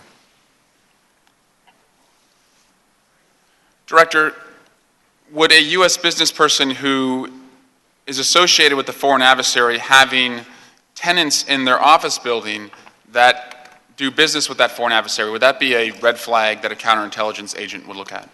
Yeah, I can't answer that. Are you aware that in Trump Tower were 2 tenants, Vadim Trincher and Anatoly Golubchik, who ran a high-stakes illegal gambling ring that was run out of Trump Tower? Same answer. And are you aware that the prosecutor in that case was U.S. Attorney Preet Bharara? Same answer. Are you aware, Director, that that U.S. Attorney was recently fired? Yes. By the President of the United States? Well, I don't know who fired him. I know from press accounts that he was asked to leave. Director, are you aware of Felix Sater, a former Soviet official and advisor to the Trump Organization? I'm not going to comment on that. And Director, outside of Mr. Sater's relationship with the Trump Organization, are you aware that the FBI knew of Mr. Sater because of a $40 million stock fraud case that was prosecuted by the federal government? Same answer. Director, would a U.S. person having multiple trademarks, in addition to the other relationships that I just described, be a red flag for a counterintelligence investigation if those trademarks were in Russia? Multiple trademark? Yeah, registering trademarks in a foreign adversary's country. I don't know what to make of that. Okay. Were you aware that Donald Trump had 6 trademarks in Russia? Not going to comment on that. Were you aware that Donald Trump tried to market his Trump vodka brand in Russia? Same answer. Were you aware that Donald Trump ran Miss Universe 2013 out of Moscow? Same answer. Are you aware that Donald Trump Jr. said on a number of occasions that Russian money is pouring into the Trump Organization and that there is a disproportionate cross-section of the company's revenue coming from Russian money?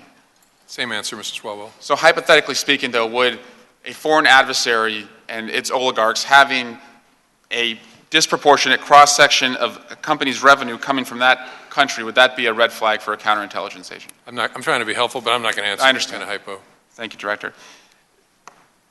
Director, are you familiar with a 2004 home purchase by President Trump in Palm Beach County for about $40 million? Not going to comment on that. Are you familiar with a 2008 sale of that same property for a 129% increase at about $98 million? Same answer. Are you aware that the buyer in 2008 was a Russian businessman? Same answer. And under the earlier hypothetical, would a foreign adversary's oligarch purchasing a home in the United States for 129% more than the home was purchased 4 years before, would that be a tool that a foreign adversary would use to try and recruit, develop, or bring somebody onto their side? Same answer as before. You said that it's likely or somebody should assume they're being surveilled when they were in Russia. Would you assume that Donald Trump was being surveilled in 2013 when he was in Moscow? I'm not going to answer. I was trying to confine my answer to prominent people should assume, not students and all those people who might go there for a brief holiday. I don't think I'd ask them to assume that. Right. Would it be safe to say that if Donald Trump was doing something he shouldn't have been doing while he was in Russia, the Russians probably saw it? Same answer as before. Would it be safe to assume that if a prominent person was doing something they shouldn't have been doing while they're in Russia, the Russians probably saw it? Yeah, I would stick to what I said before about prominent people should assume. Mr. Director, was Donald Trump under investigation during the campaign? No, same answer as before. I'm not going to answer that. Is he under investigation now? I'm not going to answer that. Please don't overinterpret what I've said. As the chair and ranking know, we have briefed them in great detail on the subjects of the investigation and what we're doing, but I'm not going to answer about anybody in this forum. Director, from our perspective on the committee, the dots continue to connect President Trump, his team, people in his orbit, to Russia. And the questions that we have, it's quite simple. Are these merely 100 different coincidences, or is this a convergence where you're seeing deep personal, political, and financial ties meeting Russia's interference in our campaign? So I'm wondering, Director, with your extensive counterintelligence expertise and in view of the Russian intelligence campaign to influence the election in which Donald Trump was the candidate, do you consider these number of connections between well-connected Russians and Donald Trump, the Trump organization, the Trump family, and the Trump campaign to be a coincidence or a convergence? I'm not going to answer, Mr. Swalwell. From your perspective, Director, have you ever seen in the history of American politics, or at least since you've been alive, any political candidate have this many connections, personal, political, and financial, to a foreign adversary? Same answer. Mr. Director and Admiral Rogers, this past election, our country was attacked. We were attacked by Russia. It was electronic. It was nearly invisible. Thanks to the hard work of the men and women who serve in our intelligence community, we know that the attack came from Russia. It was ordered by Vladimir Putin. He sought to help Donald Trump and to take down Hillary Clinton. The most disturbing finding for me and my fellow committee members is that Russia intends to do this again. And I see this as an opportunity for everyone on this committee, Republicans and Democrats, to not look in the rearview window, but to look forward and do everything we can to make sure that our country never again allows a foreign adversary to attack us. Because I think, Director, you and Admiral Rogers would agree that it's not only Russia that is sharpening the knives to go back at us or to go at our allies, it's also other countries who have similar capabilities. And so I think the best thing we can do now is unite around this investigation, have also a parallel independent commission to make sure we get to the bottom of what happened, why we were so vulnerable, and to assure the American people we will never let this happen again. And I yield back. Dr. Winstrup. Thank you, Mr. Chairman. If I can, gentlemen, go back to what we were talking about a little bit before with interference from the Russians possibly in through our media. Have Russians or Soviets historically attempted to spread disinformation through the U.S. media? As you mentioned, they've been there in over decades trying to interfere. They use media as a resource? We see them use media writ large as a resource to disseminate disinformation, false information. And has that been pretty much regardless of who's in the White House? It doesn't seem to tie to a particular political party, that tactic, if you will. Thank you. Mr. Comey, have you ever formed, this is going back to the article from February 14th in the New York Times, have you ever formed and articulated an opinion about the article from February 14th in the New York Times? Have I ever formed and articulated an opinion or articulated an opinion on that article? Yeah, I don't want to say, Dr. Winstrup. Okay, thank you. When I look at your jobs, and thank you for being there and doing your jobs, and I mean that sincerely. Your job, you observe and you investigate and you assess and you try to predict and you sometimes have to act. Would that be correct? Sure. In what you do. My question is, as far as predictions and actions, had Hillary Clinton won the 2016 election for the United States presidency, which certainly most had predicted. I would conject that even the Russians predicted that she would win. What were the Russians planning for November 9th and beyond that had she won? You mentioned before, and the reason I ask it, you mentioned before, you said they'll be back. My question is, have they left? Because I would contend they haven't left. This isn't something they're turning on and off. This is a constant. So any idea of what may have happened November 9th and beyond that had she won? The pattern has been to interrupt us regardless of who is in the Sure. White House. Yeah, they want to mess with us in a continuing and general way. It's hard to answer the counterfactual. I assume they would have continued their efforts to undermine President-elect Clinton as they had begun doing during the summer, especially with the European allies, to create a divide there, and probably lots of other things. What I meant by they'll be back is they're not going away, but I meant that in the sense of their next opportunity to mess with our election is 2 years from now and then 4 years from now. That's what I meant by back. Thank you. I think your job is difficult because there's a lot of conjecture about any relationship with Russians in general, and questions from me and others about, can I meet with the Russian ambassador? Does that get me investigated? Business ties here and there. You know, I mean, currently we share a space station with the Russians. We buy engines from the Russians for our rockets. And in the 90s, we had joint military exercises with the Russians. It gets a little bit tough for you guys to decide what and when do we investigate. And I appreciate you taking the time with us today, and I yield back. Gentleman yields back. Mr. Stewart. Thank you, Mr. Chairman, and to the witnesses, thank you both. You know, I'm impressed. I was a B-1 pilot when I took off. One of the first thoughts I had was, how long is it going to be till I get to go to the bathroom? You guys went almost 4 hours. Our plan was to keep you here until you were in such pain that you would just answer all of our questions. And I have a list of questions here, but I want to divert a little bit and follow up on some of the things that have been said here today. Mr. Comey, you confirmed that there's an investigation into Trump campaign officials. The fact that there's an open investigation does not indicate guilt, though, does it? Certainly not. And in fact, many times an investigation may find that there is no wrongdoing. That's one of the reasons we don't talk about it, so we don't smear people who don't end up charged with anything. Yeah, I appreciate that. And I would say that is especially likely to have, when I say especially likely, I'm talking about to have a finding of no wrongdoing when there is a political motive. And if there's one thing that we've seen here today, I think, from some of the line of questionings, it's clearly been a certain political motive in some of the questions that have been asked to you. Mr. Clapper, the former DNI, and we all know who he is, this is someone who should know. I want to read what he said just a few weeks ago. But Mr. Clapper then went on to say that to his knowledge there was no evidence of collusion between members of the Trump campaign and the Russians. We did not conclude any evidence in our report. And when I say our report, that is the NSA, FBI, and CIA, with my office, the Director of National Intelligence, that had any reflection of collusion between the members of the Trump campaign and the Russians. There was no evidence of that in our report. Was Mr. Clapper wrong when he said that? I think he's right about characterizing the report, which you all have read. Well, I want you to know I agree with Mr. Clapper. And at this point, everyone on this dais should agree with Mr. Clapper, because we in the committee have seen no evidence, zero, that would indicate that there was collusion or criminal wrongdoing between any members of the previous administration or campaign and Russian officials. And then I'm going to comment very quickly on the leaks. You've said very clearly that it is a crime.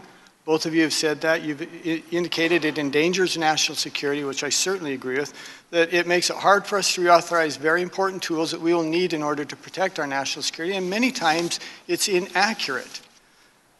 And I would ask you then, if someone in the intelligence community has some concerns, if they feel like there's been an overreach or the government is doing something they shouldn't be doing, any government official, is there a process they can go to where they could make that known and express their concerns? Yes. All of us in the intelligence community have robust whistleblower provisions that we educate our folks on, and part of the whistleblower track is they can bring information to the appropriate committee of Congress. That's exactly right. And are both of your agencies capable of handling accusations such as that may be brought to your attention? Yes.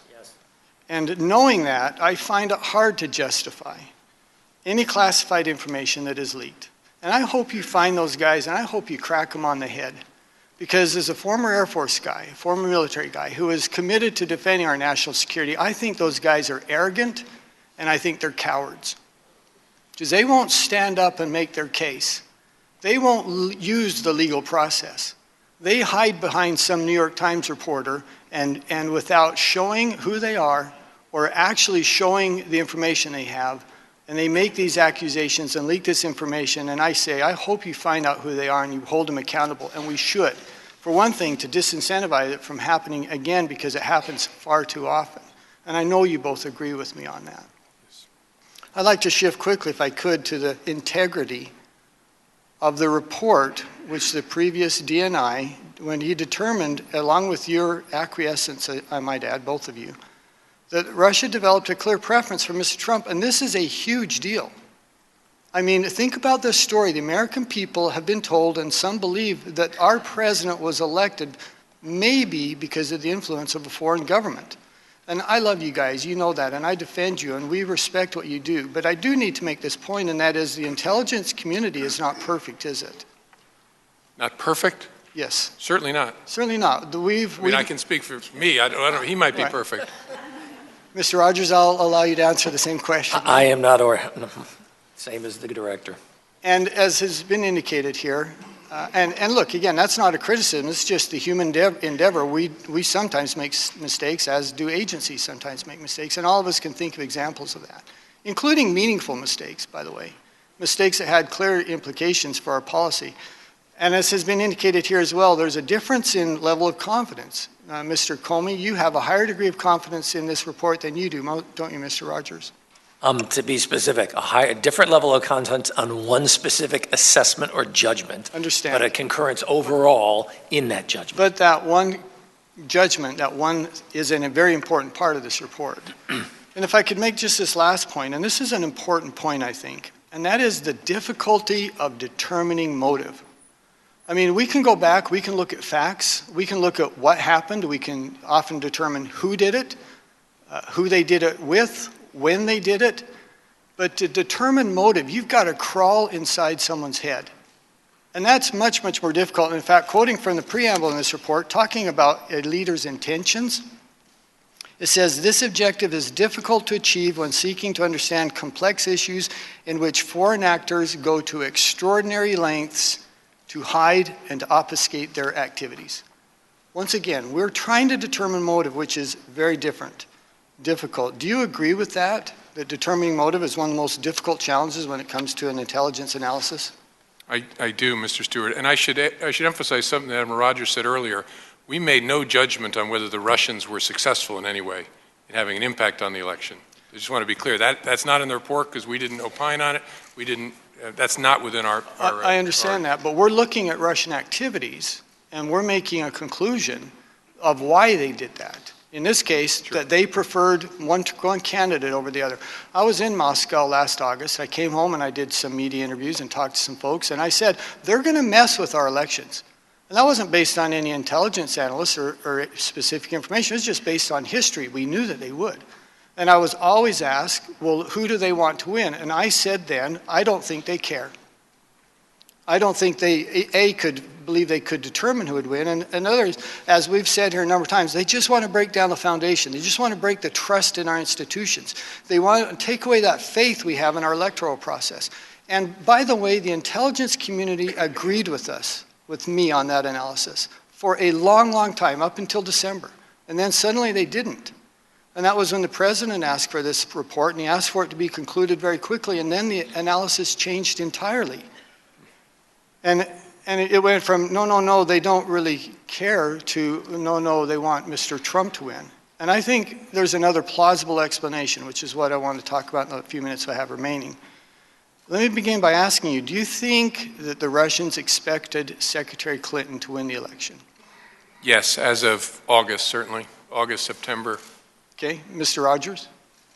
Yes. Okay, Mr. Comey, you indicated as of August, September. Do you believe they ever came to a conclusion that, you know what, Mr. Trump's going to win? No, the assessment of the intelligence community was that early on, they thought he might have a shot. And so they wanted to mess with our election, hurt our country in general. That's always the baseline. They hated her, Secretary Clinton, wanted to harm her, and thought it might have a chance to help Mr. Trump, and then later concluded that Mr. Trump, it was hopeless, and they would focus then on just trying to undermine Secretary Clinton, especially with the European allies. Got that. So up until summer and through the fall, they believed that Secretary Clinton would win. Is that true? I think the assessment was late in the summer, they concluded, based on the polling I think a lot of people were reading, that Mr. Trump didn't have a chance, and they shifted to just focusing on just trying to undermine her. And I tell you, if you were to tell me, and I know you didn't, but I'm just saying, if anyone were to tell me that they concluded Mr. Trump was going to win, I'd just say they're nuts. Because there was no one in the world who thought that. Every media organization, every political organization, every government organization that I'm familiar with last fall thought that Secretary Clinton would be the next president of the United States. I think the Russians agreed. Absolutely, they did agree. Then this is the point, and this is such a fine line, but it's such an important point. And that is, how can you know for certainty if the Russians were motivated by hurting the person that they thought, in fact, fully expected was going to be the next president of the United States, and comparing that with the motive of this kind of a Hail Mary pass, you know what, maybe this guy's got a shot, let's try and help him get elected. Because those motives would be, and that's again, coming back to my original point, determining motives is very difficult. You have to either have very direct information, or you have to be able to get inside someone's head and really figure out what it is that's driving them. And knowing the Russians expected Secretary Clinton to win, would you see that some of those things that they've done would be consistent with undermining her presidency, not necessarily because they thought Mr. Trump was going to win and they wanted to help him? Again, I think it's two closely related sides of the same coin. I mean, to put it in a homely metaphor, I hate the New England Patriots. And no matter who they play, I'd like them to lose. And so I'm at the same time rooting against the Patriots and hoping their opponent beats them, because there's only two teams on the field. But what the intelligence community concluded was, early on, the hatred for Mrs. Clinton was all the way along. Yep. When Mr. Trump became the nominee, there was some sense that it'd be great if he could win, it'd be great if we could help him, but we need to hurt her no matter what. And then it shifted to, he has no chance, so let's just focus on undermining her.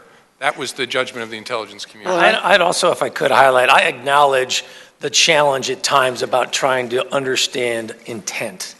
But the level of, we're not going to go into specifics in an open, unclassified form, but the level of sourcing, the multiple sources we had, which were able to independently corroborate the judgment. And there's a reason why we were high confidence in everything except just one issue, to include the intent. I understand. I spent some time out at the CIA last week. I was with the staff as best we could through the 2,000 some odd pages. And by the way, not many people did. And some people are casting, aspersions in and not making the effort to go out there and actually look at that.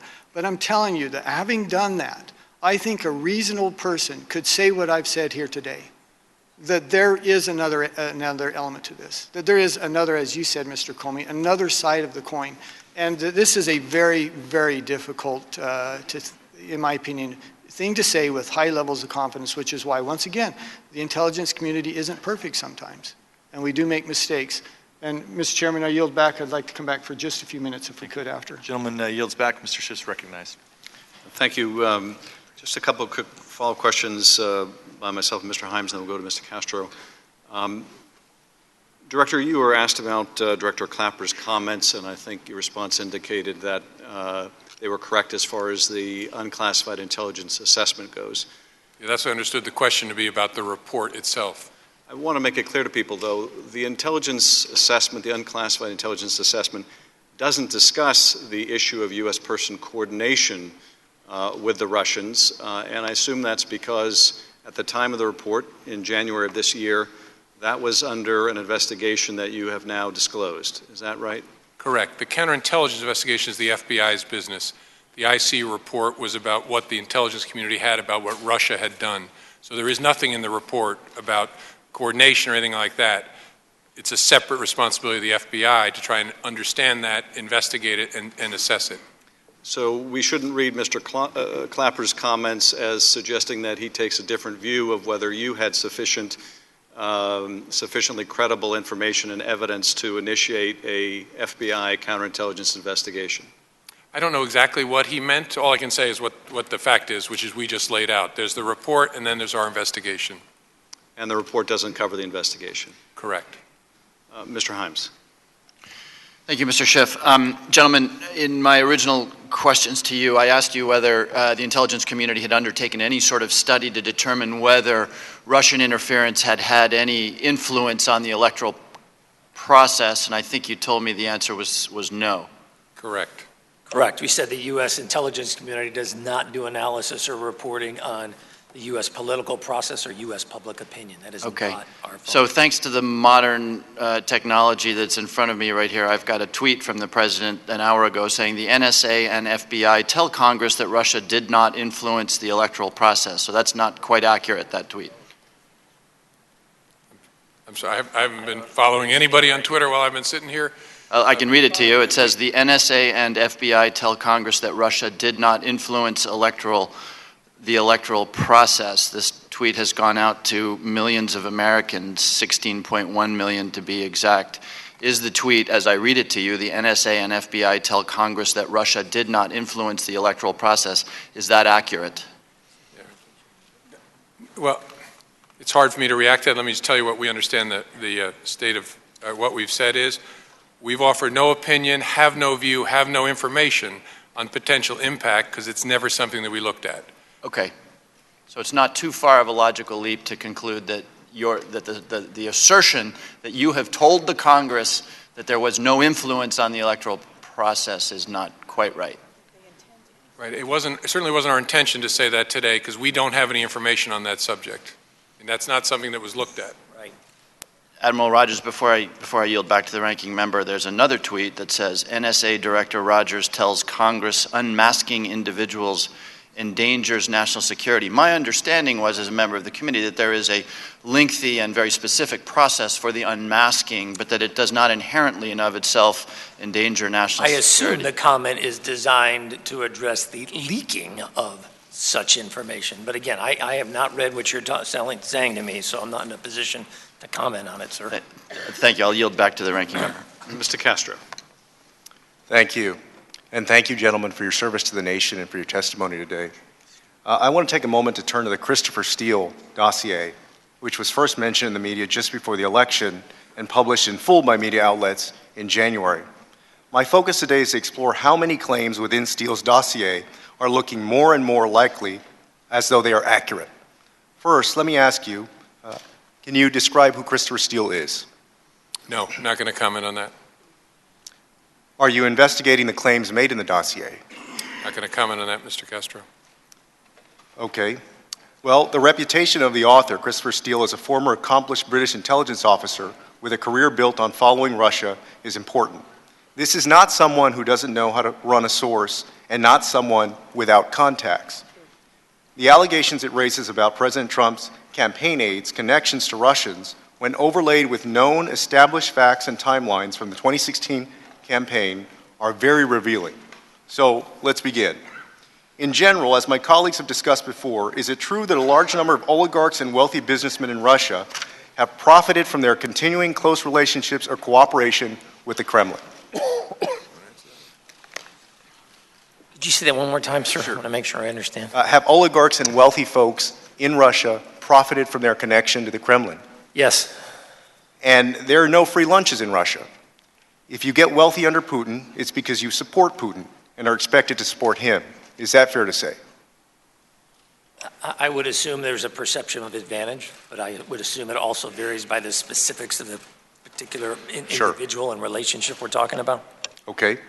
But Putin never just trusts, he verifies, right?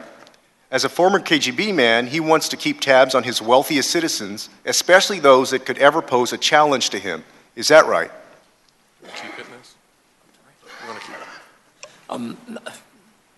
I assume he maintains knowledge of the situation around him to include particular centers of influence within Russia. Thank you. So is it likely that the Kremlin would accept or actively trade favors or other valuable or sensitive information, intelligence from foreign figures about Russian oligarchs or wealthy businessmen living abroad? Is it possible? Yes, but again, it depends on the particulars of the situation. I don't know that I would make a flat statement on that. But it's certainly a possibility. It's a possibility? Okay. Well, the dossier definitely seems right on these points. A quid pro quo relationship seems to exist between the Trump campaign and Putin's Russia. A July 19, 2016 entry, for example, asserts that Russians were receiving intel from Trump's team on Russian oligarchs and their families in the United States. An entry from June 20th, 2016 states, quote, Trump and his inner circle have accepted regular flow of intelligence from the Kremlin. including on his Democratic and other political rivals, unquote, which is something for something. A July 30th entry likewise states that, quote, a source close to the Trump campaign confirms regular exchange with the Kremlin has existed for at least 8 years, including intelligence fed back to Russia on oligarchs' activities in the United States. Is it generally true that Moscow actively seeks and supports, whether through the oligarchs, overt Russian officials, or undeclared intelligence officers, sympathetic or cooperative foreign figures abroad, whether through business dealings or political backing or a combination of the two? I think it's generally true. I mean, generally, this is a tactic. Generally, it's a tactic we have seen over time, but again, I would caution us, we're talking about very specific cases theoretically here, and I'm not prepared to get into any of the specifics. And I know that my colleagues have touched upon this, but I think it's important in the context of Christopher Steele's dossier to bring it up again. So my question is it likely or plausible that the Russians might seek out Americans for Moscow's purposes? It is one of the focuses of our counterintelligence mission to try to understand the ways in which they try to do that. That's at the core of their intelligence gathering, is try and co-opt, recruit Americans to give them information. So the dossier states in an entry dated August 10, 2016, that a, quote, Kremlin official involved in U.S. relations, unquote, suggests that Moscow might offer assistance to, quote, sympathetic U.S. actors. Does this sound like a plausible tactic out of the Russian playbook? I'm not going to comment on that, Mr. Castro. Okay. Now let's get even more specific. Among the U.S. actors, this Kremlin official mentions are Carter Page and Michael Flynn, whom my colleagues have already discussed at length and which the dossier describes as, quote, examples of successes by the Kremlin official. We know Carter Page went to Moscow on July 7th to give a speech to the new economic school. We're in possession of the slide deck from his speech there. And we know Carter Page obtained approval from the Trump campaign manager at the time, Corey Lewandowski, as reported in Politico, citing National Security Campaign official J.D. Gordon. Now, let me ask you another question with respect to somebody else. Is it correct that Igor Senchin, the president of Russian oil giant Rosneft, is a former member of Russian intelligence and a longtime aide and confidant to Vladimir Putin? Not going to answer that, Mr. Castro. In an October 18, 2016 entry, the dossier states that during Page's visit to Moscow, he met with Igor Senchin, offering, quote, Page and Trump's associate the brokerage of up to 19% stake in Rosneft, with Page confirming that, quote, if Trump were elected U.S. president, sanctions on Russia would be lifted. And although, fortunately, the White House hasn't been so naive as to unilaterally lift sanctions on Russia, it was widely reported that on January 27th of this year, Rosneft sold a 19.5% stake in Rosneft in what Reuters calls, quote, one of its biggest privatizations since the 1990s. Furthermore, Reuters reported that, quote, public records show the ownership structure of the stake ultimately includes a Cayman Islands company whose beneficial owners cannot be traced. What a coincidence. Is this the subject of your investigation? One of the subjects of your investigation? Same answer. Okay. Meaning I'm not going to comment. I understand. So let's move to WikiLeaks for a moment, who played such a prominent role in the 2016 election. As has been established before and reestablished at this hearing, WikiLeaks was at a minimum an unwitting pawn and at maximum an active co-conspirator of the Kremlin's in publishing stolen DNC and senior Democratic officials' emails. And do you agree this was done in order to offer Moscow some measure of separation as to mask its hand in having hacked and stolen the data in the first place, but so it could still have it publicly posted to inflict damage on the Clinton campaign? Yeah, I think that's fair. Yes. Okay. An entry from July 19, 2016 in the dossier states that a Trump associate knew that the Kremlin was using WikiLeaks in order to maintain, quote, plausible deniability of its involvement. 3 days after this entry, WikiLeaks carries out the Kremlin's wishes and publishes upwards of 20,000 stolen DNC emails and 8,000 associated email attachments. And the rest, as they say, is history. Another entry dated August 17th, has Carter Page and a Russian associate discussing WikiLeaks, publishing emails in order to swing Sanders supporters away from Clinton and to Trump. And again, from a September 14th entry of the dossier, quote, Kremlin has further compromising material on Clinton in form of emails and considers disseminating after parliamentary elections in late September. And on October 7th, WikiLeaks publishes John Podesta's hacked emails.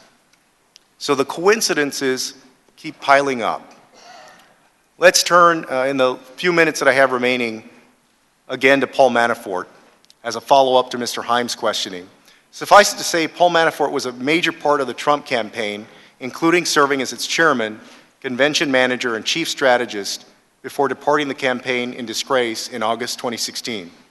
It's also established the fact that Paul Manafort was a longtime official advisor to pro-Russian Ukrainian political leadership. Is Paul Manafort a subject in your investigation? I'm not going to comment on that. All right. Director, can you describe to the American people the Russian concept of kompromat?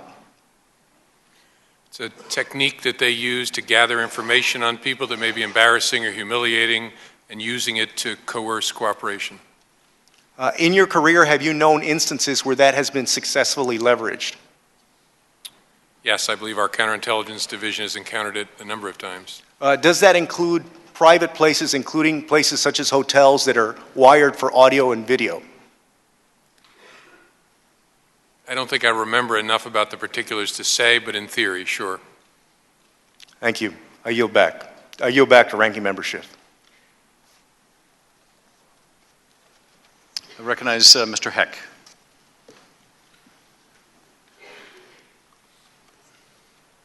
Admiral Rogers, before I get into my main body of my remarks, I want to go back to your earlier comment about that there is no evidence to indicate that there was a successful Russian hacking of voter results or tabulations.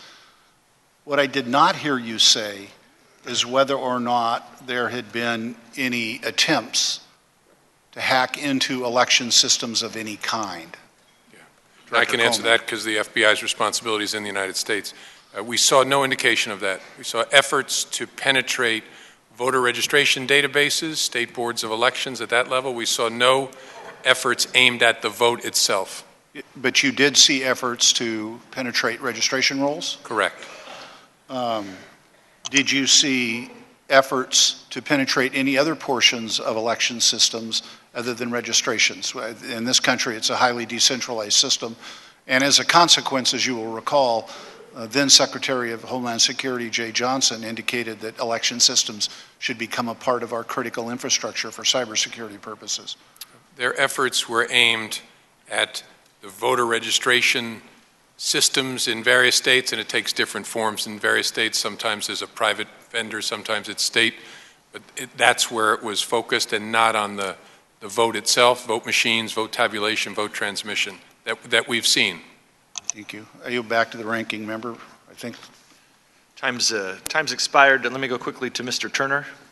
Thank you, Mr. Chairman. There's been a lot of statements that have been made up here as opposed to questions, and we don't certainly feel the need to clarify all of them, but there is one aspect that does need to be clarified because it's also involved both of your testimonies. There has been discussion up here concerning the statements by James Clapper, and rather than do the conjecture as it has been made, I'm going to just read it.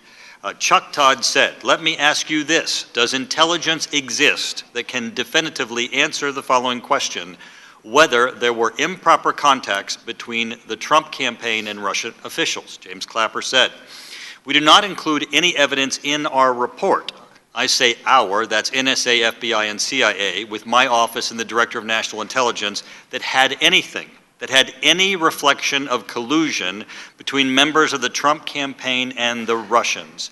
There was no evidence of that included in our report." Chuck Todd followed up, "I understand that, but does it exist?" James Clapper answered, "Not to my knowledge." So the text is not merely related to the report. I yield back. Mr. Crawford's recognized. Thank you, Mr. Chairman. Thank you, gentlemen, for being here today. I'll start with Director Comey.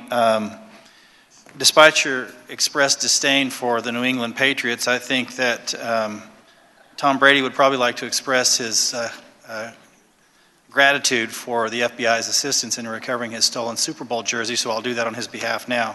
Thank you. By the way, if I'm honest with myself, the reason I don't like the Patriots is they represent sustained excellence. And as a Giants fan, that drives me crazy.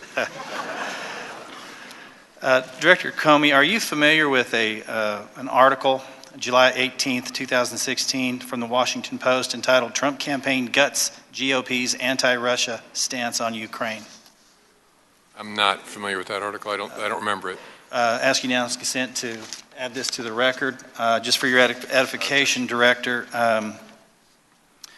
there's an allegation contained in that article that as a National Security Committee platform meeting, Trump staffers wrote an amendment to an amendment that stripped out platforms call for providing, quote, lethal defensive weapons and replace it with softer language calling for, quote, appropriate assistance.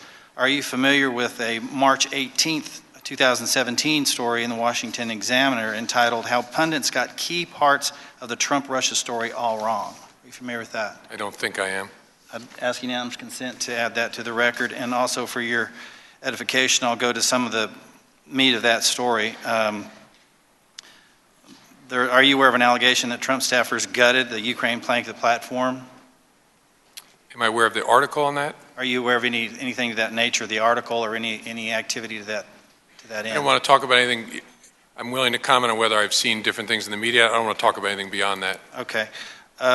So then, safe to say you're not aware of the final platform that retained all of the language from the original platform plus a portion of the amendment offered by the platform committee member?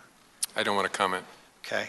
Then I'll go through. I know that you're limited on what you can comment on. I'll go through some of the as I said, the meat of this.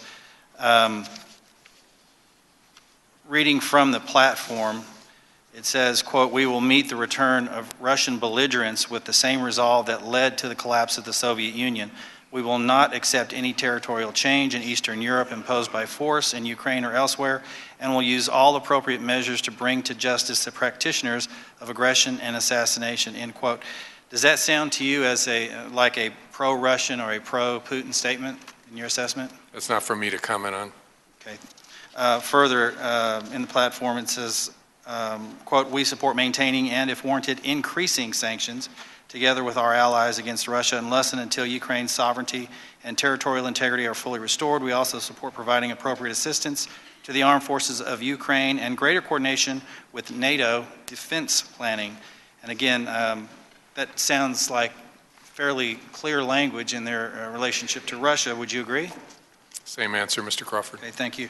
The final language, I'll get to here in just a sec. There was an amendment, but the final language regarding that plank of the platform with regard to national security relating to Russia. It says, quote, "We support maintaining and, if warranted, increasing sanctions together with our allies against Russia unless and until Ukraine's sovereignty and territorial integrity are fully restored. We also support providing appropriate assistance to the armed forces of Ukraine and greater coordination with NATO defense planning."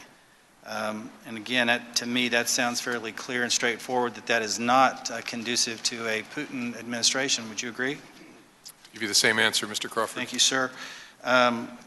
It's also important to note that that platform was adopted in coordination with and in concert with the Trump administration as they met at the convention and they went through the platform process.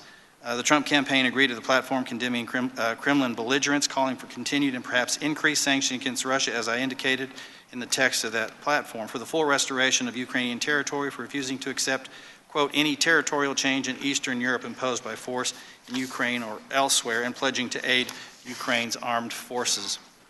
So I bring that up just to highlight and note the fact that none of that appears to be pro-Putin or pro-Russia language.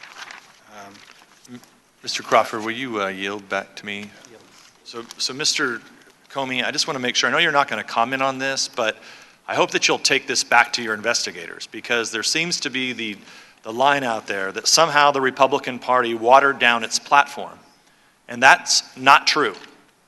That didn't happen. And in fact, What happened is that the platform was actually increased its certainty and against what the Russians were up to, and it actually amended the platform to make it stronger than what it initially was. So, I know there's a lot of circumstantial evidence out there about all these supposed people that knew the Russians, but the reality is, and remains the case, the Republican Party had a very strong platform that was against the Russians, and it was increased in its strength, not decreased like has been reported. So I know that you won't comment, but I hope that at least you will provide this to your investigative team so that we can at least get this off the table.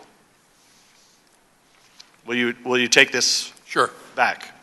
Okay, we'll get it to you. Sorry, Mr. Crawford, we'll go back. Oh, not at all.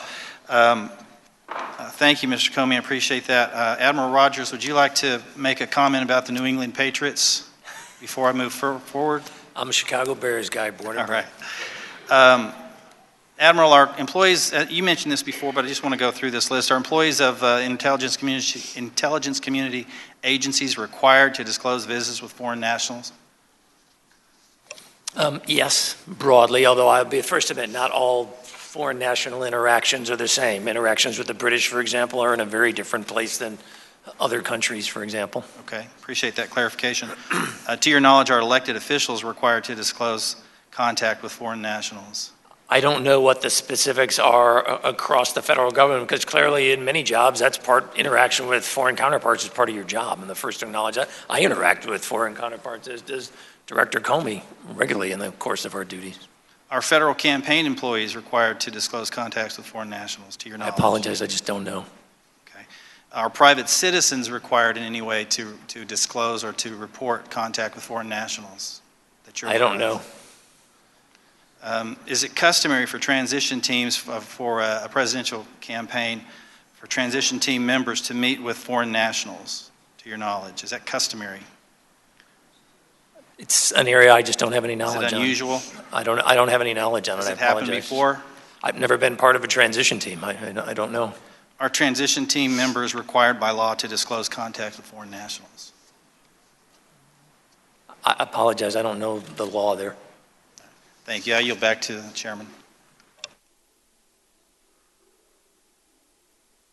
Thank you, Mr. Crawford. Ms. Stefanik's recognized. Thank you, Mr. Chairman. Thank you, Director Comey and Admiral Rogers, for your testimony today. My first set of questions are directed at Director Comey. Broadly, when the FBI has any open counterintelligence investigation, what are the typical protocols or procedures for notifying the DNI, the White House, and senior congressional leadership? There is a practice of a quarterly briefing on sensitive cases to the chair and ranking of the House and Senate Intelligence Committees. And the reason I hesitate is, thanks to feedback we've gotten, we're trying to make it better. And that involves a briefing of the Department of Justice, I believe the DNI, and some portion of the National Security Council at the White House. So if that's So quarterly... to brief them before Congress is briefed. So it's quarterly for all three, then senior congressional leadership, the White House, and the DNI? I think that's right. Now, that's by practice, not by rule or by written policy, which is why, thanks to the chair and ranking giving us feedback, we're trying to tweak it in certain ways. So since in your opening statement you confirmed that there is a counterintelligence investigation currently open, and you also referenced that it started in July, when did you notify the DNI, the White House, or senior congressional leadership? It's a good question. Congressional leadership, sometime recently, they were briefed on the nature of the investigation in some detail, as I said. Obviously, the Department of Justice has been aware of it all along. The DNI, I don't know what the DNI's knowledge of it was, because we didn't have a DNI until Mr. Coates took office, and I briefed him his first morning in office. So just to drill down on this, if the open investigation began in July and the briefing of congressional leadership only occurred recently, why was there no notification prior to the past month? I think our decision was it was a matter of such sensitivity that we wouldn't include it in the quarterly briefings. So when you state our decision, is that your decision? Is that usually your decision what gets briefed in those quarterly updates? No, it's usually the decision of the head of our counterintelligence division. And just, again, to get the detailed on the record, why was the decision made not to brief senior congressional leadership until recently, when the investigation had been open since July, a very serious investigation? Why was that decision made to wait months? I think because of the sensitivity of the matter. Stepping back more broadly, in the case of Russia, we know that cyber hacking is just one tactic that's typically part of a broader influence or information warfare campaign. And we know the Russian government is ready and willing to employ hacking as but one of many tools in their toolkit to obtain information for use against the United States. Is there any evidence that Russia tried to hack other entities associated with the 2016 presidential campaign in addition to the DNC or Clinton campaign operatives? Yes, many others. Can you specify those others? Did that include the RNC? Did that include any of the other campaigns of candidates in the primaries, either Democrats or Republicans? I think what we can say in an unclassified setting is what we have in the report, that there were efforts to penetrate organizations associated with the Republican Party, and that, I think that's what we said in the report, and that there were not releases of material hacked from any Republican-associated organizations.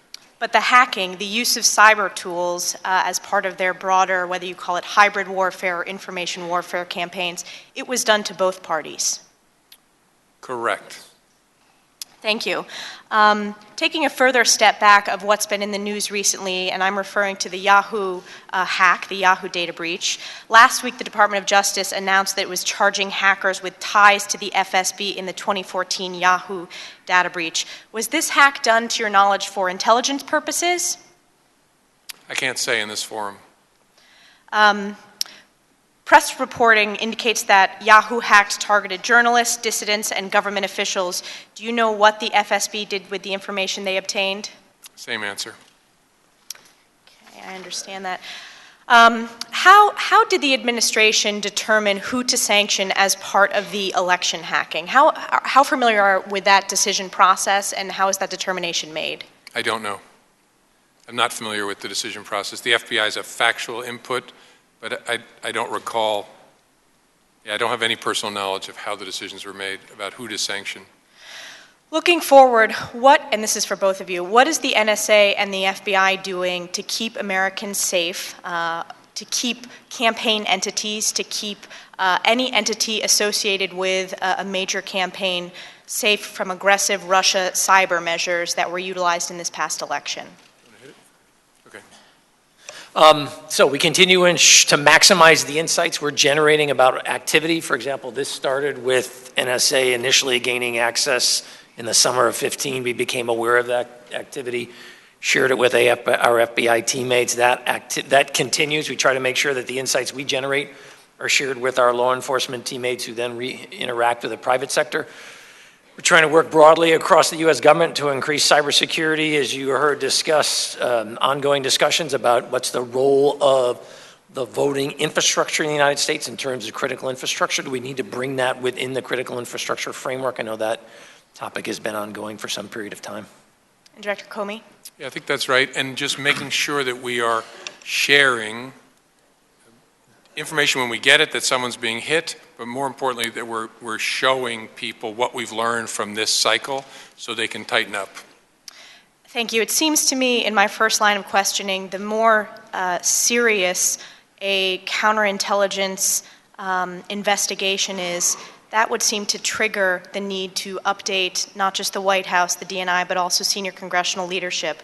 And you stated it was due to the severity. I think moving forward, it seems that the most severe and serious investigations should be notified to senior congressional leadership. And with that, thanks for the lenience, Chairman. I yield back. That's good feedback, Ms. Stefanik. The challenge for us is sometimes we want to keep it tight within the executive branch, and if we're going to go brief congressional leaders, the practice has been then we brief inside the executive branch, and so we have to figure out how to navigate that in a good way. We may have to update the law on that. Generally yields back. Mr. Schiff is recognized for 15 minutes, and I think then we'll come back to our side for 15, and that should be it. Thank you, Mr. Chairman. Just a couple of questions before I hand it back to Mr. Heck. Do the Russians favor the United States provision of lethal defensive weapons to Ukraine? Admiral? No. They would strongly oppose such an idea, would they not? They have been opposed to it to date.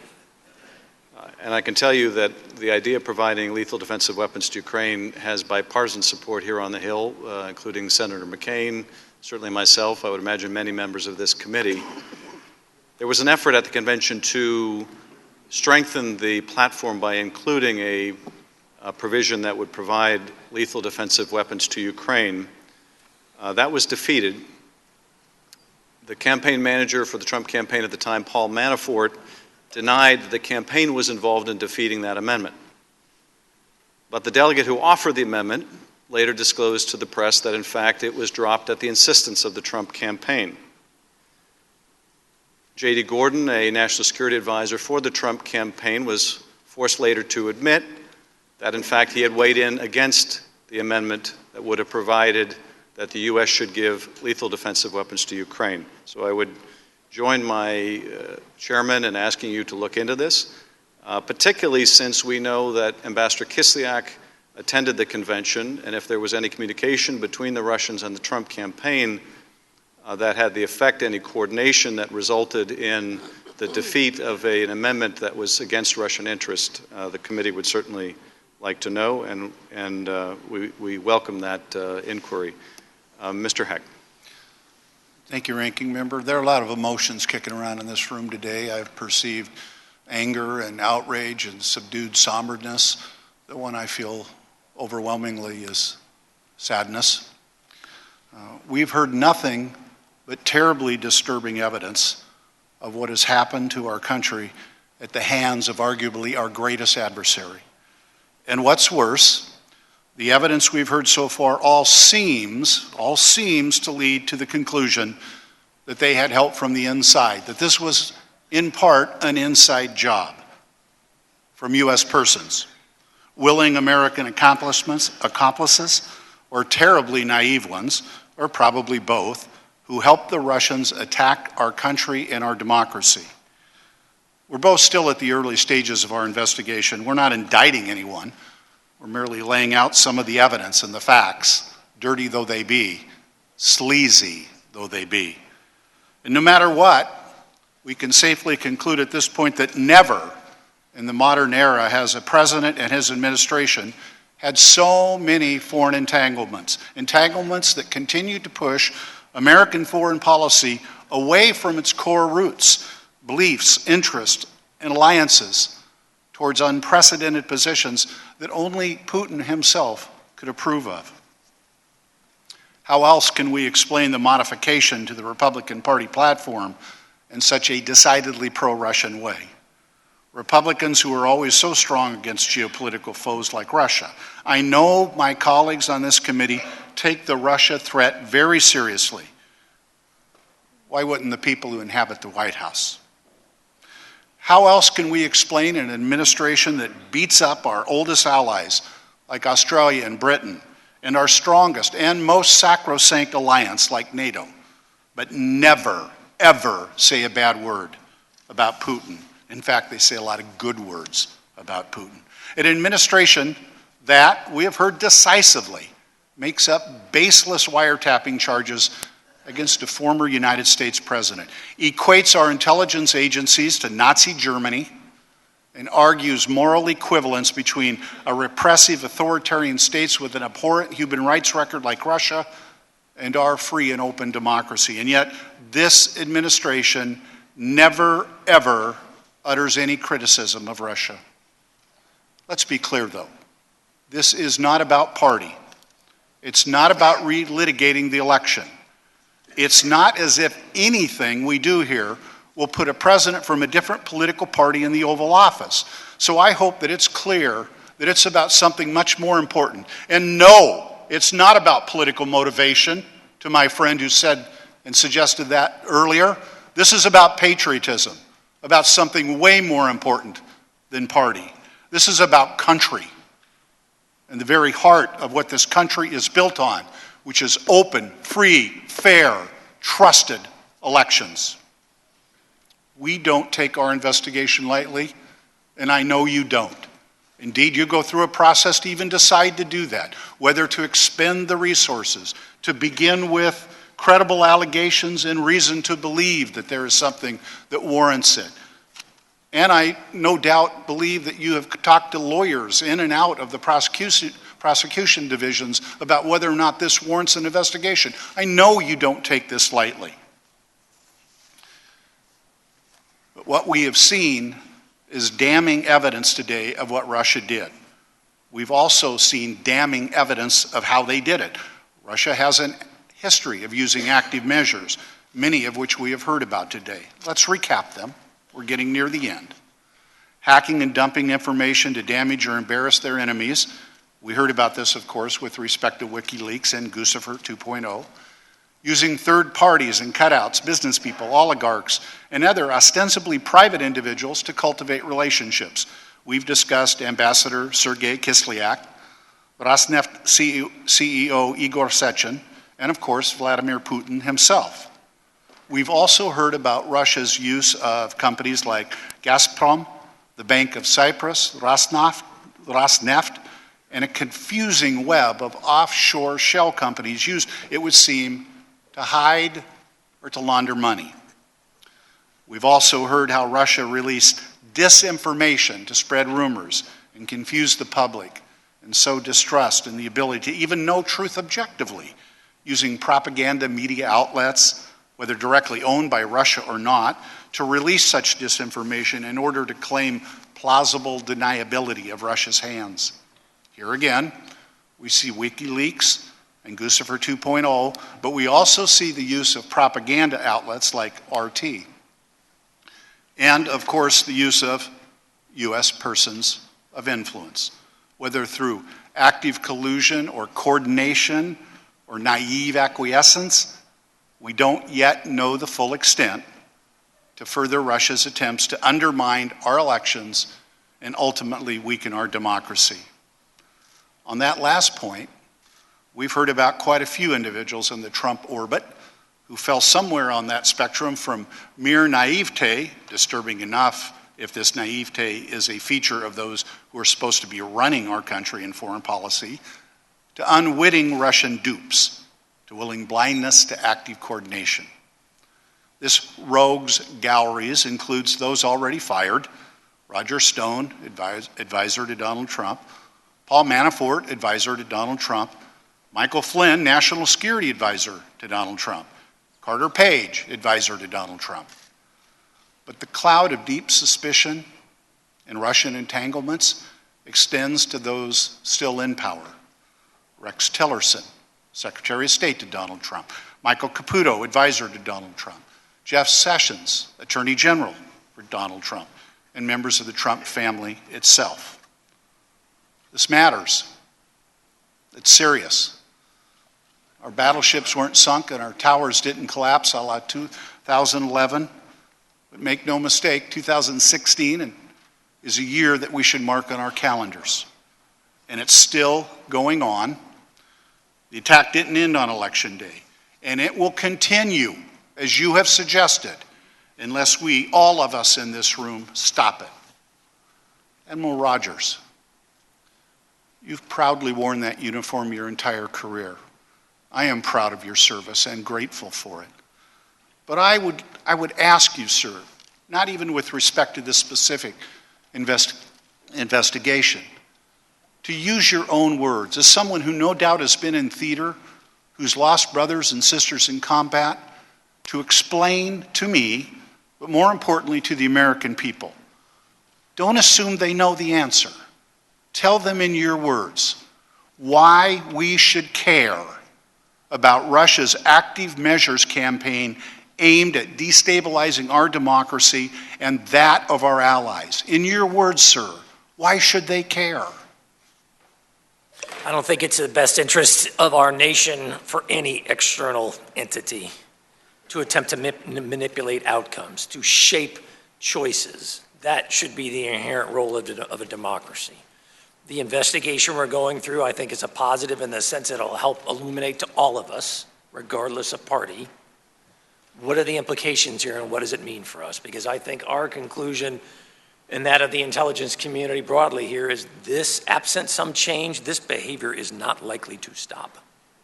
Absent some change in the dynamic, this is not likely to be the last time we will be having these discussions about this kind of activity.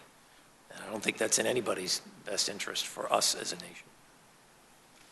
Director Comey, parallel question. Again, in general terms, and not with respect to the specific investigation you have revealed here today. Not asking you to go into specifics on any individuals, but please explain briefly to me, and more importantly to the American public, why we should care about Russia's use of U.S. persons, of Americans, helping Russia destabilize our democracy. Well, like Admiral Rogers, I truly believe we are a shining city on a hill, to quote a great American, and one of the things we radiate to the world is the importance of our wonderful, often messy, but free and fair democratic system and the elections that undergird it. And so when there's an effort by a foreign nation state to mess with that, to destroy that, to corrupt that, it's very, very serious, threatens what is America. And if any Americans are part of that effort, it's a very serious matter. And so you would expect the FBI to want to understand, is that so? And if so, who did what? But again, I want to be very careful that people don't overinterpret my words. To preserve our ability to answer those questions, we're not talking about our work. I'm not here voluntarily, right? I would rather not be talking about this at all. But we thought it was important to share at least that much with the committee and the American people, and now we're going to close our mouths and do our work to see if we can answer those questions, because the answers matter. They do indeed. I thank you both for those answers, and I thank you both for your service to our country. I would like to think that we can turn this from a sad event into a positive one. This country has stood up and fought on behalf of its own health and welfare and that of its citizens, and met any number of challenges throughout our nation's history. The worst thing we could do is underestimate the nature of this challenge before us today. With that, Ranking Member, I would appreciate it if I could yield to my friend from Texas, Mr. Castro, briefly. Mr. Castro. Thank you. One more question with respect to leaks. I know that's been a big topic of the line of questioning and, of course, is of concern to all of us, regardless of political party. But I want to ask you, Director, is it possible that some of those leaks could come from not the intelligence community, but from members of the White House staff, for example? Sure, it could come from lots of different places. And it's often one of the things that's challenging, as I said, about a leak investigation.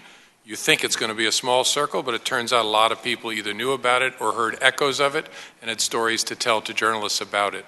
So in my experience trying to figure these things out for decades, it's often coming from places you didn't anticipate. No, and the reason I ask the question is because the President has berated the FBI and the intelligence community on the issue of leaks, and others have berated the intelligence community and the press because of these leaks.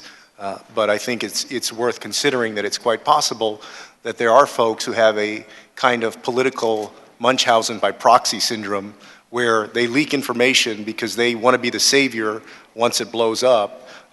You know, there are all sorts of individuals that serve on political staffs, and I think that we ought to consider the possibility that perhaps it is somebody at the White House. Thank you. I yield back. Mr. Chairman, we yield back. Gentleman yields back, and Mr. Hurd. Thank you, Chairman, and gentlemen, thank you all for being here, and thank you for your continued service to your country. I've learned recently the value of sitting in one place for a long period of time and listening, and today has added to that understanding. And I'm going to try to ask questions that y'all can answer in this format and are within your areas of expertise. And Director Rogers, my first question to you, the exploit that was used by the Russians to penetrate the DNC Was it sophisticated? Was it a zero-day exploit? A zero-day being some type of, for those that are watching, an exploit that has never been used before? In an open and classified form, I am not going to talk about Russian tactics, techniques, or procedures about how they executed their hacks. If members of the DNC had not, let me rephrase this, can we talk about spear phishing? Sure. In general terms, yes, sir. Spear phishing is when somebody sends an email and somebody clicks on something in that email. The user thinks they're receiving an email either of interest or from a legitimate user. They open it up and they'll often click, if you will, on a link, an attachment. Was that type of tactic used in the... Again, I'm not in an unclassified form, just not going to copy. I apologize.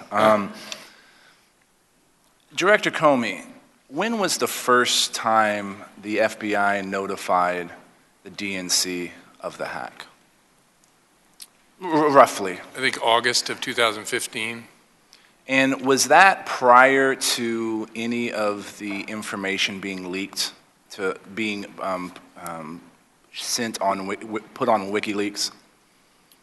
Yes, the first Russian-directed releases were middle of June of the next year by DC Leaks and this Guccifer 2.0 persona, and then that was followed by WikiLeaks. So about a year, a little less than a year earlier. So there was about a year between the FBI's first notification of some potential problems with the DNC network and then that information getting on WikiLeaks. Yes.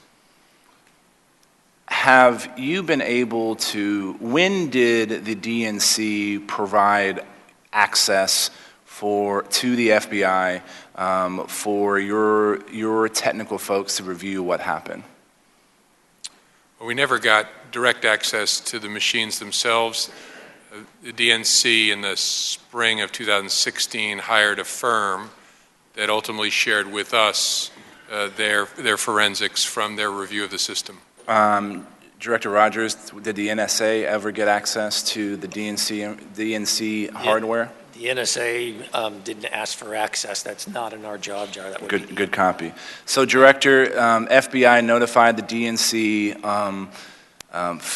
early, before any information was put on WikiLeaks, and when you have still never been given access to any of the technical or the physical machines that were hacked by the Russians.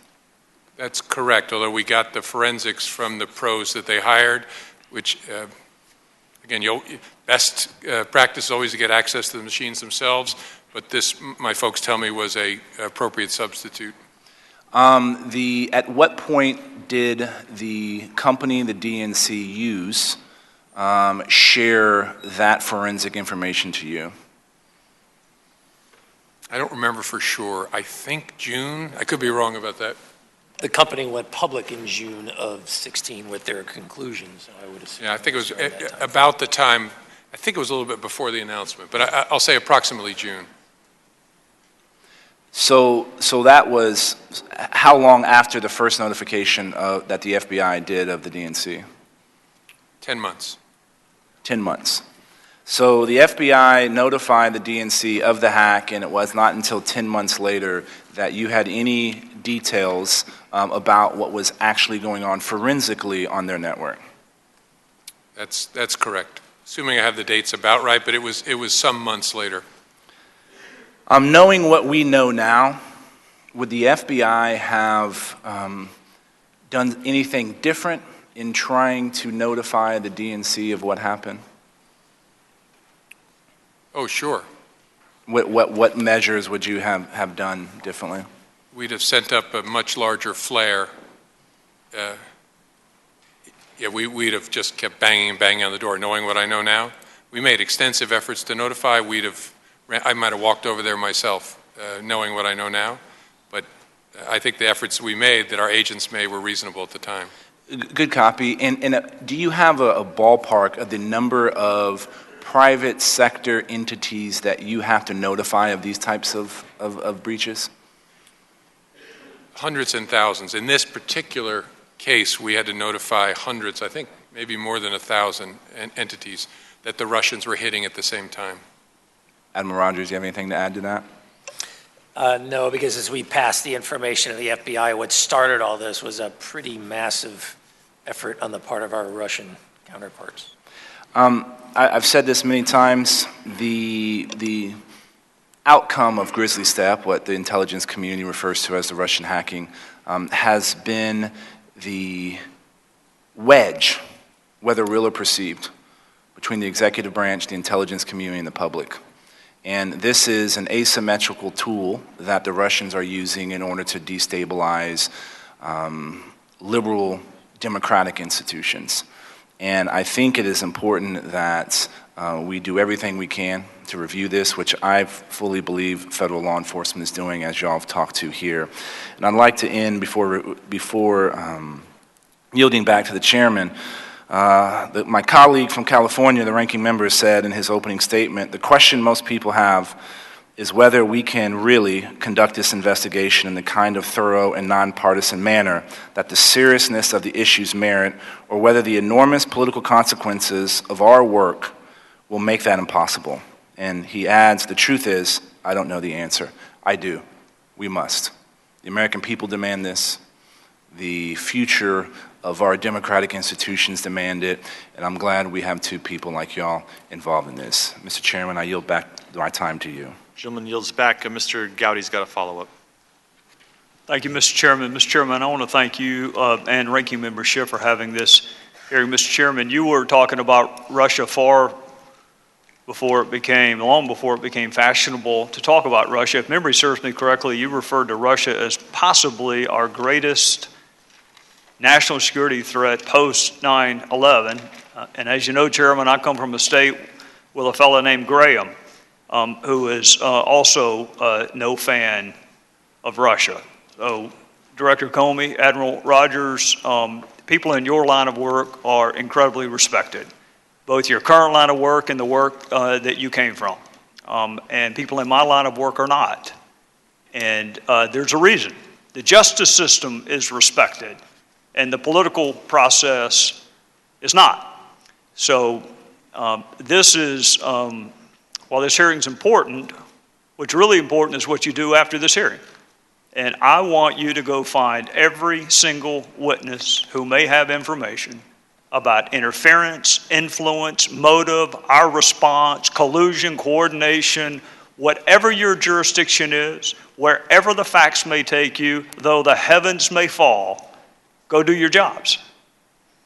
Because nature abhors a vacuum. And right now, you can't answer most of the questions, either by policy, by law, or because the investigation has not been complete. Therefore, a vacuum exists, which people in my line of work are more than happy to fill. So I need you to fill. I need you to do it with all deliberate speed. But Director Comey, I think it's also important for my fellow citizens to take note of why the system that you come from, the one that I come from, is respected, and this system that I'm in now is not. What is hearsay? It's information you don't know of your own personal knowledge, but learned from someone else. It's an out-of-court statement offered to prove the truth of the matter asserted. I was trying to be a little less lawyerly. Right, well, we'll go with your answer. And it is almost never admissible in court. How about anonymous sources? When you were in the Southern District, could you ever call an anonymous source to testify in one of your proceedings? No. You couldn't even use hearsay unless there was some widely accepted exception. And what I've heard this morning in some cases is quadruple hearsay. So it would never, a newspaper article would never, ever be admitted as evidence in a courtroom. So the system we respect would laugh you out of court if you came in armed with a newspaper article. But in the political process, that's enough. Let me ask you this, cross-examination. Why are you able to cross-examine witnesses in trial? Why do we have a right to confront witnesses? Well, it's embedded in our Constitution, and the reason it makes great sense is it's the crucible out of which you get truth. It is the single best way to elucidate the truth, to test and to probe and to challenge and to test someone's personal exposure to the facts. Cross-examination is the best tool that we have. How do you cross-examine an anonymous source? How do you cross-examine hearsay? I hope that you go find every single witness that you need to talk to and examine every single document. People are counting on you two and your line of work to find the facts. And people are welcome to draw whatever conclusions they want from the facts. But when I hear the word evidence, as I've heard lots and lots this morning, let me ask you this, Director Comey. Are you familiar with any trials where one witness may have said the light was red and one witness may have said the light was green? Does that ever happen? Yes, that's why you have a trial. Does it ever happen where one bank teller said the assailant was 5'10" and one said the assailant was 6'2"? Sure. So that's evidence. You got evidence he's 6'2" and evidence he's 5'11". He just can't be both. The light can't be red and green. So the word evidence, while fancy and legal, the reality is you find facts and then the finder of the fact can draw conclusions and inferences from those facts. So I wish you luck as you begin this process. It is all important. The fact that someone may have had a line of questions about leaks does not mean that they're not interested in all aspects of Russia. And vice versa, the fact that they may not have asked questions about leaks doesn't mean they're not interested in them. You have jurisdiction over all of it. So God bless you as you go on this journey for the facts. And then people can draw whatever conclusions they want. I hope that you will fill the vacuum that is created when y'all are not able to answer questions. With that, I would yield back to the chairman. Gentleman yields back. Mr. Comey, this is my final list of questions here. I just want to make sure we get this on the record. Do you have any evidence that any current Trump White House or administration official coordinated with the Russian intelligence services? Not a question I can answer. I figured you were going to say that, but I just wanted to make sure we got it on the record. How about Counselor to the President, Kellyanne Conway? It's the same answer. And as I said earlier, I constantly want to ask people, don't overinterpret the fact that I say I can't comment. I'm not going to comment on anybody. Well, I think I understand that, but here's the challenge: is that you've announced that you have this big investigation, but now you've got people that are involved in our government that are, the Secretary of State, for example. These are important players, and the longer this hangs out here, the bigger the cloud is. And I know that you're not going to tell me whether or not you have any evidence, but I can tell you that we don't have any evidence. And we're conducting our own investigation here. And if you have evidence, especially as it relates to people in the White House that are working in the White House or the administration, that would be something that we really should know about, and we should know about quickly. And so if you can't give it to the entire committee, I hope you can at least give it to myself and Mr. Schiff, because there is a big gray cloud that you've now put over people who have very important work to do to lead this country. And so the faster you can get to the bottom of this, it's going to be better for all Americans. I understand. Thank you. All right. With that, I want to thank the members today, and especially our witnesses. It was a long day, but I think a good discussion.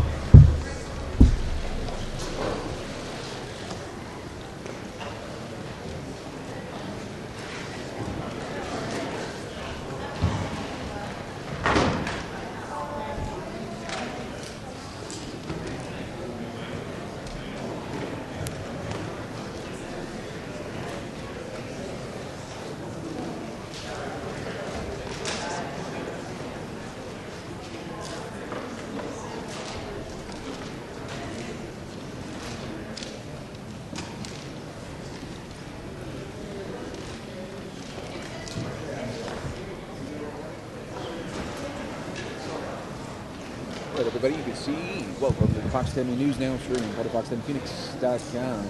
House Intelligence hearing wrapping up there. We're going to take you now, show you that end of Neil Gorsuch.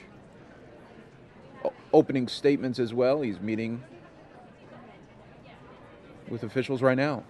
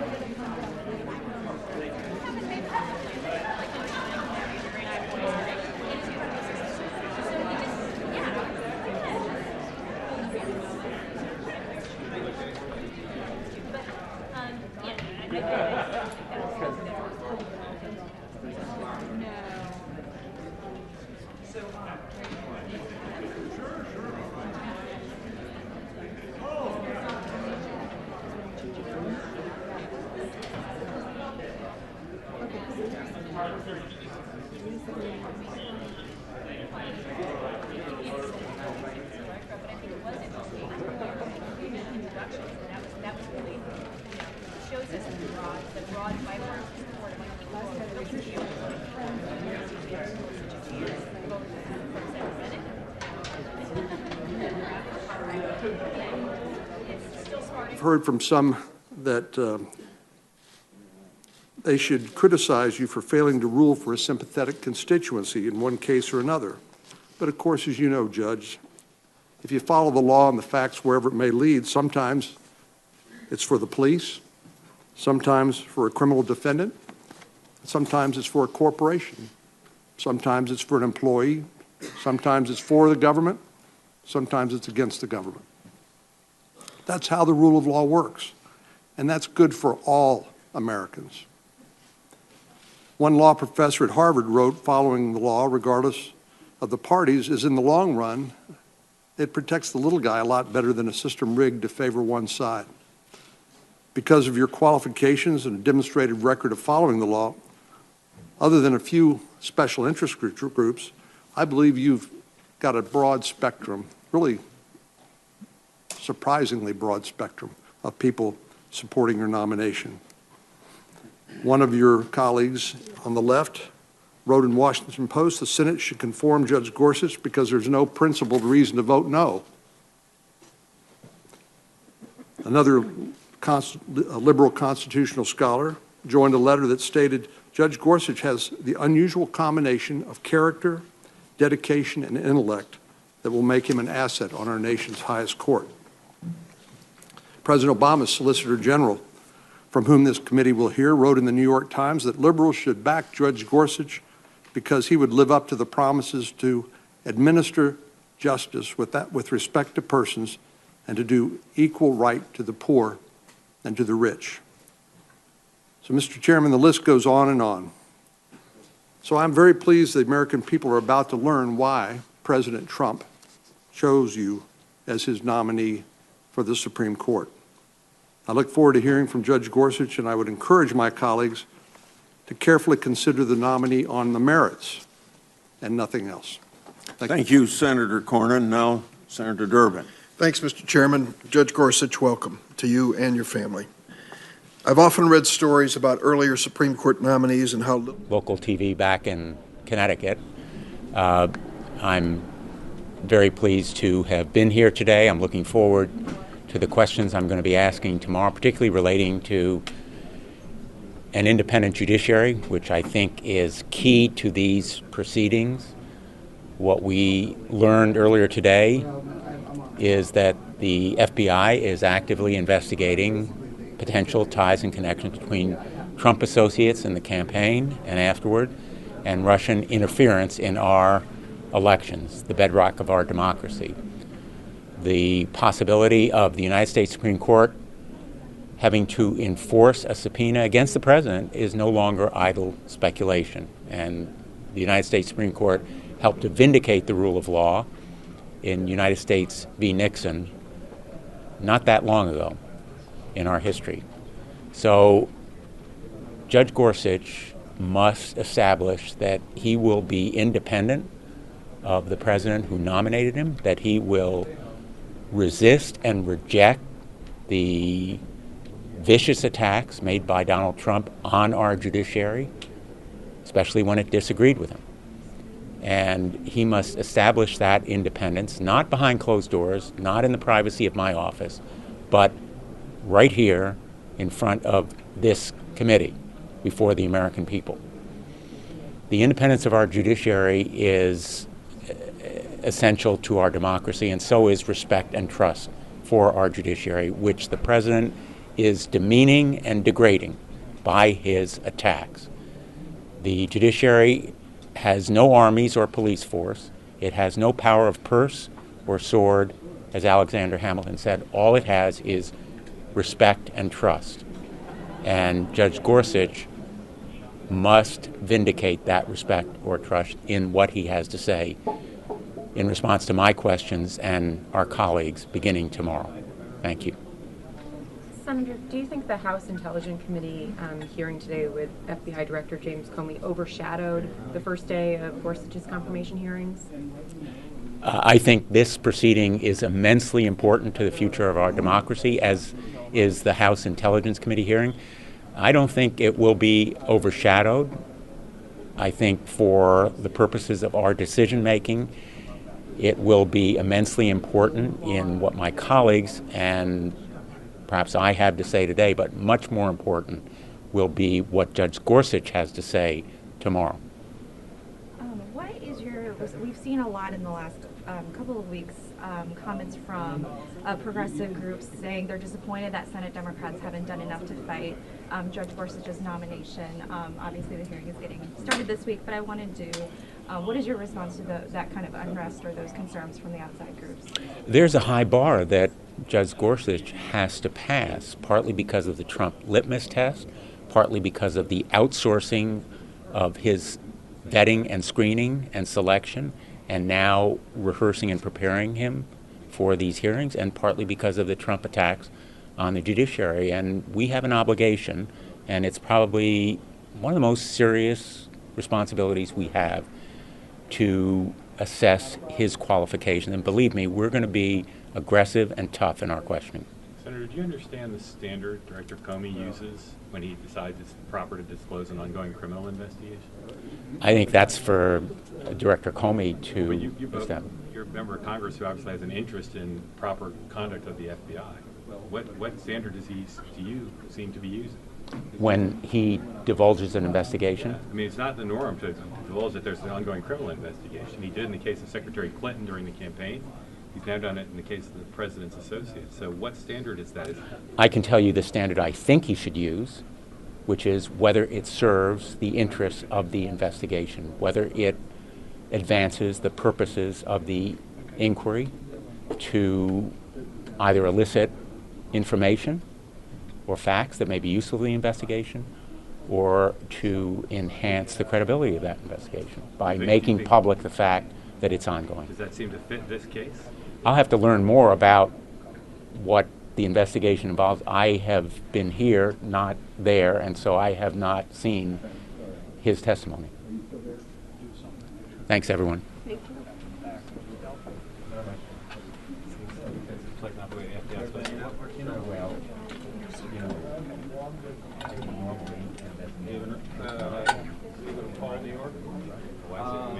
Before the election, you seem to have the notion of, well, if I don't disclose it, voters won't have information, but the election's over.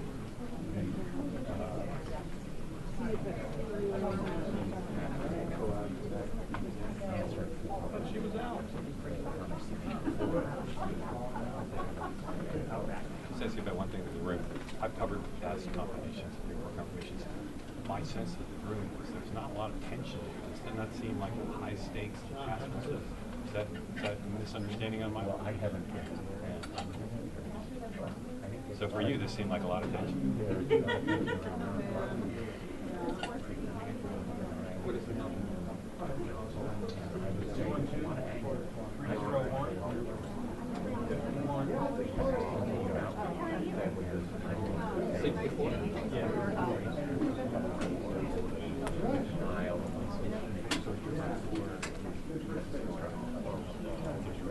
Hello.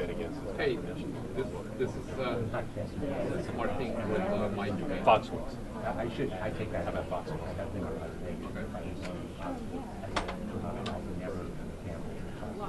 I see a good Wayne Newton show. Yeah. All right, see you tomorrow. Yeah, let's see you then. Thank you.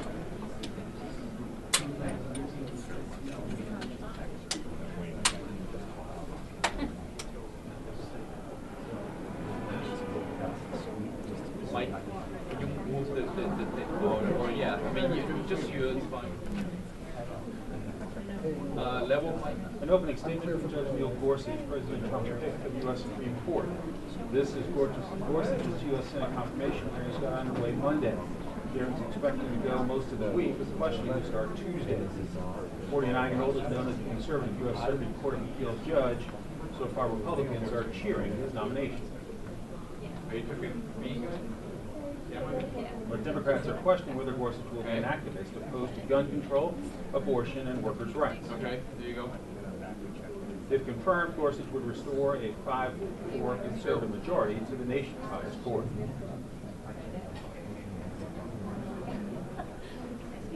Okay. Anytime, Mike. All right, here we go. An opening statement from Judge Neil Gorsuch, President Trump's pick for the U.S. Supreme Court. This is Gorsuch's U.S. Senate confirmation hearings got underway Monday. More time. An opening statement from Judge Neil Gorsuch, President Trump's pick for the U.S. Supreme Court. This is Gorsuch's U.S. Senate confirmation hearings got underway Monday. Hearings expected to go most of the week, with questioning to start Tuesday. The 49-year-old is known as a conservative U.S. Circuit Court of Appeals judge.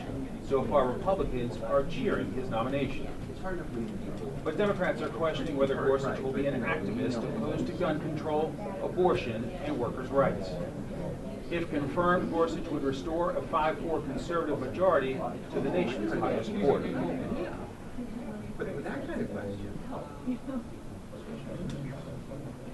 You need to know what you'll do when you're called upon to stand up to this president or any president if he claims the power to ignore laws that protect fundamental human rights. You're going to have your hands full with this president. He's going to keep you busy. It's incumbent on any nominee to demonstrate that he or she will serve as an independent check or balance on the presidency. There are some warning flags. February 23rd, White House Chief of Staff Reince Priebus said, and I quote, "Neil Gorsuch represents the type of judge that has the vision of Donald Trump." Close quote. I want to hear from you why Mr. Priebus would say that. Make no mistake, when it comes to the treatment of workers, women, victims of discrimination, people of minority religious faith, and our Constitution, most Americans question whether we need a Supreme Court justice with the vision of Donald Trump. With my constitutional responsibility firmly in mind, I look forward to questioning tomorrow. Thank you, Mr. Chairman. Thank you, Senator Durbin. Now, Senator from Utah. Thank you, Mr. Chairman, and thank you, Judge Gorsuch. Welcome to the committee. I also want to welcome your friends, family members, supporters, former colleagues, and people you've worked with over the years who have come to show their support. I know they're proud of you, and they're proud of you not just because of what you've done, what you've accomplished professionally, but also because of who you are personally, a man of integrity, a man of great accomplishment, a man of character, and a man of faith. Everyone knows that a Supreme Court confirmation hearing can be dramatic, even emotional at times. The stakes are high. As senators, we understand that there are a few things that are more important than the obligation that we're performing here, than the duty that we're carrying out in connection with this process. These days, it seems like standing for a confirmation hearing in the United States Senate after being nominated to the Supreme Court of the United States can appear a little bit like running for political office. As we've seen over the last few weeks, there are interest groups out there, some supporting you, some opposing you, out there waging campaigns almost as if they were running a campaign for someone pursuing public office. Maybe that's why, especially on this side of the dais, it can be easy to forget that a nominee is an ordinary citizen. Perhaps not ordinary in the usual sense, but at least that person is not a politician. You, sir, are not a politician, which means that the acrimony, the duplicity, the ruthlessness of today's politics are still a little foreign to you, are still quite unfamiliar to you. I hope that they will remain unfamiliar to you.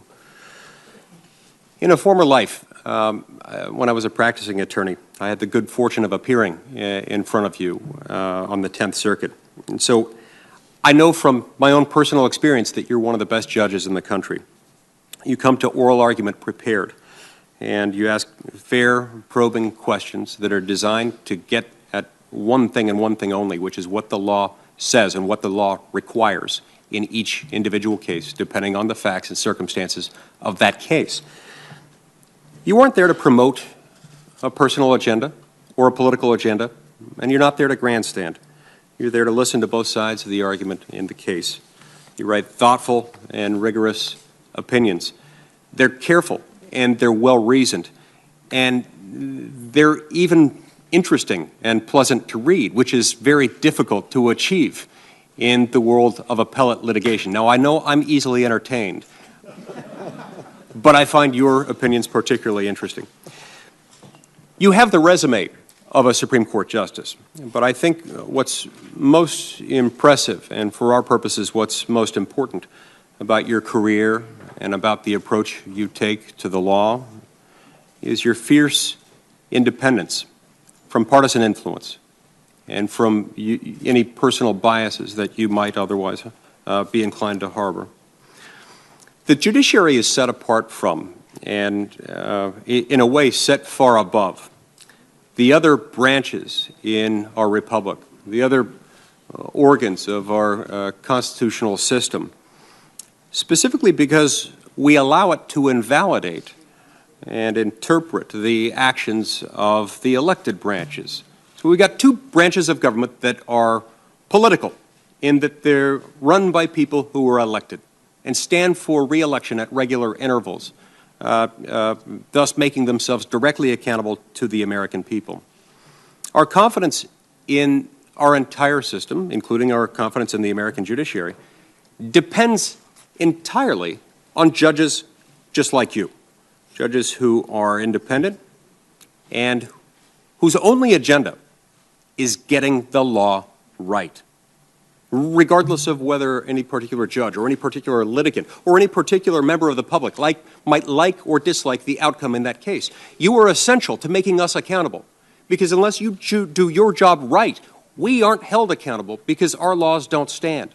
That's what makes your role and your particular unique approach and your particular unique commitment to this so important.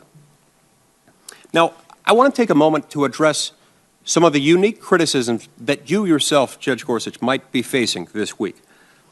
I'm sure that during this hearing, some of my colleagues might claim that you're outside the mainstream. In fact, we've sadly heard some of that already today. We've heard arguments to the effect that you were an originalist, and we've heard assertions to the effect that originalism is somehow so far out of the mainstream that it's dangerous.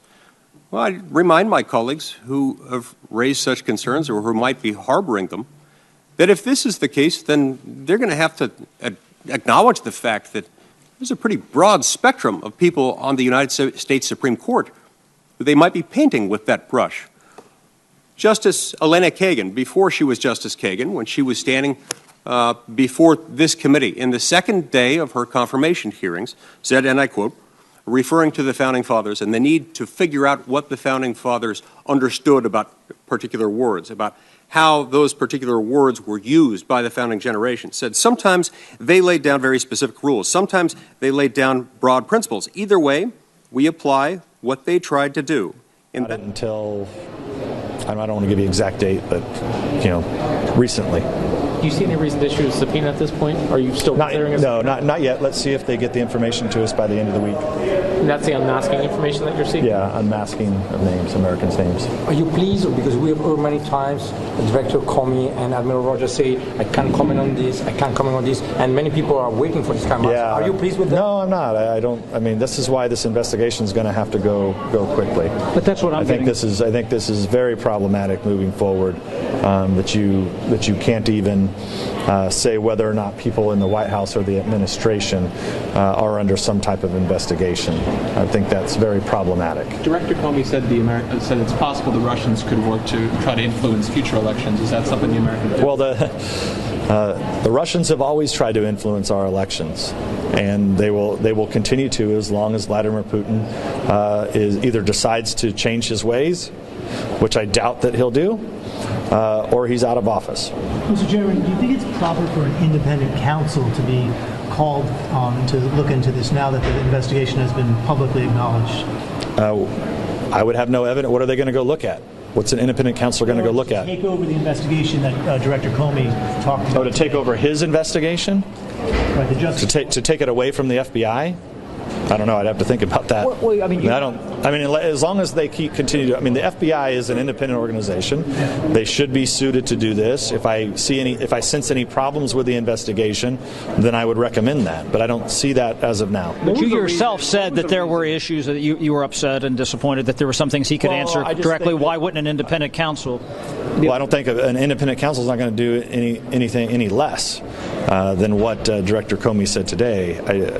Like I said, there's this. Until this gets cleared up, you guys are going to continue to have these questions, and I just don't have evidence of people within the White House or the administration that have any ties to Russian intelligence services of any kind, and that even hanging out there is bad for democracy, bad for America, and clearly it helps our adversaries, especially the Russians. What was the reason why Director Comey told you why he didn't tell you last year that this investigation was happening? I don't know. I'd like to know that. I'd like to know that answer myself. When you say recently, I mean this is in the last couple of weeks you learned? Yeah. It was. He said it was due to the sensitivity of the investigation. Do you accept that? No, I don't. Yeah, no, I think there's no reason and look, maybe I don't think there's any written rules on what the Congress should be informed of, and perhaps we're going to have to look into what those rules should be moving forward, because had we known about this back in July, clearly we wouldn't be in this position today. Do you need to hear from him in closed session again later this week or something? Not this week, but we will continue to hear from him. It sounds like you think that are they withholding? How are you leaving feeling today? I feel just like when I walked in. We're trying to get facts. But you seem at the end of the hearing to suggest that they may be withholding, that the FBI may be withholding some evidence. No, I don't think they're withholding evidence as it relates to people in the White House and administration. You said, will you turn over some evidence, whatever evidence you have? What did you mean by that? Well, if they have it, I'd like to see it, but I don't think it exists. Anyway, anything else, guys? I got to get going here. The public should have known about this investigation before they went to vote last year? We won't know that until we get to the bottom of let them conduct the investigation. I think when that sees sunlight, I think it will be very helpful to everyone, including you guys. And what about his hatred of the Patriots? Yeah, well, that's another issue that I don't care about the Patriots or not, but I do think that metaphor is not accurate. I don't think just because you don't like a team and you root against that team every time, that means that you like that team. So that would mean that essentially that of the 16 games during the year, you have all sorts of different teams that's your favorite team that week, and I just don't understand that. I don't understand the logic of that, because I still think, as you heard today, there was no question. I think the Russians believed that Hillary Clinton was going to win, as did all of you here. All thought Hillary Clinton was going to win, and I think they were doing anything they could to hurt whoever they thought was going to win. It doesn't mean that they were trying to help the other candidate. And that's where I think there's a big discrepancy. And I don't know that we'll ever get to the bottom of that, because it's based on an individual's opinion. It's the opinion of analysts who look at this stuff. So I don't know who those analysts were exactly, and that's one of the things we're trying to figure out, who actually did the analytical work to make that change that occurred in January. All right, guys. Thank you. Okay. All right, bye-bye.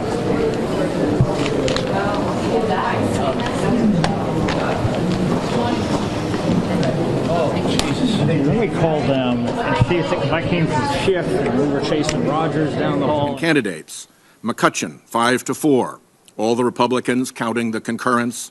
Bullock 5-4, all the Republicans, and the infamous Citizens United decision 5-4, all the Republicans. In each area, the court made new law 5-4, and each decision predictably helped Republicans win elections. At 6-0, it's a partisan rout. Then look at cases that pit corporations against human beings. All the 5-4 Republican appointee decisions line up to help corporations against humans. Citizens United and the political money decisions should again count here. All three of them 5-4, all the Republicans. Then come decisions that protect corporations who've harmed their employees. In pay discrimination, Ledbetter, 5-4, all the Republicans. In age discrimination, Gross, 5-4, all the Republicans. In harassment cases, Vance, 5-4, all the Republicans. In anti-retaliation cases, Nassar, yep, you guessed it, 5-4, all Republicans. Then there are the decisions that protect corporations from class action lawsuits. Walmart v. Dukes, 5-4, and Comcast, 5-4, both all Republicans. Then there are decisions that help corporations steer customers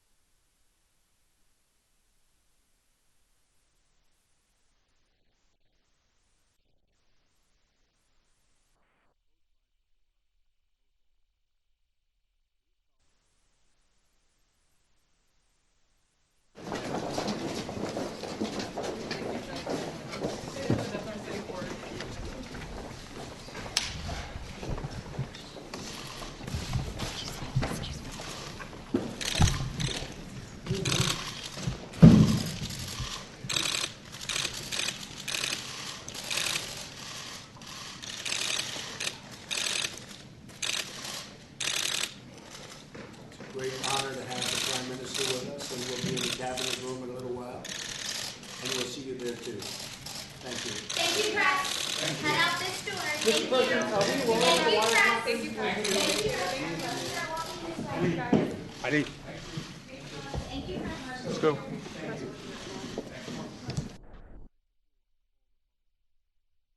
Isolate investment bankers from fraud claims? Why not? Janus Capital Group, 5-4, all Republicans.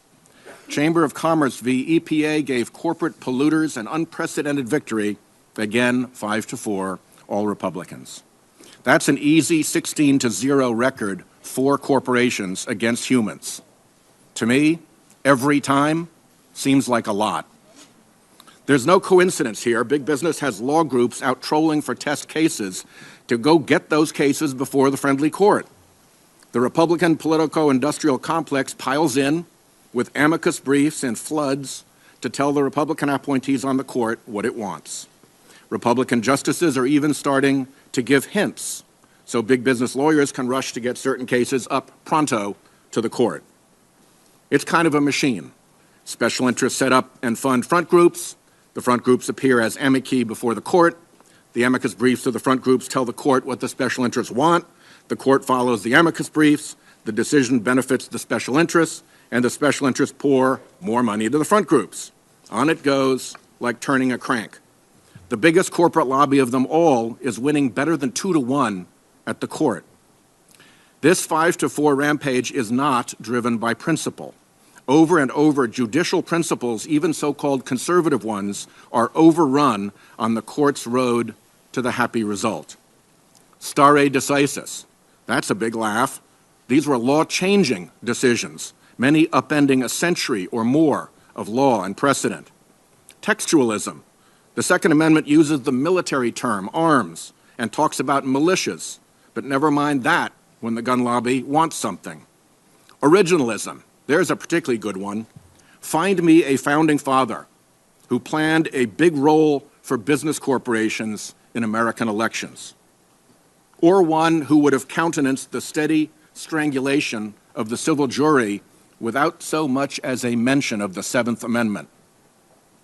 The Citizens United majority even fiddled with court procedure to get to the decision it wanted to deliver, dodging its way around a record that would have belied their findings of fact, setting aside that their findings of fact were factually preposterous, as events have shown, and that appellate courts are not even supposed to make findings of fact.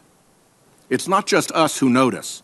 Top writers and scholars describe the Roberts Court as essentially a delivery service. Jeffrey Toobin wrote in 2009, even more than Scalia, Chief Justice Roberts has served the interests and reflected the values of the contemporary Republican Party.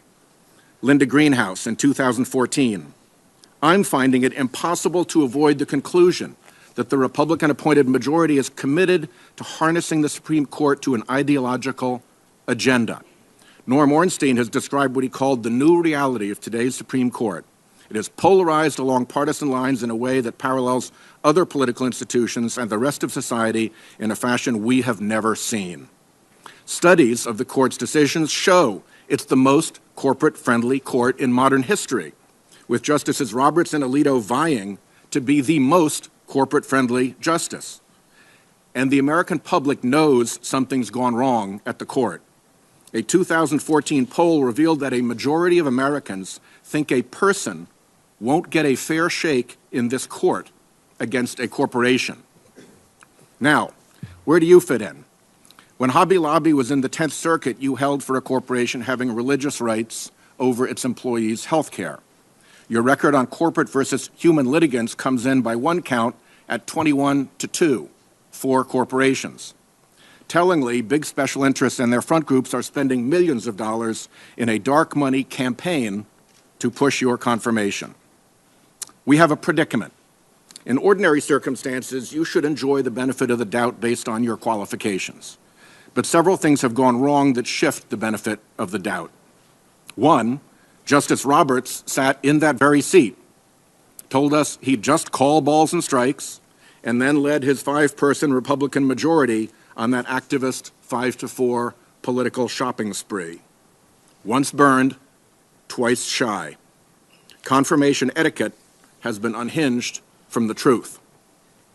2, Republican senators denied any semblance of due legislative process to our last nominee, one, I would say, even more qualified than you, and that's saying something. Why go through the unprecedented political trouble to deny so qualified a judge even a hearing if you don't expect something more amenable to come down the pike? Those political expectations also color the benefit of the doubt. Finally, the special interests who've done so well in that 5-4 extravaganza of decisions are now spending millions and millions of dollars campaigning to push your nomination. They obviously think you will be worth their money. These special interests also supported the Republican majority keeping this seat open. I'm afraid that all costs whoever now sits in that seat the benefit of the doubt to answer this question. Will you saddle up with the other Republican appointees and launch the court 5-4 again on another massive special interest and Republican election spree?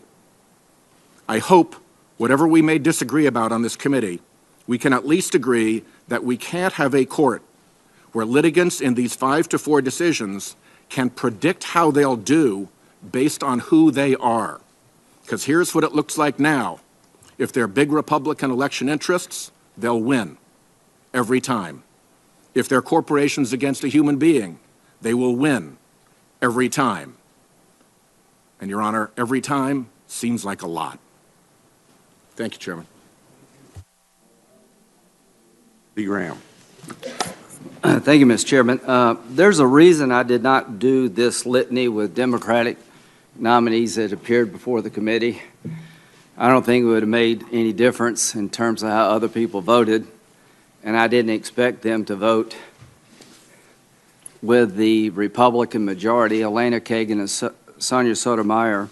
I could have spent a lot of time talking about how antagonistic they are to the Second Amendment, in my view, how the unborn doesn't have much of a chance in their court, how the environmentalists always win, and there's no government too big to be said no to. The reason I didn't do that is because I thought they were qualified. And if you believe this has been a great plan to get a Trump nominee onto court, then you had to believe Trump was going to win to begin with. I didn't believe that. Obviously, I didn't believe that, saying all the things I said, followed closely by Ben. But apparently, what I said didn't matter, and that's okay with me. The American people chose Donald Trump, and here's what I can say about the man in front of us. No matter who had won our primary, no one could have chosen better than Neil Gorsuch to represent conservatism on the Supreme Court. So Donald Trump deserves to be congratulated for listening to a lot of people and coming up with, I think, the best choice available to a Republican president in terms of nominating somebody who is going to keep the conservative philosophy alive and well in the court.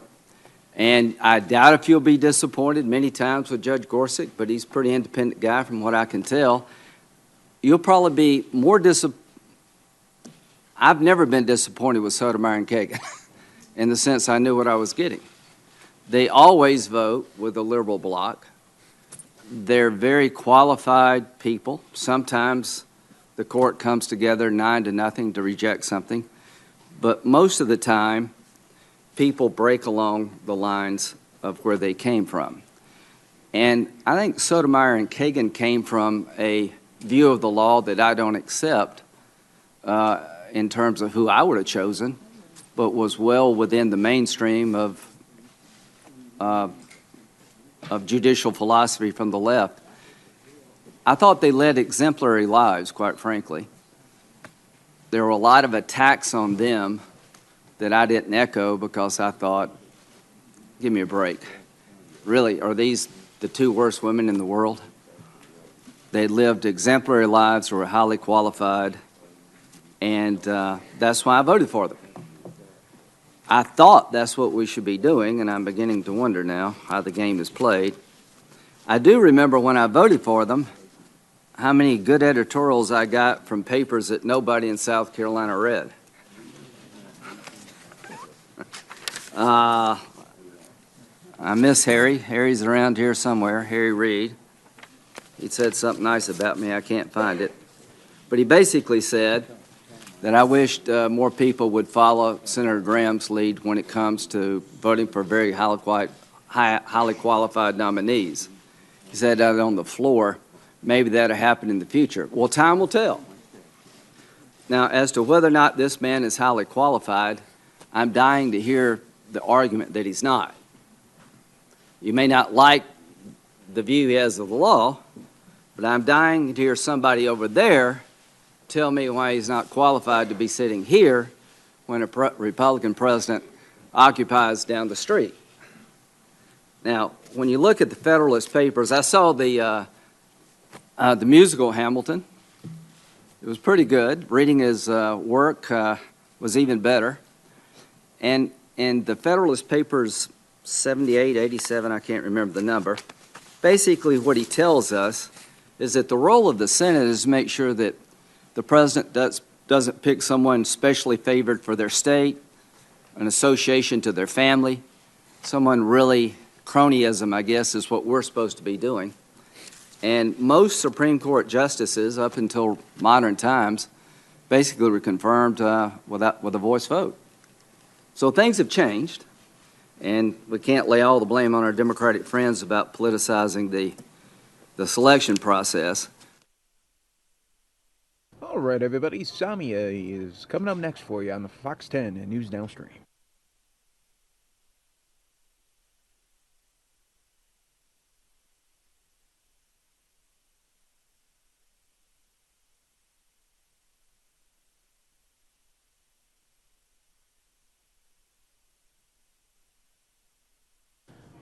And coming up next, Samia is going to have Sean Spicer from just moments ago.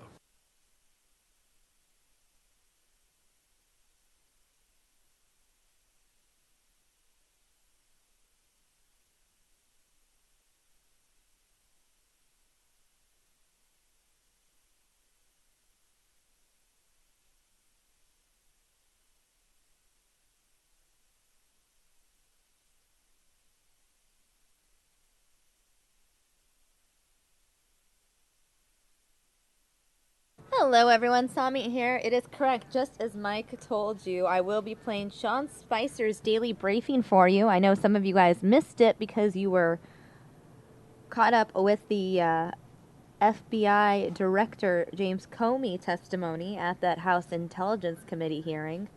Again, in just a couple minutes, I will be showing you the Sean Spicer daily briefing. Stand by.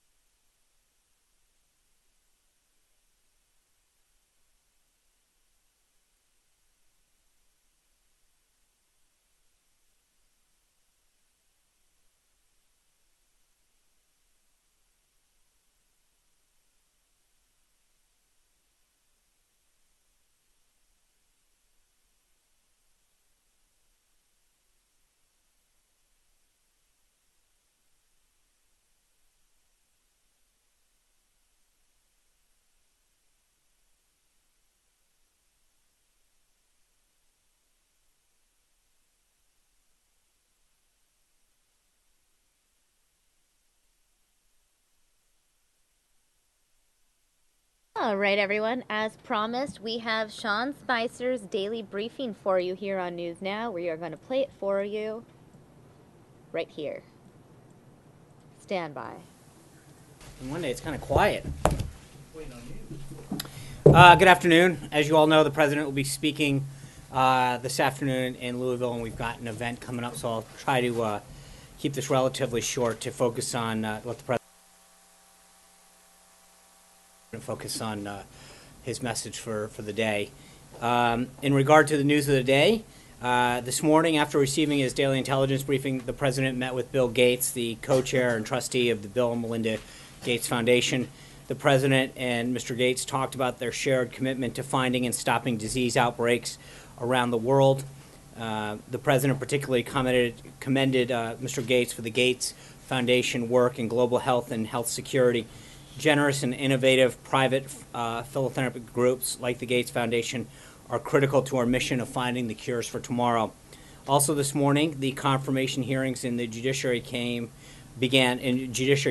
began for the president's nominee for the Supreme Court, Judge Neil Gorsuch. As the judge will continue to show throughout his process, he's eminently qualified for this position with impeccable academic credentials, a brilliant legal mind, and a proven commitment to the Constitution. On Tuesday and Wednesday, Judge Gorsuch will be questioned by each member of the panel, and on Thursday we anticipate things to conclude with a panel of witnesses. The president was glad to see so many people convey their support in the last few days for Judge Gorsuch. Just this past weekend, Senator Grassley, former New York Mayor Bloomberg, editorial boards from across the country, and several of his former colleagues and classmates either penned op-eds and editorials or provided comments in one way or another stating his impeccable qualifications for the bench. They add to the long list of jurists, politicians, and elected officials from both sides of the aisle who have already given the judge their support. The president looks forward to watching Judge Gorsuch continue to show the Senate what an extraordinary addition he will be to the bench, and he's confident that he will be confirmed. Later in the morning, the president had a meeting with Speaker Ryan, Secretary of Health and Human Services, Dr. Tom Price, and Dr. Zeke Emanuel. Dr. Emanuel has been intimately involved in crafting healthcare policy since his work on Obamacare.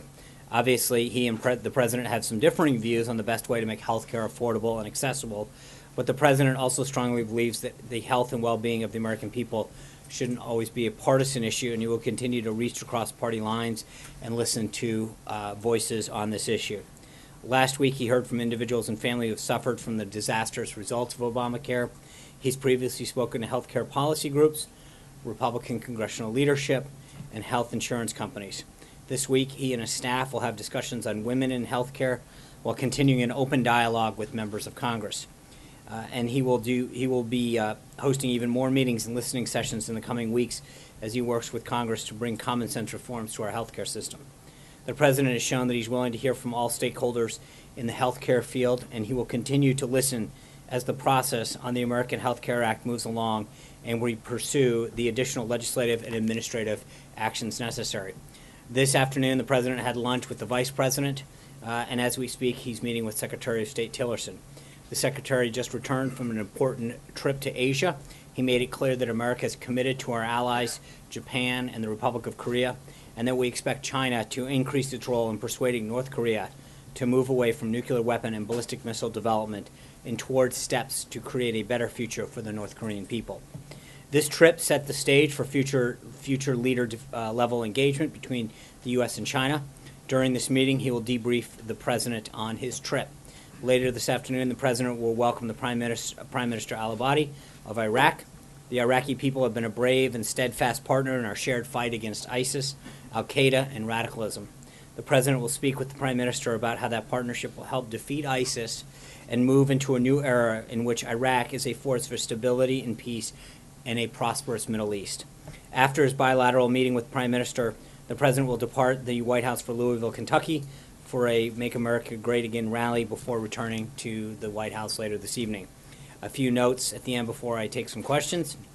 Yesterday, Treasury Secretary Mnuchin returned from a very successful trip to Europe, where he stopped in the UK for a bilateral with the Chancellor of the Exchequer and later met with 18 of his counterparts during the G20 ministerial in Baden-Baden.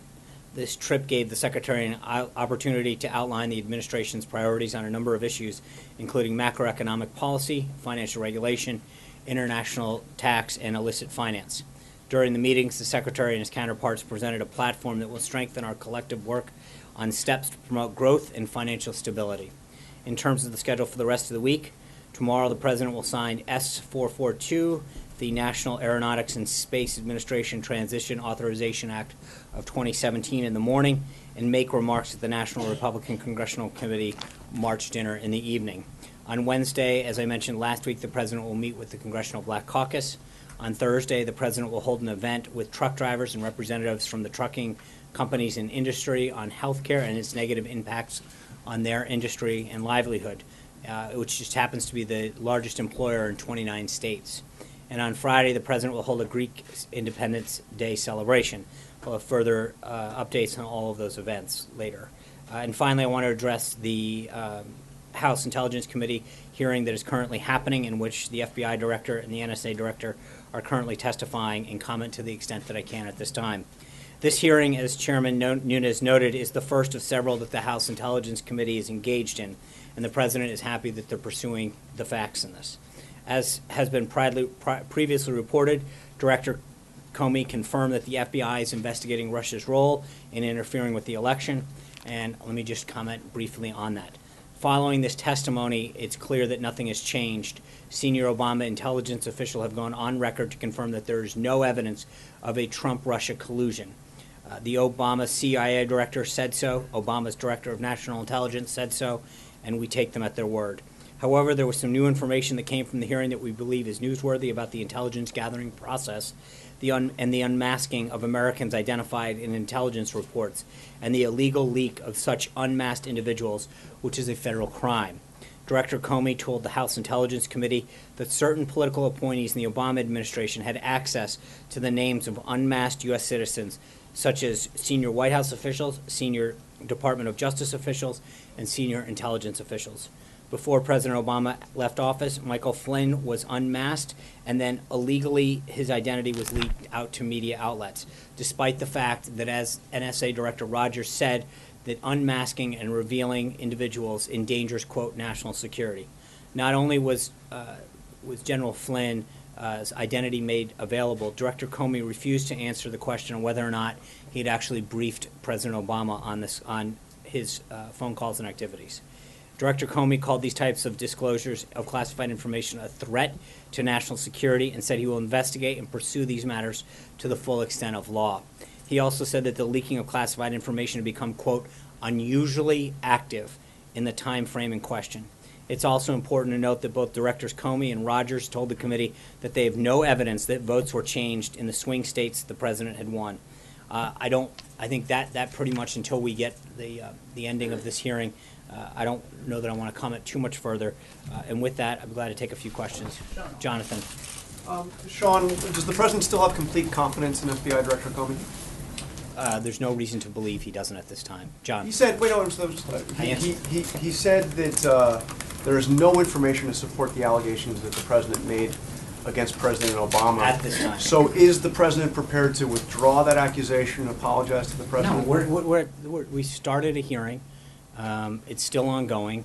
And then, as Chairman Nunes mentioned, this is one in a series of hearings that will be happening. I think there's, as I noted last week, there's also a lot of interesting news coming out of that in terms of the activities that have gone on to reveal the information on American citizens that have been part of this, particularly General Flynn.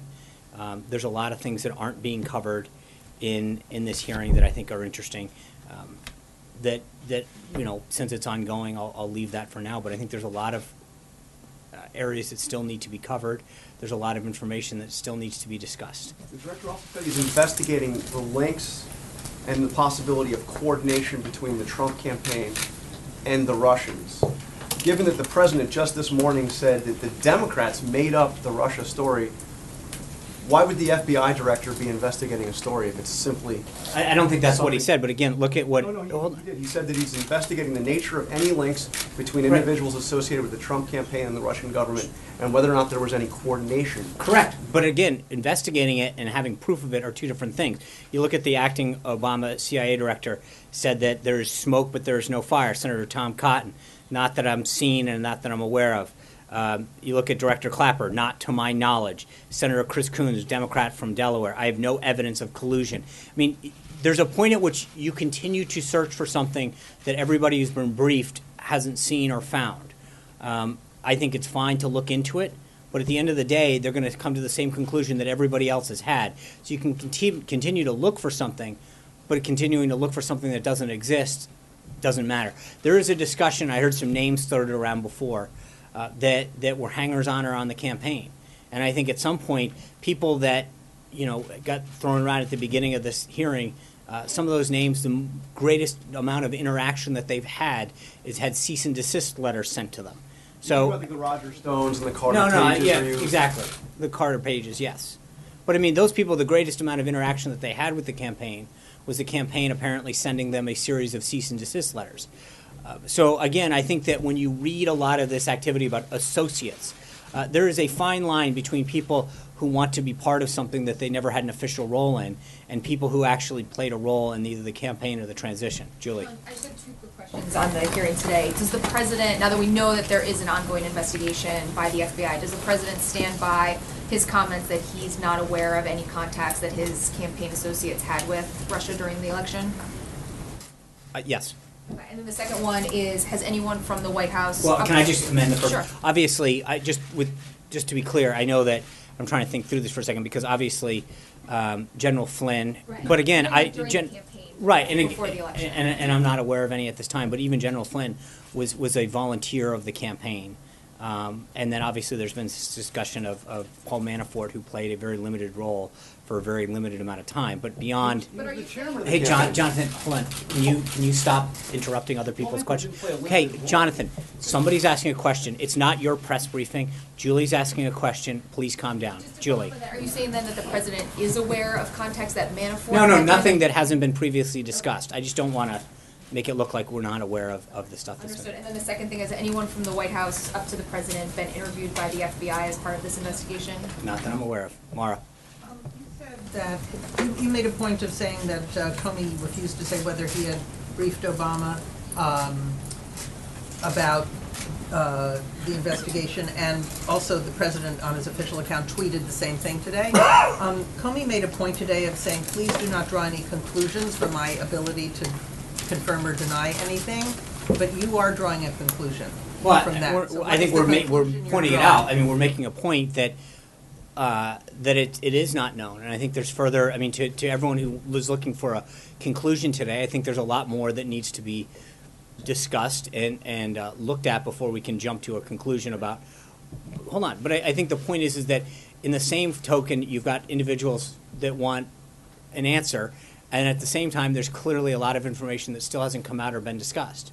So you're looking forward to this investigation? I think that there is a lot more to come, is the answer that The reason that I'm asking this question is you said that they are going to come to the same conclusion of everybody else. My point is that... So you already know what the conclusion No. is. What I'm getting at is that there is this media narrative that continues to talk about collusion that exists, and yet every person that's been briefed, Nunes, Tom Cotton, Chris Coons, Democrat of Delaware, Clapper, the Obama appointee, have all said that nothing that they've seen makes them believe that there was any collusion.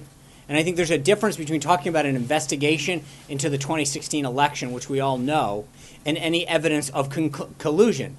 There is no evidence, according to the people that have been briefed, of any collusion or activity that leads them to believe that exists. I think that is an important point that gets overlooked over and over and over again. It's fine to look into it, but they are going to come to the same conclusion of everybody else, that this collusion doesn't exist. So you already know. No, I don't. No, that's not what I'm saying. What I'm saying is that every single person, because what the director said today is that there's an ongoing investigation. My point is to say that everybody who's been briefed on that investigation, there's an assumption that because of an investigation, it must mean that it's about something. My point to you is that there's an assumption on behalf of most people in the media about what that investigation must mean.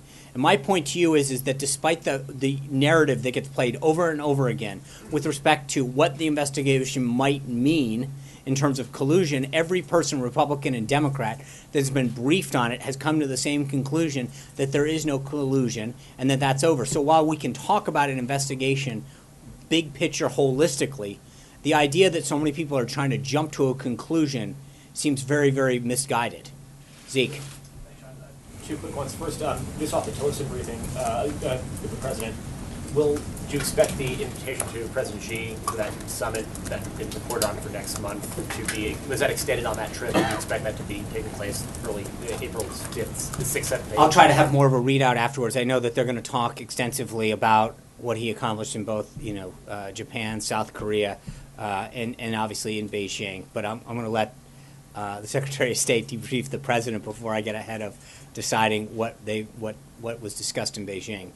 Back to the previous topic, I was hoping you could square the circle a little bit. You said in the case of the president's tweets that there's an ongoing investigation, that more things will come out that may justify that. But in the case of the collusion charge, you listed all the people who said there's no investigation there. Why, in one case, is that sufficient to say that there is no, you can rule out collusion now, versus in the other case you say, oh, there's going to be more information coming out that will prove these tweets? Because again, I think there's a difference. I'm not ruling anything out. I'm merely explaining to you that every person, Republican, Democrat, Obama, that served in the Obama administration, across a broad section. In terms of what? That they're. But I think that there's on the investigation itself, we know from the people who have been briefed. On the other piece of it, we know that it's an ongoing thing, and that even according to the Department of Justice, in terms of the information that's been provided, and Chairman Nunes, that they are still at the beginning of this process. That is a very different thing than a group of people saying there is an ongoing investigation, and from what we've been briefed, there is no evidence to suggest any type of conclusion. That's a difference. Hunter. Thanks, Sean. On a slightly different topic, in his first 8 weeks in office, President Trump has made at least 10 trips to the golf course. He regularly used to criticize President Obama for spending time on the course. How is his golf game any different? Well, I think two things. One is you saw him utilize this as an opportunity with Prime Minister Abe to help foster deeper relationships in Southeast Asia, and have a growing relationship that's going to help U.S. interests. How you use the game of golf is something that he's talked about. Secondly, we went to he had a mini cabinet meeting the other day 2 weekends ago down at his club in Virginia. And I remember so many people jumping to the conclusion that he was going down and playing golf. Just because you go somewhere doesn't necessarily mean that you did it. So on a couple occasions, he's actually conducted meetings there. He's actually had phone calls. So just because he heads there doesn't mean that that's what's happening. So I know he did meet with Prime Minister Abe on the course, but we're not getting a lot of details on other high-level meetings that are taking place. If he is having these productive meetings on the course, why isn't the president and his aides being a little more forthcoming about what he's doing? It's the same reason that he can have dinner or lunch with somebody, and not because I think the president's entitled to a bit of privacy at some point, where we bring that, which is what we've always agreed to. We bring the protective pool to be there, but the president's also entitled to a bit of privacy as well. Trey. Does the president believe the FBI will do a fair job of investigating any sort of links to Russia during the election? And then I have one more for you. I think there's a variety of institutions looking at it, both the House and the Senate Intelligence Committee, the FBI. But yeah, I think that when you get to the bottom of it, we'll have a much better picture of what's happening, and I think it'll continue to vindicate him on that. Go ahead. In the follow-up, the president tweeted this morning a question about a potential DNC connection to Russia during the election. Right. Is he under the impression that the Clinton campaign had inappropriate contact with Russia during the election? Well, I think that and that's an interesting aspect of all of this that's not being covered. Number one, from everything that has been publicly available, on several occasions, the DNC was asked by the FBI to investigate or to allow their servers to be looked at, despite all of the claims of their concerns about leaking. And yet the question still doesn't come out. Why wouldn't the DNC on multiple occasions rebuff the FBI? Why were they not wanting, if they were so concerned about hacks and leaking, why did the DNC not ask the FBI to come look. Not only did they not ask them, they rebuffed them on multiple occasions. Why? What are they hiding? What were they concerned of? But I think there's a serious question. I mean, they're very clear about the concerns that they have, and as well as all of the leadership in the Democratic Party. And yet, when it came to hacks and leaks out of the DNC, and they're quick to jump to the conclusion about who did it, and yet they wouldn't allow the FBI to investigate it. There's a whole second set of concerns here in terms of what was Hillary Clinton's role. I mean, you look at the Obama history, of the Obama administration, and the Clintons' involvement with Russia in terms of donations that the Clintons received from Russian entities. The idea that they sold off tremendous amount of the uranium to the Russian government, and yet where was the concern for that? What are we doing to look into that? It was the Obama administration in 2009 that talked about a reset with Russia and a desire to reset relationships. It was Hillary Clinton who signed off on the deal that gave a Russian company 1/5 of the U.S. uranium supply. Where is the questioning about that? What did they get? There was discussion the other day about a Russian official noting that both campaigns they sought to do it. Where is the concern about their efforts on the Hillary Clinton thing? The Democrats and the Democratic Party and a lot of those individuals are quick to point fingers, and yet when it comes to discussing their own collusion or questions involving their involvement with Russian officials or buy-offs to the Russians, there's no discussion there. So you've got to wonder on both sides, where's the parity when it comes to these kind of investigations? Margaret. Sean, what constitutes conclusive evidence for the president on this front when you say there's more to come forward? You've got the FBI Director saying nothing back up the president's tweets about wiretapping, former head of the DNI, House Intelligence Committees. I mean, we've had a series of officials. So when does this end for the president? Is it March 28th? It's not a question of a date. It's a question of where we get answers. You look at someone like Michael Flynn, and you ask the question, how does an American citizen who should be protected by law from having their identity unmasked, how does that happen? Because you got to think about it like this. The FBI and all of the relevant intelligence agencies have access to this document. They can figure out who it was, right? Hold on. So who it was? Hold on. In other words, the wiretapping the president. That's the listen, claim. I understand that. What I'm getting at is that there's a lot of information that we have come to learn about what happened in terms of surveillance throughout the 2016 election and the transition. And when you look at somebody like Michael Flynn and you realize that while they might have been looking at somebody else at that time, how does somebody's name that's protected by law from being disclosed get put out in the public? Why was it put out in the public? Because the people in the intelligence community would have had access to that information. They could have found out who it was. But yet, you've got to question, why was a name that should have been protected by law from being put out into the public domain put out there? What were the motives behind that? What else do we need to know? Who was behind that kind of unmasking? So are you saying the president has evidence that we have No, I am saying that there's a lot more questions that need to get asked about what was being done in terms of surveillance. Who was being surveilled? Why were they being surveilled? What techniques? Why are certain people being sort of, quote, unmasked and having their identity known? What was going on? But there's a lot more questions than answers that need to get asked. Who does the president trust to provide those and I answers, think we've if talked not about the heads of all those agencies? And we've talked about this ad nauseum, that the House and the Senate Intelligence Committees are looking into this. Today is the first of several hearings that Chairman Nunes intends to call. Senator Burr has already talked about it. There's a ways to go, and I get that you guys want to know the end of the book right now, but we're on the first chapter of this process. Steve. So Burr and Nunes, he does trust them. Of course. We've put out a statement saying so much that we asked them to look into it.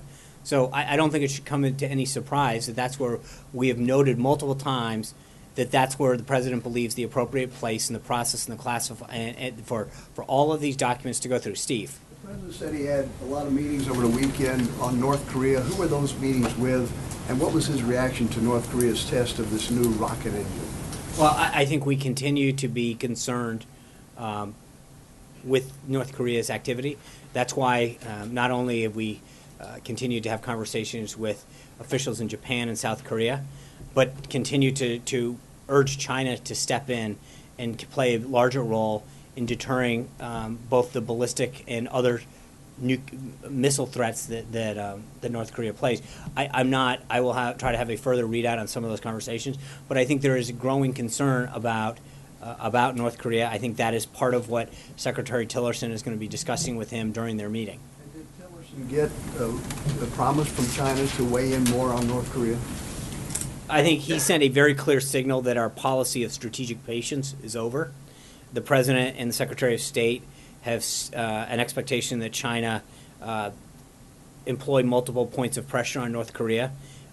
We know that we don't agree 100% of the time with China, but as the State Department noted yesterday, both President Xi and Secretary Tillerson agreed that there are opportunities for greater cooperation between China and the United States, and acknowledged that there are and will be in the future differences between the two countries. But I think that Secretary Tillerson's trip continued to or helped set us down that path, and I think that the follow-on meetings that the leaders intend to have will be helpful in that vein. Given the talk last week about the budget, the priorities for the American tax dollars, the need to cut programs like, or make cuts to programs like Meals on the Ark, is the president going to consider curbing some of his trips to Mar-a-Lago, which the GAO estimates could cost $3 million for a trip for the president to Palm Beach? Is he planning to cut those back at all, given his feelings about the priorities for the Americans' tax dollars? I think that is a vast reach to suggest. I mean, the presidents always travel, and I think the president, wherever he goes, he carries the apparatus of the White House with us. That is just something that happens. The president will continue to go and travel around the country and have meetings to solve the nation's problems. And again, I think just because I know you took a little bit of a shot there, I think even the Washington Post, which is no friend to conservatives, even they sided with us that these false sort of narratives on Meals on Wheels. It's not a federal program. 3% of their total budget comes from a block grant that's passed through there. It's a state-run program. They had apparently a phenomenal weekend this week. I get that that's a cute program to point at, but it is false and misleading to us to try to make that narrative stick. So I know, to your point, that all presidents travel. No president has traveled so often and so early to their own private residence. But President Bush went to Crawford. I mean, there are places. Often. I get it. But at the same time, the president's very clearly that he's worked 7 days a week. This is where he goes to see his family. He brings people down there. This is part of being president. John. Thank you, Sean. Turning back to the meeting with Chancellor Merkel on Friday, did the President and the Chancellor discuss the economic crisis in Greece at all? And given the appointment of two officials to the Treasury Department who've been critical of the International Monetary Fund, does the administration see a new or different role for the IMF in resolving the Greek economic crisis? Let me refer you to the Treasury Department on IMF. I think the readout that we provided on the Secretary's, on the Chancellor's visit, speaks for itself. They spoke at length as far as what they discussed and what they meant. So I'm not going to step on that, Francesca. Thank you. Are you aware of any White House officials that are under investigation by the FBI? No. Okay. And you mentioned the hangers-on in the campaign earlier and Carter Page, but there was also a question about Roger Stone. Was he also in that category? Is he someone that the president is still in frequent contact with? Because he's often called an informal advisor to the president and a confidant of him. Mr. Stone is somebody the president has known for a long time.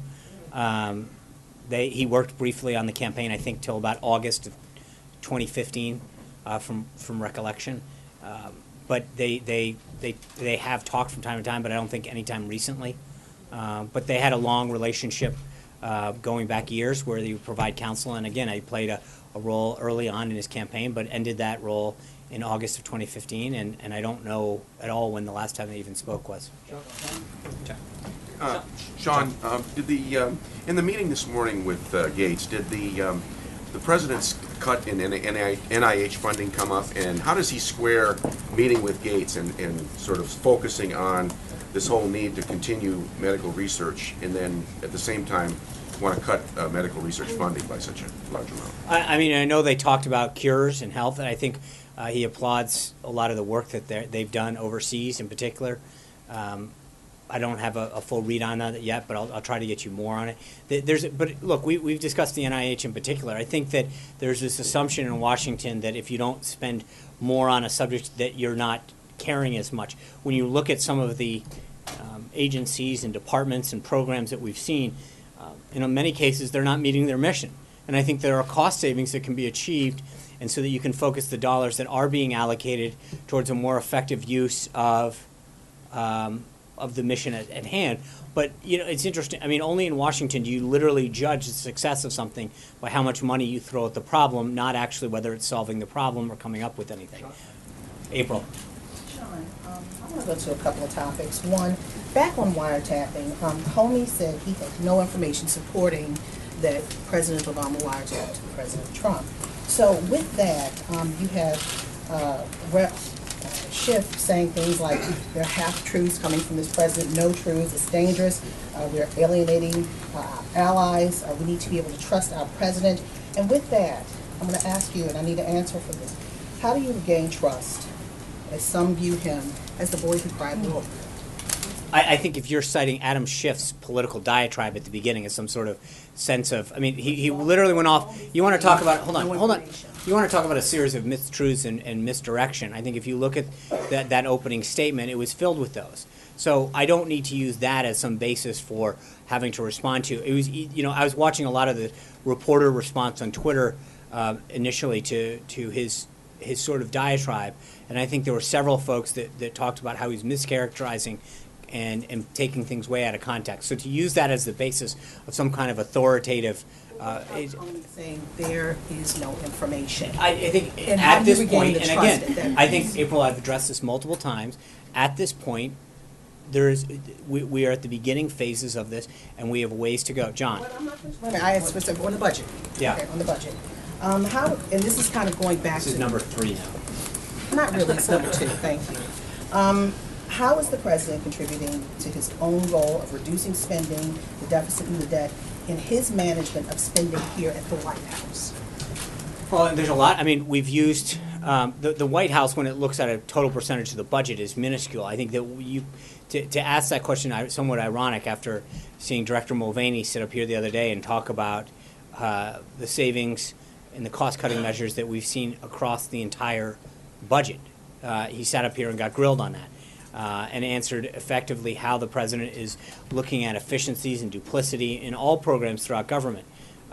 So it's not just a question of here at the White House, but he's looking at it holistically throughout all of government. But then you look at some of the activities the president's personally engaged at in terms of the F-35, the next generation of the of Air Force One, personally getting in looking at ways in which we can create a more effective and efficient procurement process. That's one area where I think you're going to see the president personally engage on more and more, is looking at all the stuff that the government buys and how we're doing it, our bidding process in so many ways, especially in the Department of Defense. We know 3 people here are not taking salaries. Right. But what about salaries? I'm talking about, since he's making these massive cuts, right, is the hurt going to come here as well? Sure. I mean, it's not just a hurt, but you bring it up. There are multiple people here who are not taking salaries. I mean, that is, 3. No, way more than 3, April. How many? I'll get back to you, but there's several of individuals that are not taking a salary here. So when you talk about commitment to helping to come serve this government, serve the president, and actually help institute a vision, there's a lot of people who have sacrificed tremendously in terms of saying, I'll give up. I've done very well for myself. This country's benefited me. This is an opportunity for me to give back. That there are people well through this organization who have done that. John. The president met with Dr. Emanuel, as you pointed out a short time ago. He's probably one of the fiercest critics of what the president is trying to do. Of anybody out there, he's made it quite clear that he believes that this will take us back to worse than we were before the Affordable Care Act came in. What did the president hope to gain by meeting with Dr. Emanuel? Well, he's an architect of Obamacare. I think that despite our political and policy differences, he wants to hear ideas not just of him, but a lot of people. And we've brought in people on both sides of the aisle, from both houses, from industry. The idea is to try to make this the best possible. He talked to Elijah Cummings a couple weeks ago about drug prices. It's not about ideology or party. It's about instituting a patient-centric drug and health care system that benefits the American people and gives them the access and the price point that they can get health care and actually get coverage. So it is hearing his ideas, it's listening to his suggestions, and figuring out if we can make it better. Part of the manager's amendment that Speaker Ryan talked about is in large part because we've been listening. and making it better and making it better. And as it continues to work its will through the process, it's not just the current bill, but it's also the additional legislation that's part of this overall three-pronged process that we've talked about. So making sure that we do this right and we give the American people the best possible outcome is what this has always been about. The Speaker wants to get this in front of the House maybe by Thursday. How much will the plan change between now and then compared to what we saw voted on in the first two committees? And is the President going up to the Hill tomorrow? ENC, Ways and Means and Budget. Very first two. And is the President going up to the Hill tomorrow morning? We don't have any announcements on the schedule at this time. He's going to continue to make sure that we do everything we can, and I'll leave the legislative piece up to Speaker Ryan. How much does he think it's Chairman going Sessions. to change between what we saw voted on by Ways and Means and It Energy and depends on how Commerce much. I think Speaker Ryan detailed some additions and ideas and suggestions on your network yesterday with Chris Wallace that he is considering. And I think as we continue to meet with folks, there's some staff level discussions that occurred over the weekend. There'll be more later this afternoon. And to the extent that we can make changes that I think enable us to maintain 218 votes, we will do it. Sarah.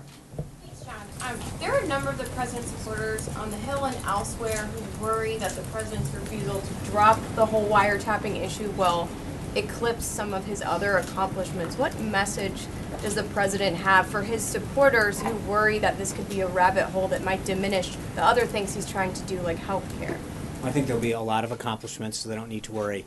We've got a lot of things coming down the pike, and I think whether it's health care, tax reform, his infrastructure plan, reforming government, immigration, I think we're going to have a lot of things to be very proud of that people on both sides of the aisle are going to be excited to see enacted, and so in due time there'll be plenty to be proud of. Sarah.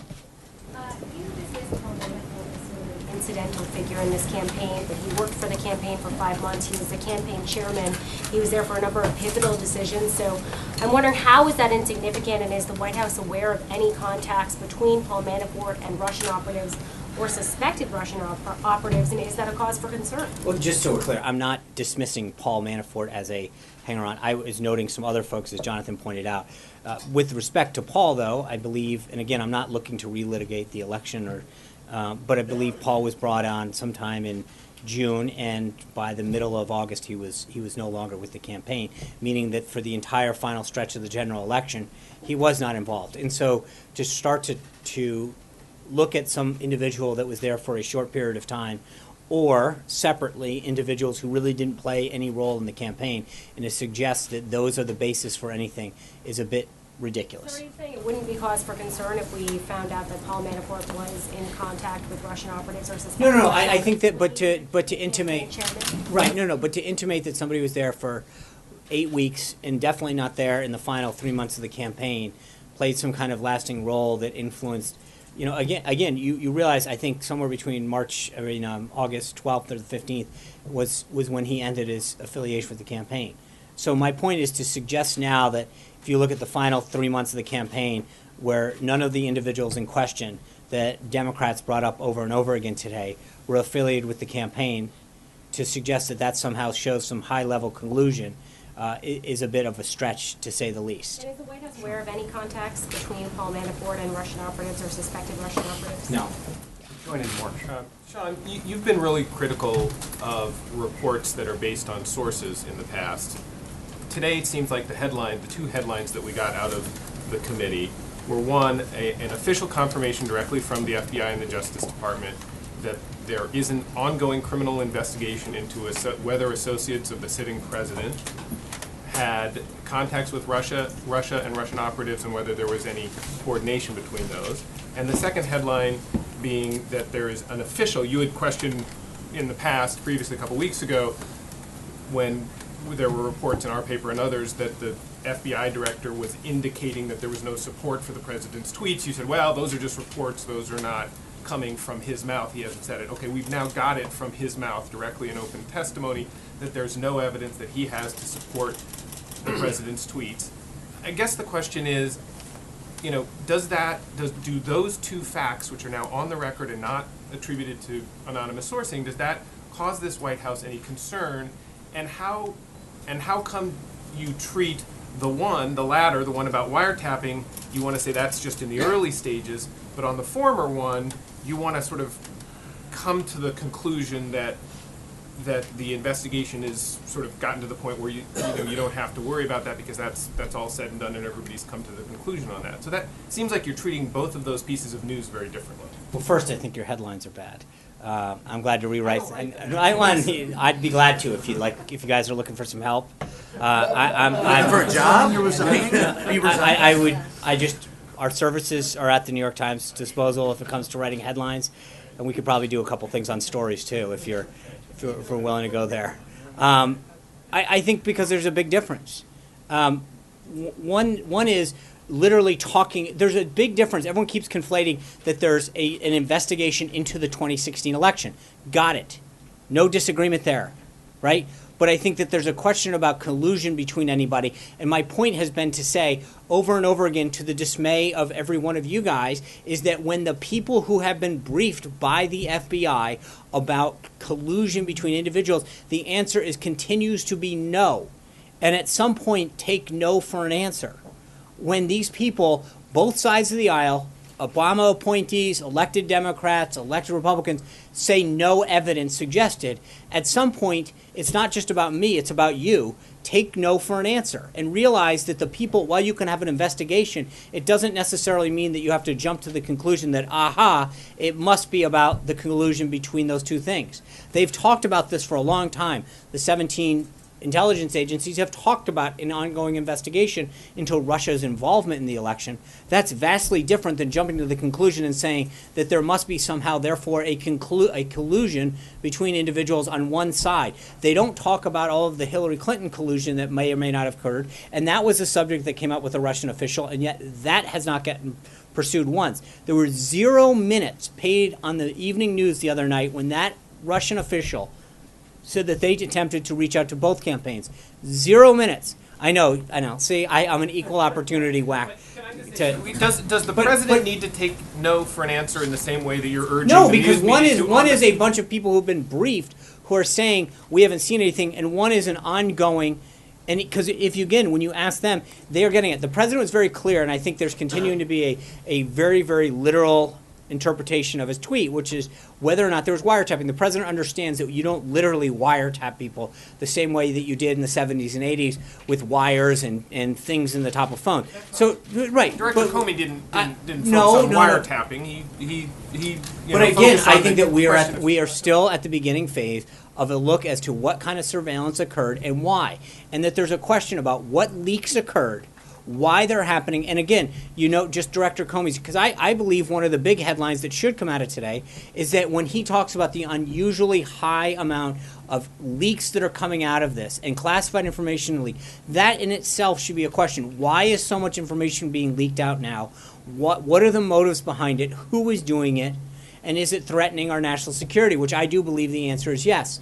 But there is a lot of other stories. And that's why I think, with all due respect to your two headlines coming out, I do believe there's a lot of headlines coming out. It's just that the only headlines that people want to write are the ones that support a narrative against this administration and not one that actually looks into, how many times do people say that there was no evidence of something happening? How many times or how much classified information is being leaked?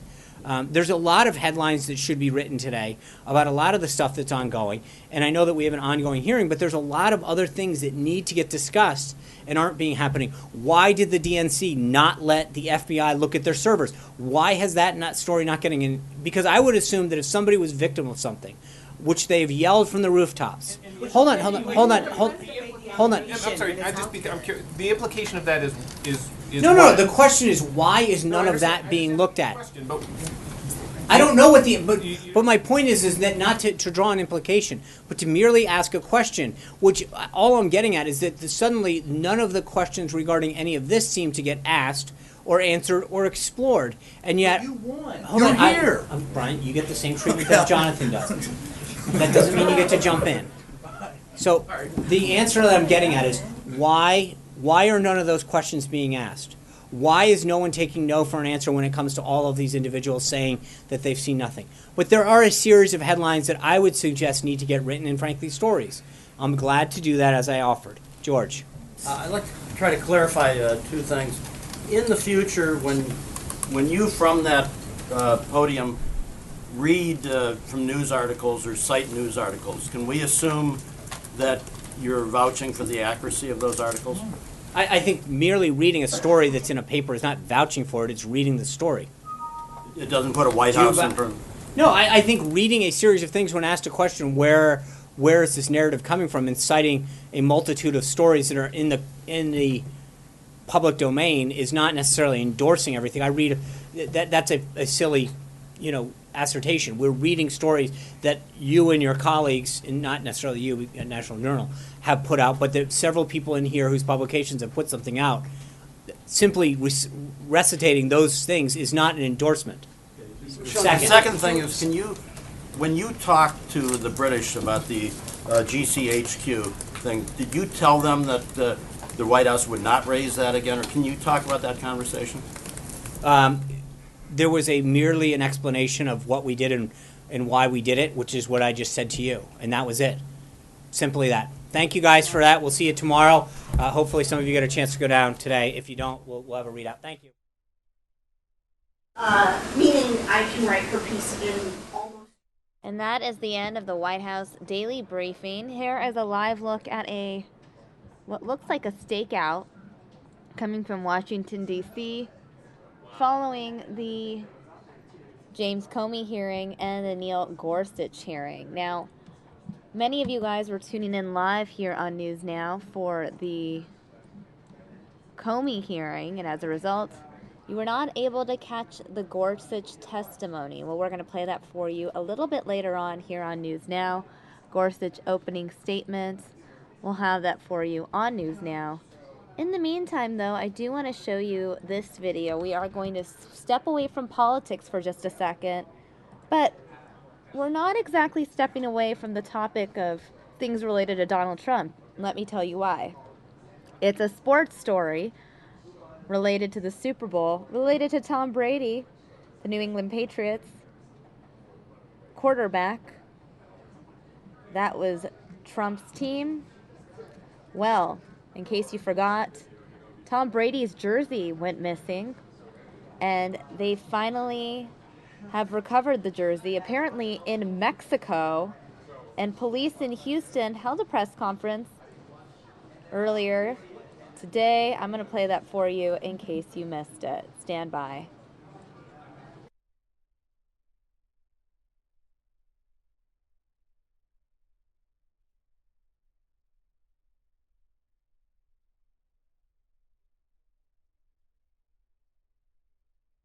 Of the Houston Police Department. Having said that, we're Texans, and this is Texas, and the only blemish that we had on the Super Bowl happened to be the theft of these jerseys that were stolen from the NFL's locker room, that was under the control of the NFL security, obviously not under the control of the Houston Police Department, but it was nonetheless a blemish on our Super Bowl, and unfortunately for the people that did this, you don't come to Texas and embarrass us here in our home turf, right, guys? Sure.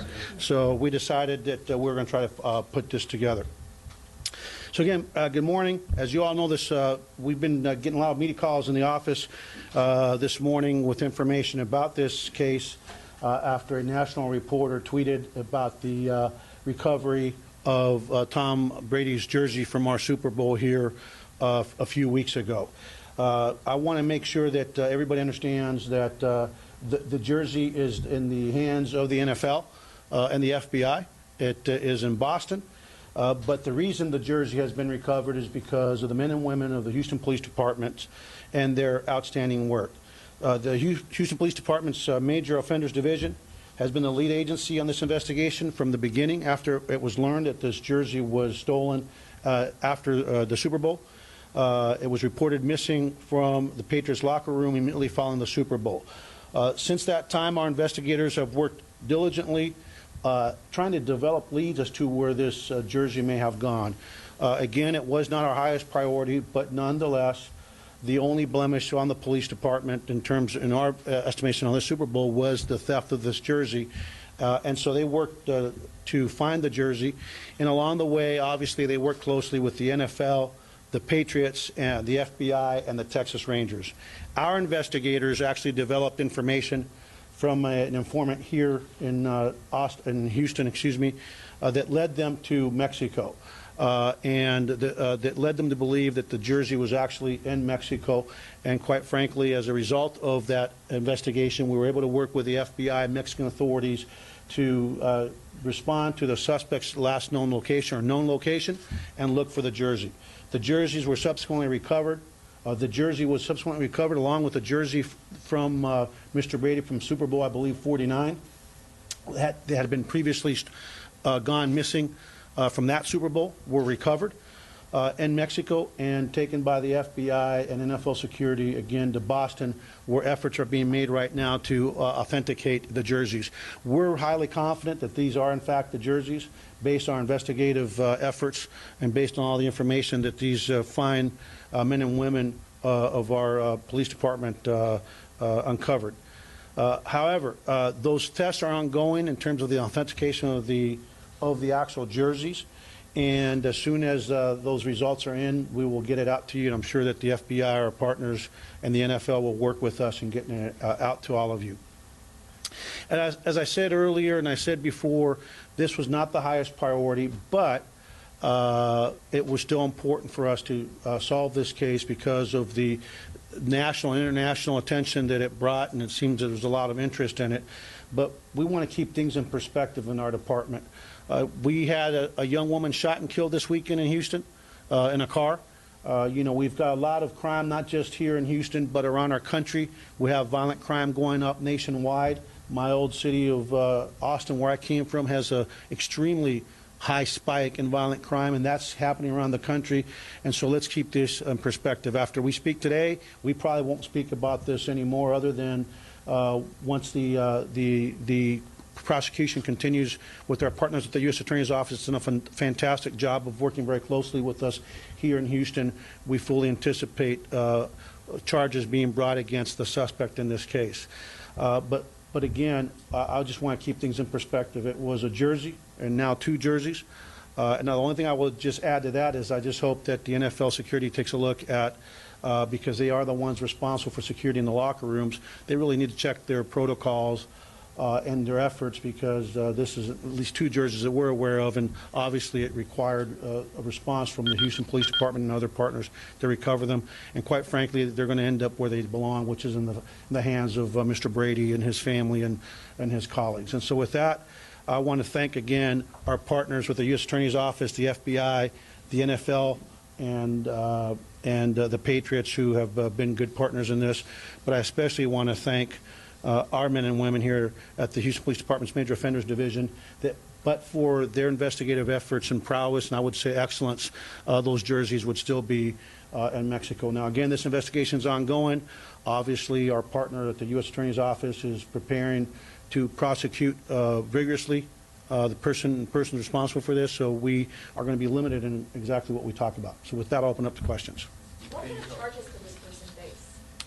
Well, it's one of the things they can face is actually transporting stolen goods across state lines and obviously out of the country. And that will be handled by the U.S. Attorney's Office. Can you tell us, what can you tell us about the suspect? I can tell you, I can just tell you that he doesn't reside in the city of Houston. But I will say that the investigation, again, is ongoing, and I don't want to get too specific on it because I don't want to do anything to actually taint it. But the jerseys were recovered in Mexico, and I want to thank the Mexican authorities, who have been very cooperative and obviously are great partners. A long-time relationship with our Mexican counterparts. And once again, once the FBI reached out on behalf of the Houston Police Department, letting them know that we had developed information as to the whereabouts of the jerseys and a suspect. They were very helpful, and without their assistance, we wouldn't be standing here today. Where in Mexico? I'm not going to talk about the specifics, just Mexico and in the country of Mexico. Is he in custody? I'm not going to talk about that. Were other pieces of memorabilia found as well? We've heard that there possibly some stuff belonging to other members of the Denver Broncos from last year. I'm not aware of that. Was this guy just a Patriots fan, or was he trying to resell these? That's part of the investigation, so we're not going to speculate. But you all know that one of the things about this memorabilia is that although the face value in terms of buying a jersey isn't that expensive, because of the nature of how it was worn, who it was worn by, and the circumstances it was worn, to a collector, it's kind of like a piece of art. And so it can be it can have a great value in terms of monetary gain for the suspect. But again, the suspect decided to steal it in the city of Houston.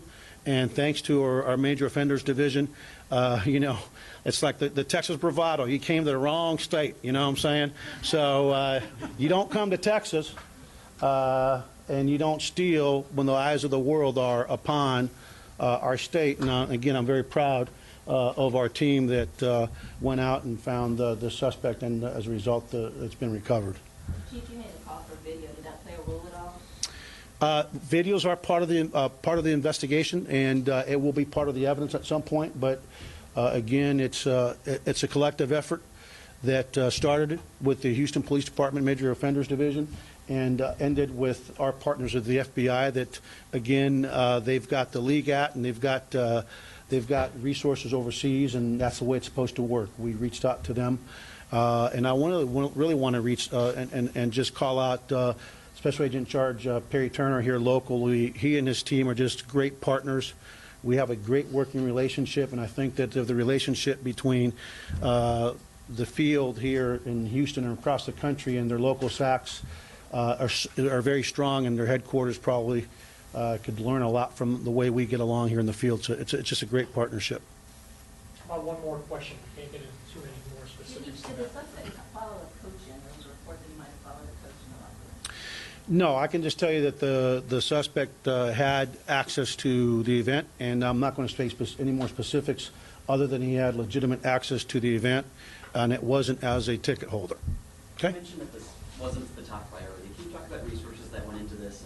It was a handful of investigators in the Major Offenders Division, and again, you know, like I said before, I remember telling them, hey, don't burn the midnight oil. You know, if it's that important, you'd have better security procedures inside the locker room. But by the same token, it's Texas, and you know, we do have a little bit of organizational pride. Actually, we have a lot of organizational pride. We have pride in our city. Our mayor and our council put a lot of effort.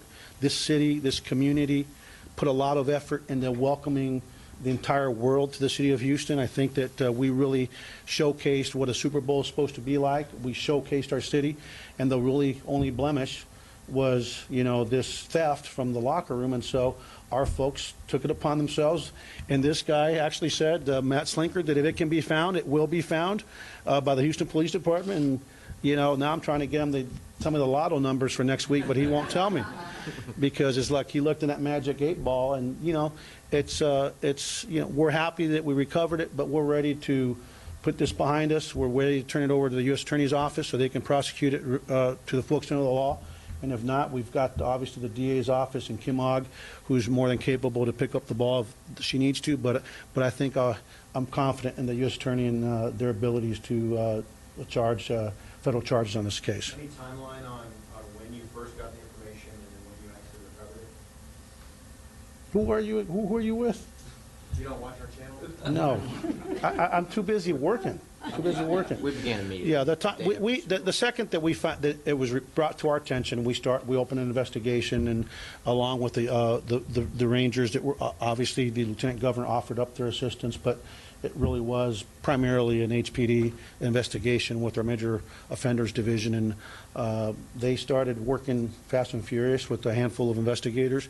There's a lot of video that was reviewed. There's a lot of work that went into it, but at the end of the day, you know, it's a jersey, but we do have pride in our city, we have pride in our department, and we have pride in our country, and I'm glad we were able to solve it. So again, thanks for being here, and there'll be more to follow. Let you go. Any questions in Spanish? Yeah, we'll do Spanish after everybody else gets out of here. How's that? Yeah, gracias, everybody. Thank you. That means thank you, everybody. In case you needed to know. Gracias, gracias. Thanks, sir. Thanks, Chief. You guys did. Thanks, sir. Spute. Yeah, Spute. What did I you during yeah, I know about that.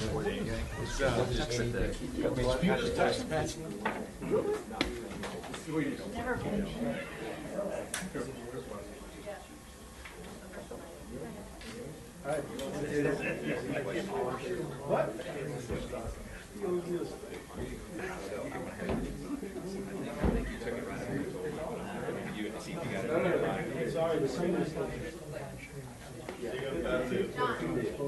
Oh, they did? Yes. You guys are still on. Yeah. Yeah, come out in the hallway, I'll give them to you. Here they are.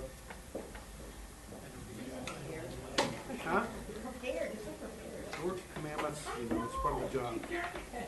Okay, ¿vamos a hacerlo aquí o quieres hacerlo afuera? ¿Dónde quieres hacer? Okay. Who are you with again? 13. 13. What is that? ABC? Yes. Love to review. Huh? Oh, weekend anchor? Are you the weekend anchor?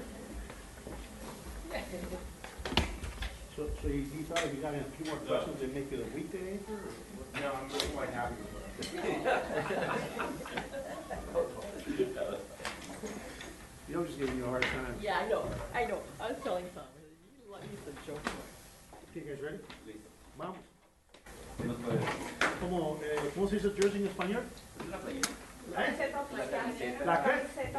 Ok, buenos días. Bueno, estamos aquí esta mañana para anunciar que el Departamento de la Policía de Houston empezó una investigación entre el robo de la camiseta del... All right, now the Houston Police Department holding a Spanish press conference, since most of our viewers probably don't understand what's happening. We are going to cut out that press conference now. Again, that was Tom Brady's Super Bowl jerseys found in Mexico. This made headlines all morning. Again, the FBI traces the Super Bowl jerseys to a Mexican journalist. That's right. Tom Brady's missing jersey from Super Bowl 51 has been found in Mexico, apparently in the possession of a newspaper editor who had a media credential for the event, and, the authorities say, more. Other game day clothing and equipment from Brady and another player, possibly from other Super Bowls. Again, this was an investigation by the FBI and the police in Houston. That is the update from Houston. We are going to take you now to a live event in Phoenix, a live event in Phoenix, March 20th, being referred to as Kidney Donor Day, Living Kidney Donors Day. A press conference will be held momentarily. Meanwhile, right after this event ends, we are going to go ahead and show you Judge Neil Gorsuch's opening statement at his confirmation hearing. He testified in front of the Senate Judiciary Committee earlier today, and we're going to play that for you as soon as our Living Kidney Donors Day event wraps up. In the meantime, we are taking you live to this event in Phoenix. All right, so now stay put.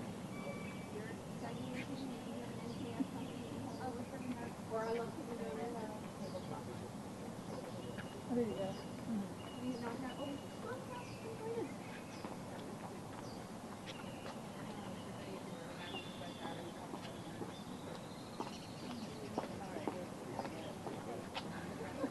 I can get that picture too. Yeah.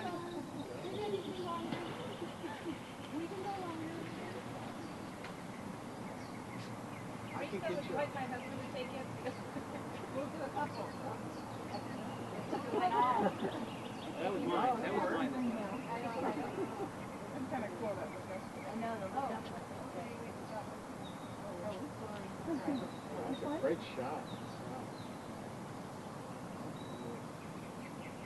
Great shot. That's crazy.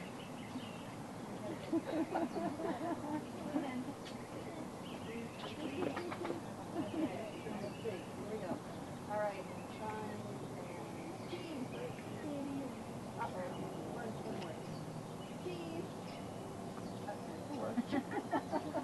It works. I know. Let's do it. And it's not even super good.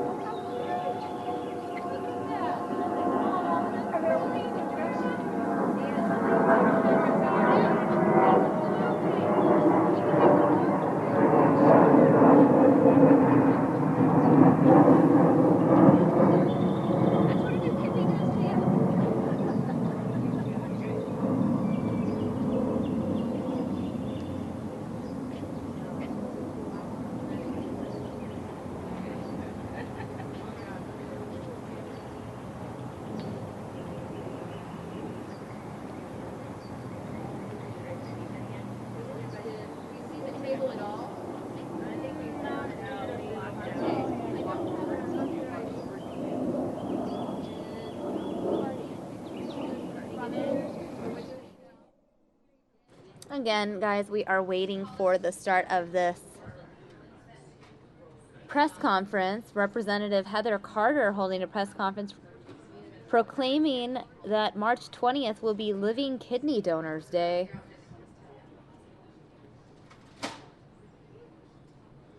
This is an effort to increase awareness of living kidney donation and to honor those who have made life-saving donations. Arizona is home to over 2,000 people who are desperately in need of a kidney, many of whom will pass away without receiving one.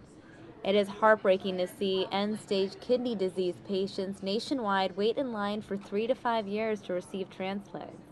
By building awareness around this growing issue and making the organ donation options more clear to the public, we will save lives. This is a statement from Representative Carter. Again, Carter expected to speak at this press conference. Looks like they're running a few minutes late. Again, this is the Living Kidney Donors Day press conference. It was scheduled to start at 2 o'clock at the Capitol Rose Garden. We're just waiting for it to kick off now.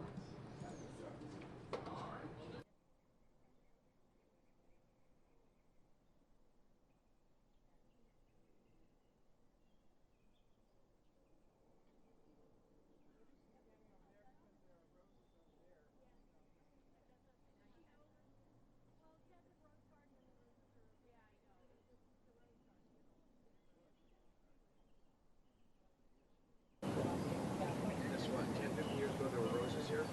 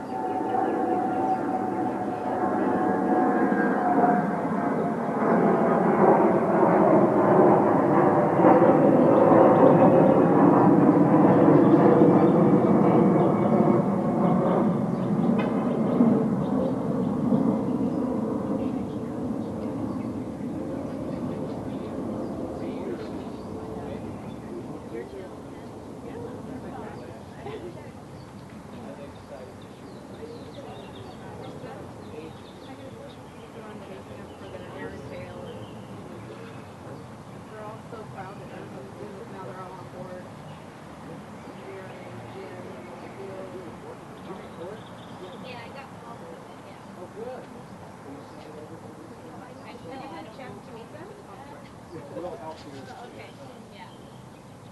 I think you can only send a certain amount.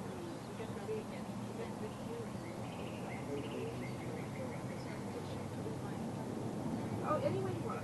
Yeah, I'll see what I can do, yeah. Just like 4 minutes. I'll send it out to Aaron. I started late. Maybe it's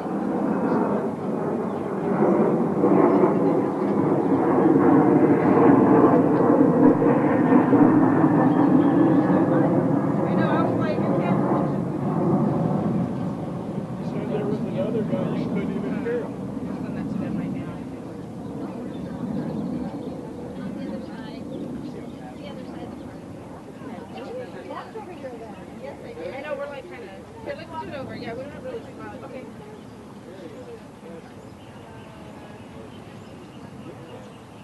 One more build here.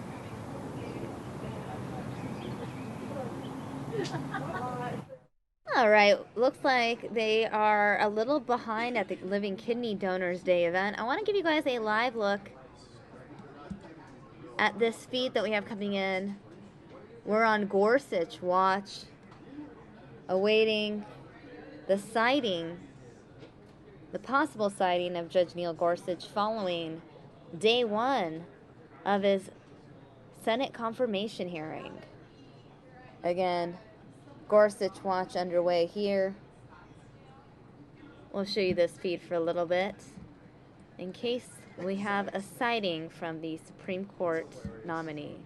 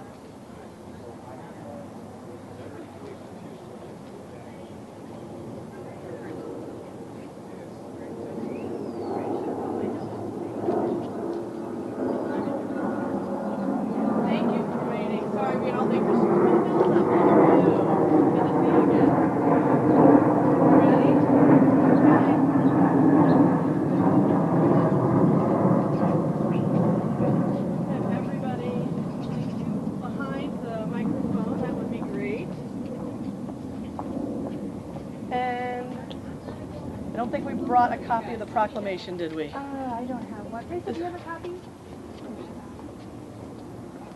I just literally ran and left everything off the floor. Risa, do you have a copy of the proclamation? Like she hears you.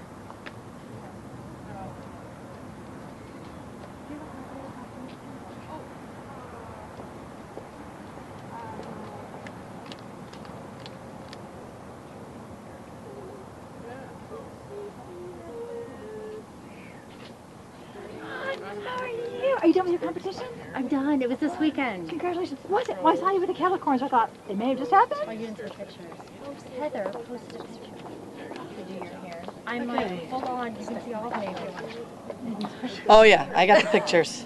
I saw the Calicorn. I thought that was big. So if everybody would join me in the shot, I want everybody to get full credit. We'll wait for Risa.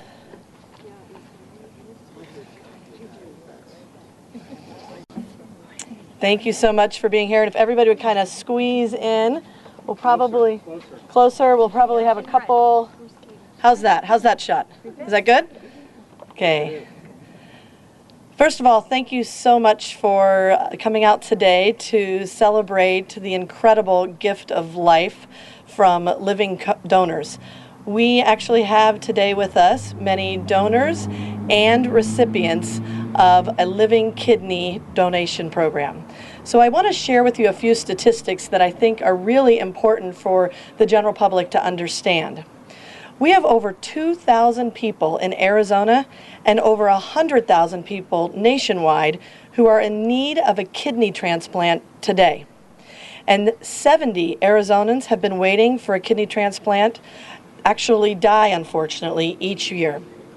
And another 50 Arizonans are removed from the waiting list each year due to either advanced illness caused by the long, unpredictable wait for a deceased donor's kidney.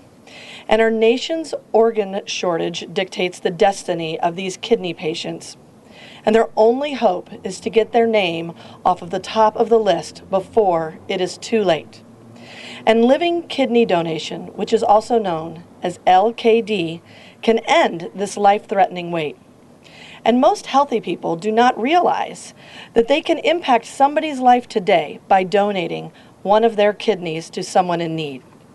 And through a living donor needs to be healthy enough to qualify for LKD, he or she does not have to be a blood-related relative or even blood-type compatible with the recipient. And the majority of those who donate actually go on to live full and vibrant lives. And to date, living kidney donors have successfully improved outcomes for over 144,000 kidney transplant recipients, and over 2,800 of them are in Arizona. And the number of LKD transplants in Arizona has dropped, though, 42% since 2010.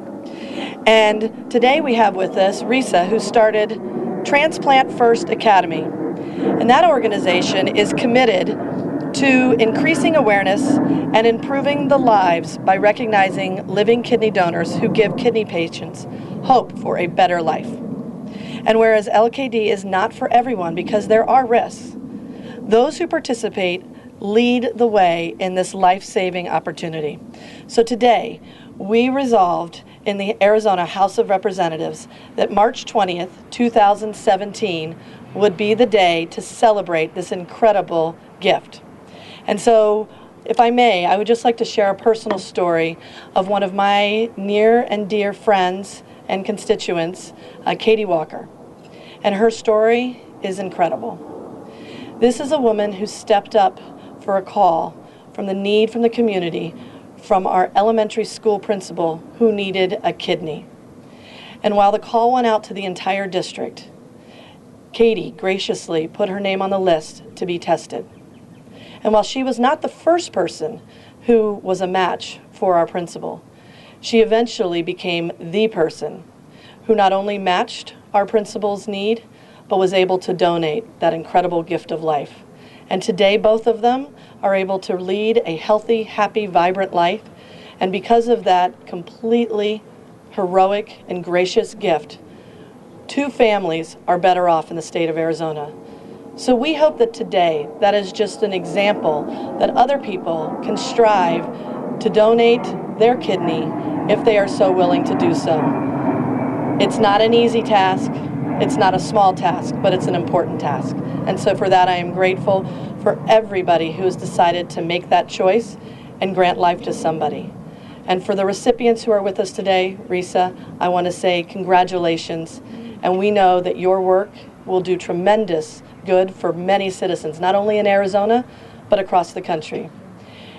And I could have Risa come up here and share, but she shared a little story with us on the floor that Arizona is the first state to do this.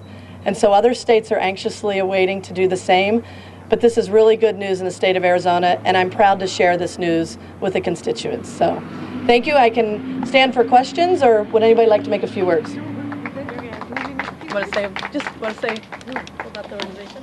Well, let me start by just reaching out from all of us. I speak from all of us and the entire kidney patient community, all of those that serve in this community to help other kidney patients, recognize Representative Heather Carter's effort to help us get this proclamation and this day known so that individuals like myself who were blessed with a living kidney donor, who now I'm able to live my best life ever, we get to recognize those that have given us the gift for a better and longer life. And so, Representative Carter, thank you so much for making this day happen, to getting us to the floor and to celebrate this honor of new life for new life, the lifeline, the angel lifeline that comes along with this, and for increasing awareness for all those in need.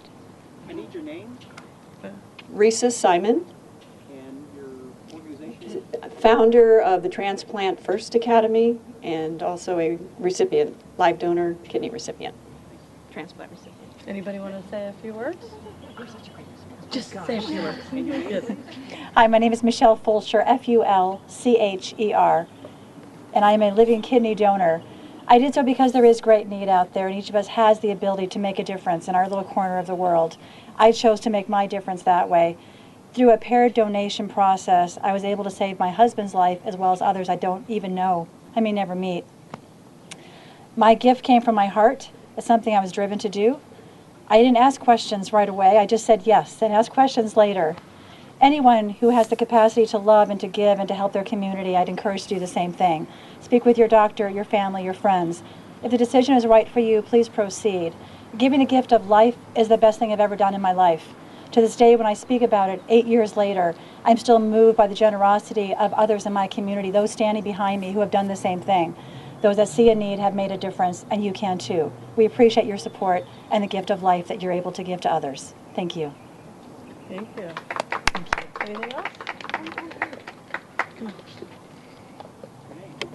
Carney Stefan, K-A-R-N-Y. Last name is S-T-E-F-A-N, and I am a living kidney donor. Yeah. Or last name. You would have gotten that wrong.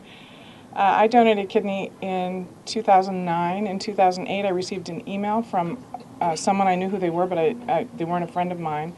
And it was all about how her husband needed a kidney, and if they can find 15 people who were compatible, O blood type, statistically one of them would match. And I thought, well, I'm O positive. And out loud I said, who on earth would donate a body part? And I look up, I'm watching a movie, the next line in the movie, well, I was pretty close to your grandfather, I do have one of his kidneys. And I went, you've got to be kidding me, God. What? And obviously I followed that, and turned out this gentleman that I'd never met in my life and I were the compatibility of a full-blooded brother and sister. Thank you. Anybody else? Hello, my name is Cynthia Infante, and I'm a kidney recipient. I'm so proud to be here because my cousin Jacob donated his kidney to me on July 15th. And the ironic thing is today, March 20th, is his birthday. So we will remember this every year, and I'm just very, very thankful to all of you donors. I have a life, and I can see my daughter growing. Sorry. I wasn't going to cry. Thank you so much. That's all. Yeah, spell your last name. Oh, I can't talk. You can do it.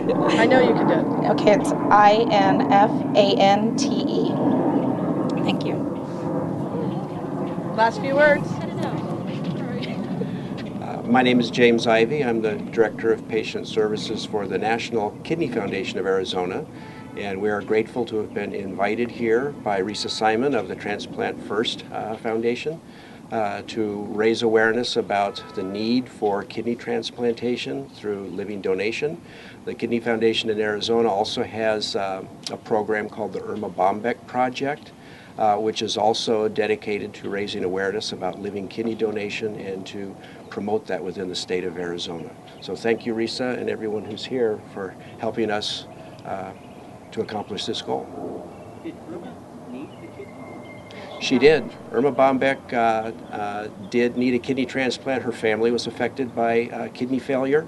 So her family still supports the National Kidney Foundation of Arizona in a big way. And so our Irma Bombeck project is dedicated to them and in memory of her. She's so well known here in Arizona. We thought that would be one way to raise awareness about the need for living donation was to remind people of Irma Bombeck's great work and how her family was affected by kidney disease.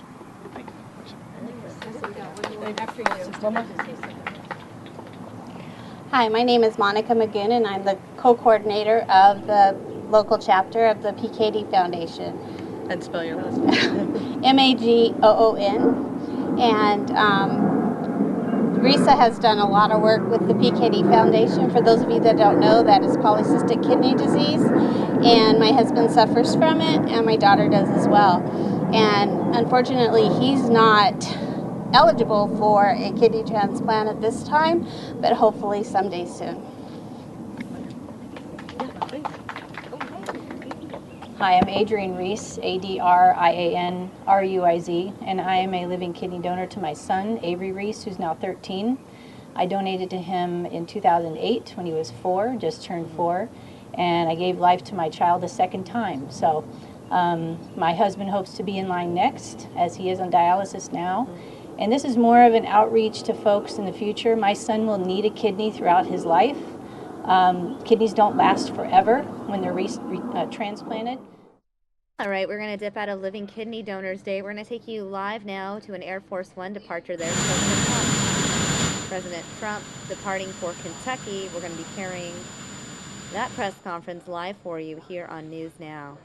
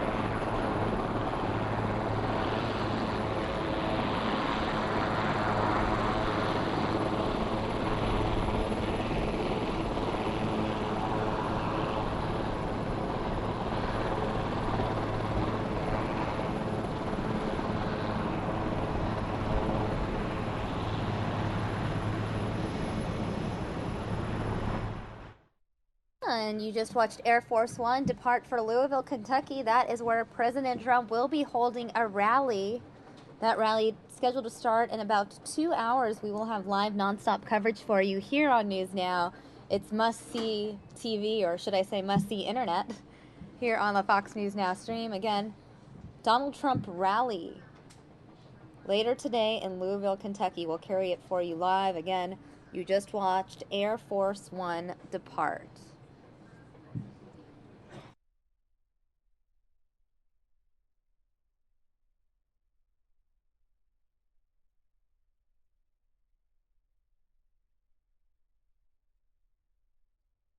All right, coming up next is something you may have missed. Now, earlier today we were showing you the hearing where FBI Director James Comey testified in front of the House Intelligence Committee. Well, happening at the same time was Neil Gorsuch's opening statement. He's testifying before the Senate Judiciary Committee, kicking off his confirmation hearings. Judge Neil Gorsuch offering his opening testimony this afternoon. Just moments ago. We're going to play that for you here in case you missed it. Stand by. They put a new name.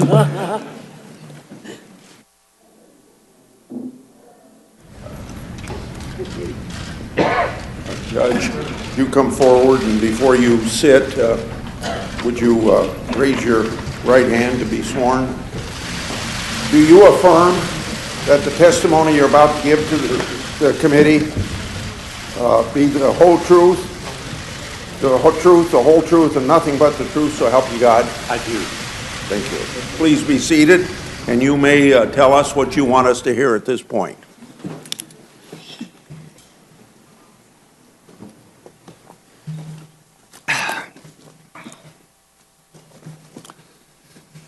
Mr. Chairman, Senator Feinstein, members of the committee, I am honored and I am humbled to be here. Since coming to Washington, I've met with over 70 senators. You've offered me a warm welcome and wise advice. Thank you. I also want to thank the President and the Vice President. They and their teams have been so gracious to me, and I thank them for this honor. I want to thank Senators Bennett and Gardner and General Cottrell for their kind introductions, reminding us that long before we're Democrats or Republicans, we're Americans.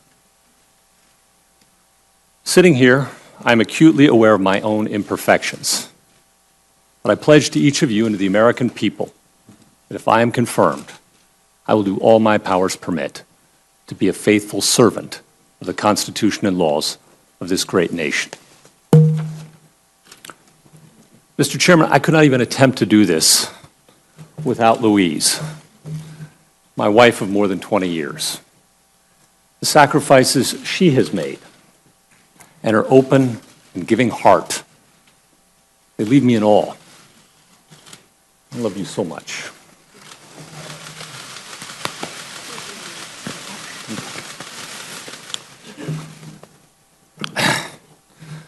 We started off in a place very different than this one. Tiny apartment, little to show for it. When Louise's mother first came to visit, she was concerned by the conditions, understandably.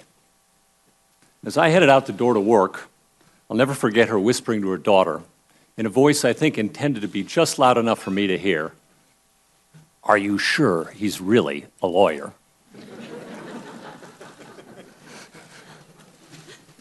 To my teenage daughters watching out west, bathing chickens for the county fair, devising ways to keep our determined pet goat out of the garden, building a semi-functional plyboard hovercraft for science fair, driving 8 hours through a Wyoming snowstorm with high school debaters in the back arguing the whole way. These are just a few of my very favorite memories. I love you girls impossibly. To my extended family, here and across Colorado, when we gather, it's dozens of us. We hold different political and religious views, but we are united in our love. And between the family pranks and the pack of children running rampant, whoever's hosting is usually left with at least one drywall repair. To my parents and grandparents, they're no longer with us, but there's no question on whose shoulders I stand.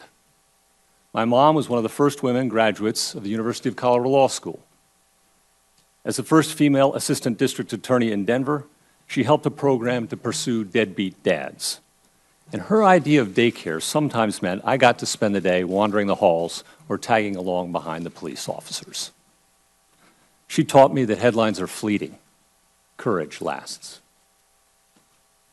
My dad taught me that success in life has very little to do with success.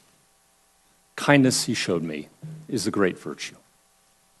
He showed me, too, that there are few places closer to God than walking in the wilderness or wading a trout stream, even if it is an awfully long drive home with the family dog after he encounters a skunk. To my grandparents, as a boy, I could ride my bike to their homes. They were a huge influence. My mom's father, poor and Irish, worked to help support his family as a boy after losing his own dad. But the nuns made sure he got an education and he became a doctor.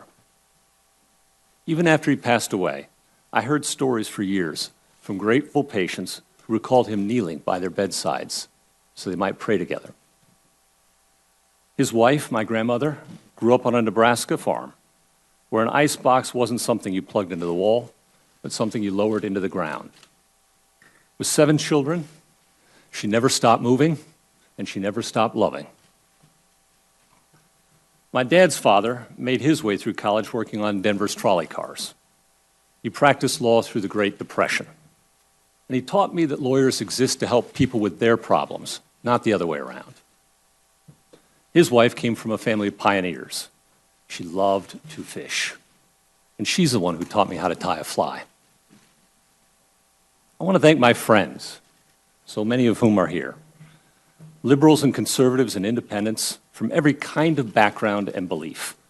Many hundreds have written this committee on my behalf, and I am truly touched by their support. They have been there for me always.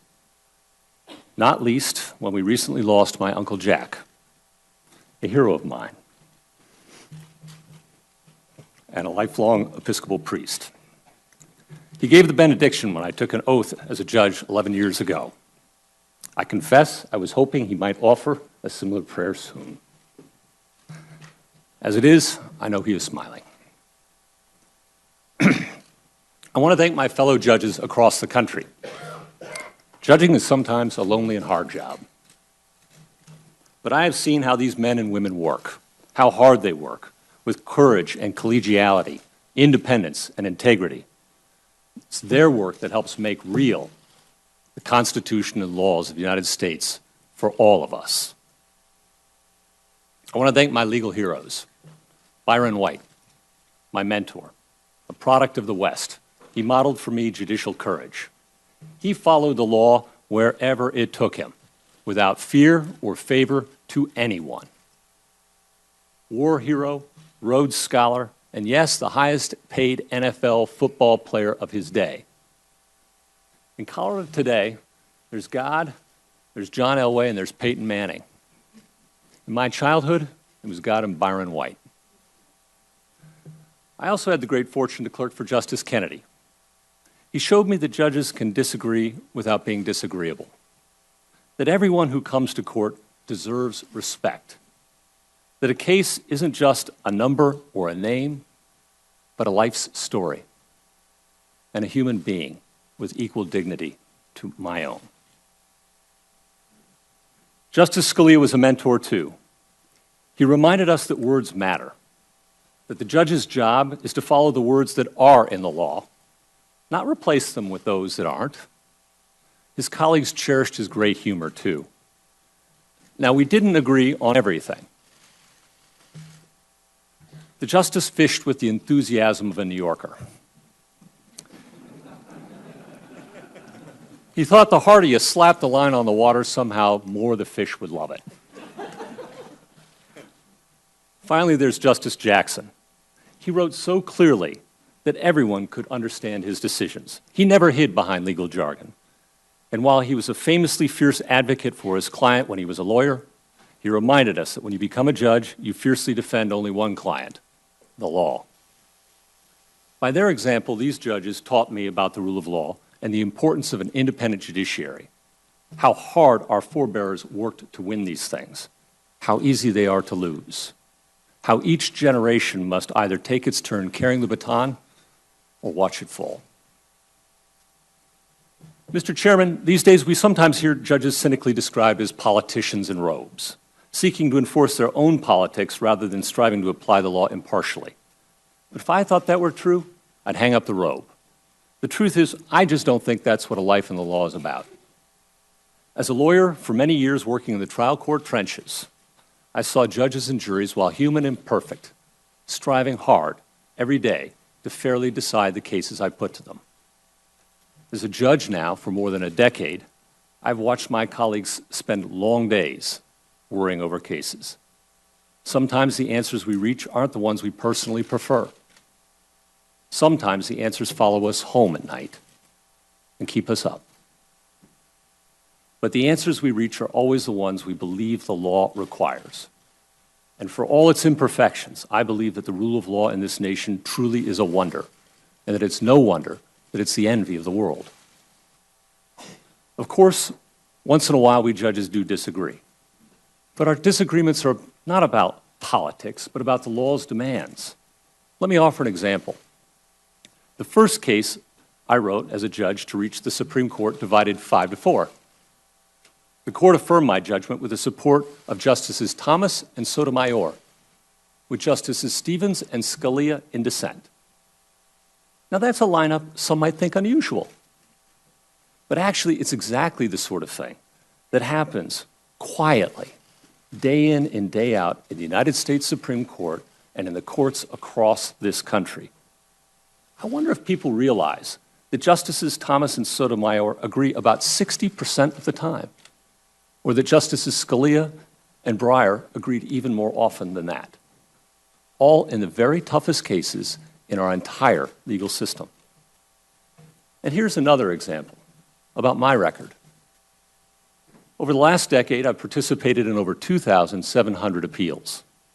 Often these cases are hard too. Only about 5% of all federal lawsuits make their way to decision in a court of appeals. I've served with judges appointed by President Obama all the way back to President Johnson. And in the 10th Circuit, we hear cases from 6 different states covering 2 time zones and 20% of the continental United States. But in the West, we listen to one another respectfully. We tolerate, we cherish different points of view, and we seek consensus whenever we can. My law clerks tell me that 97% of those 2,700 cases I've decided were decided unanimously, and that I've been in the majority 99% of the time. That's my record, and that's how we do things in the West. Of course, I make my share of mistakes too. As my daughters never tire of reminding me, putting on a robe does not make me any smarter. And I'll never forget my first day on the job. Carrying a pile of briefs up the steps to the bench, I tripped on the hem of my robe, and just about everything went flying. But troublesome as the robe can be, the robe does mean something to me, and not just that I can hide the coffee stains on my shirt. Putting on a robe reminds us judges that it's time to lose our egos and open our minds. It serves, too, as a reminder of the modest station we judges are meant to occupy in a democracy. In other countries, judges wear scarlet, silk, ermine. Here, we buy our own plain black robes.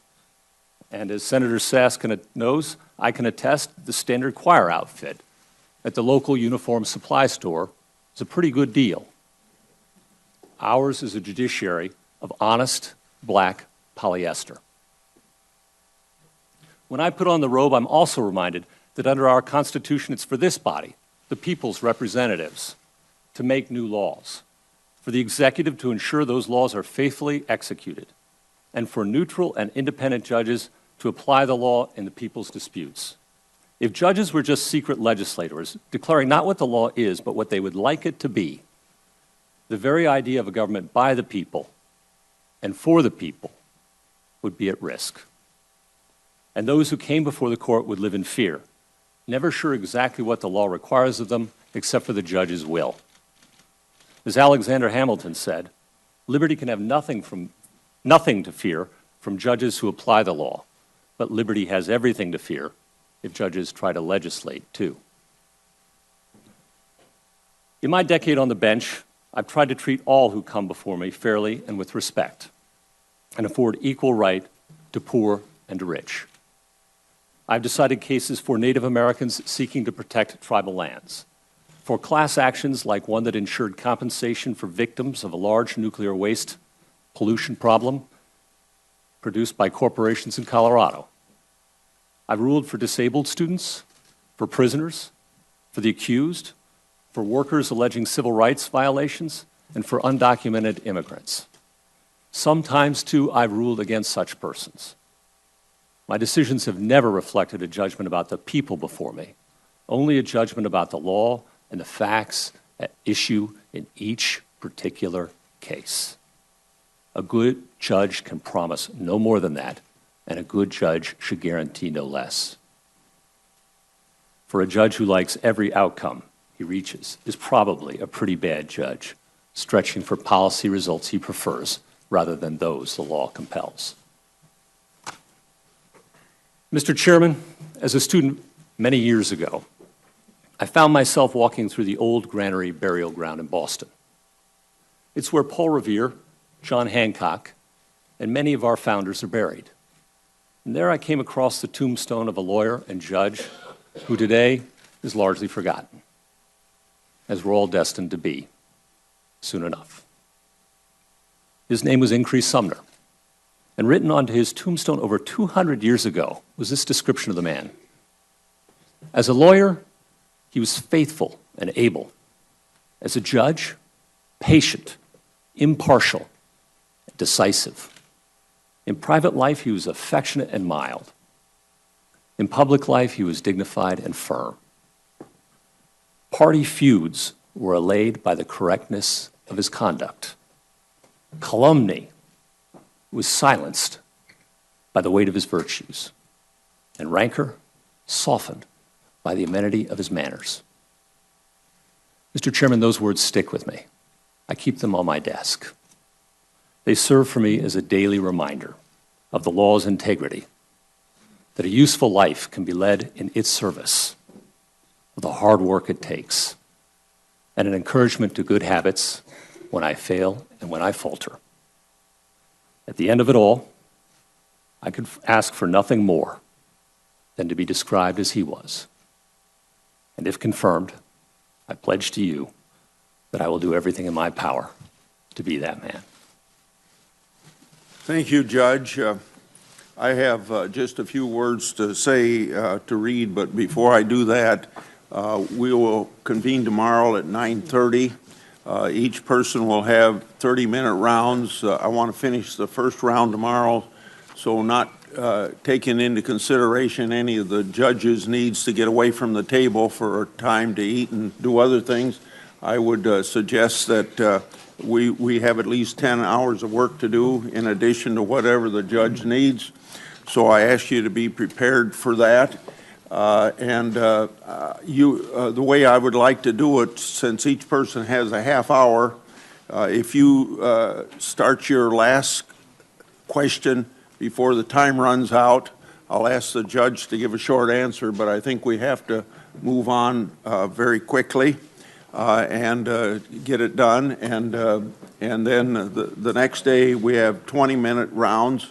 And there'll be as many rounds as people need because I'd like to get done by Wednesday night. And if we can get it so I can get to bed at 9 o'clock like I like to, I would appreciate it. We have questions for the record being due at 5 p.m. This timeline is consistent with how we've handled past Supreme Court nominations. I want everybody to know that now so that members and their staffs can be working on written questions throughout the week. With that, we will recess until 9. Say I'm sorry. 5 p.m. when? Oh, I'm sorry. Friday at 5 p.m. Yeah. With that, the meeting's adjourned.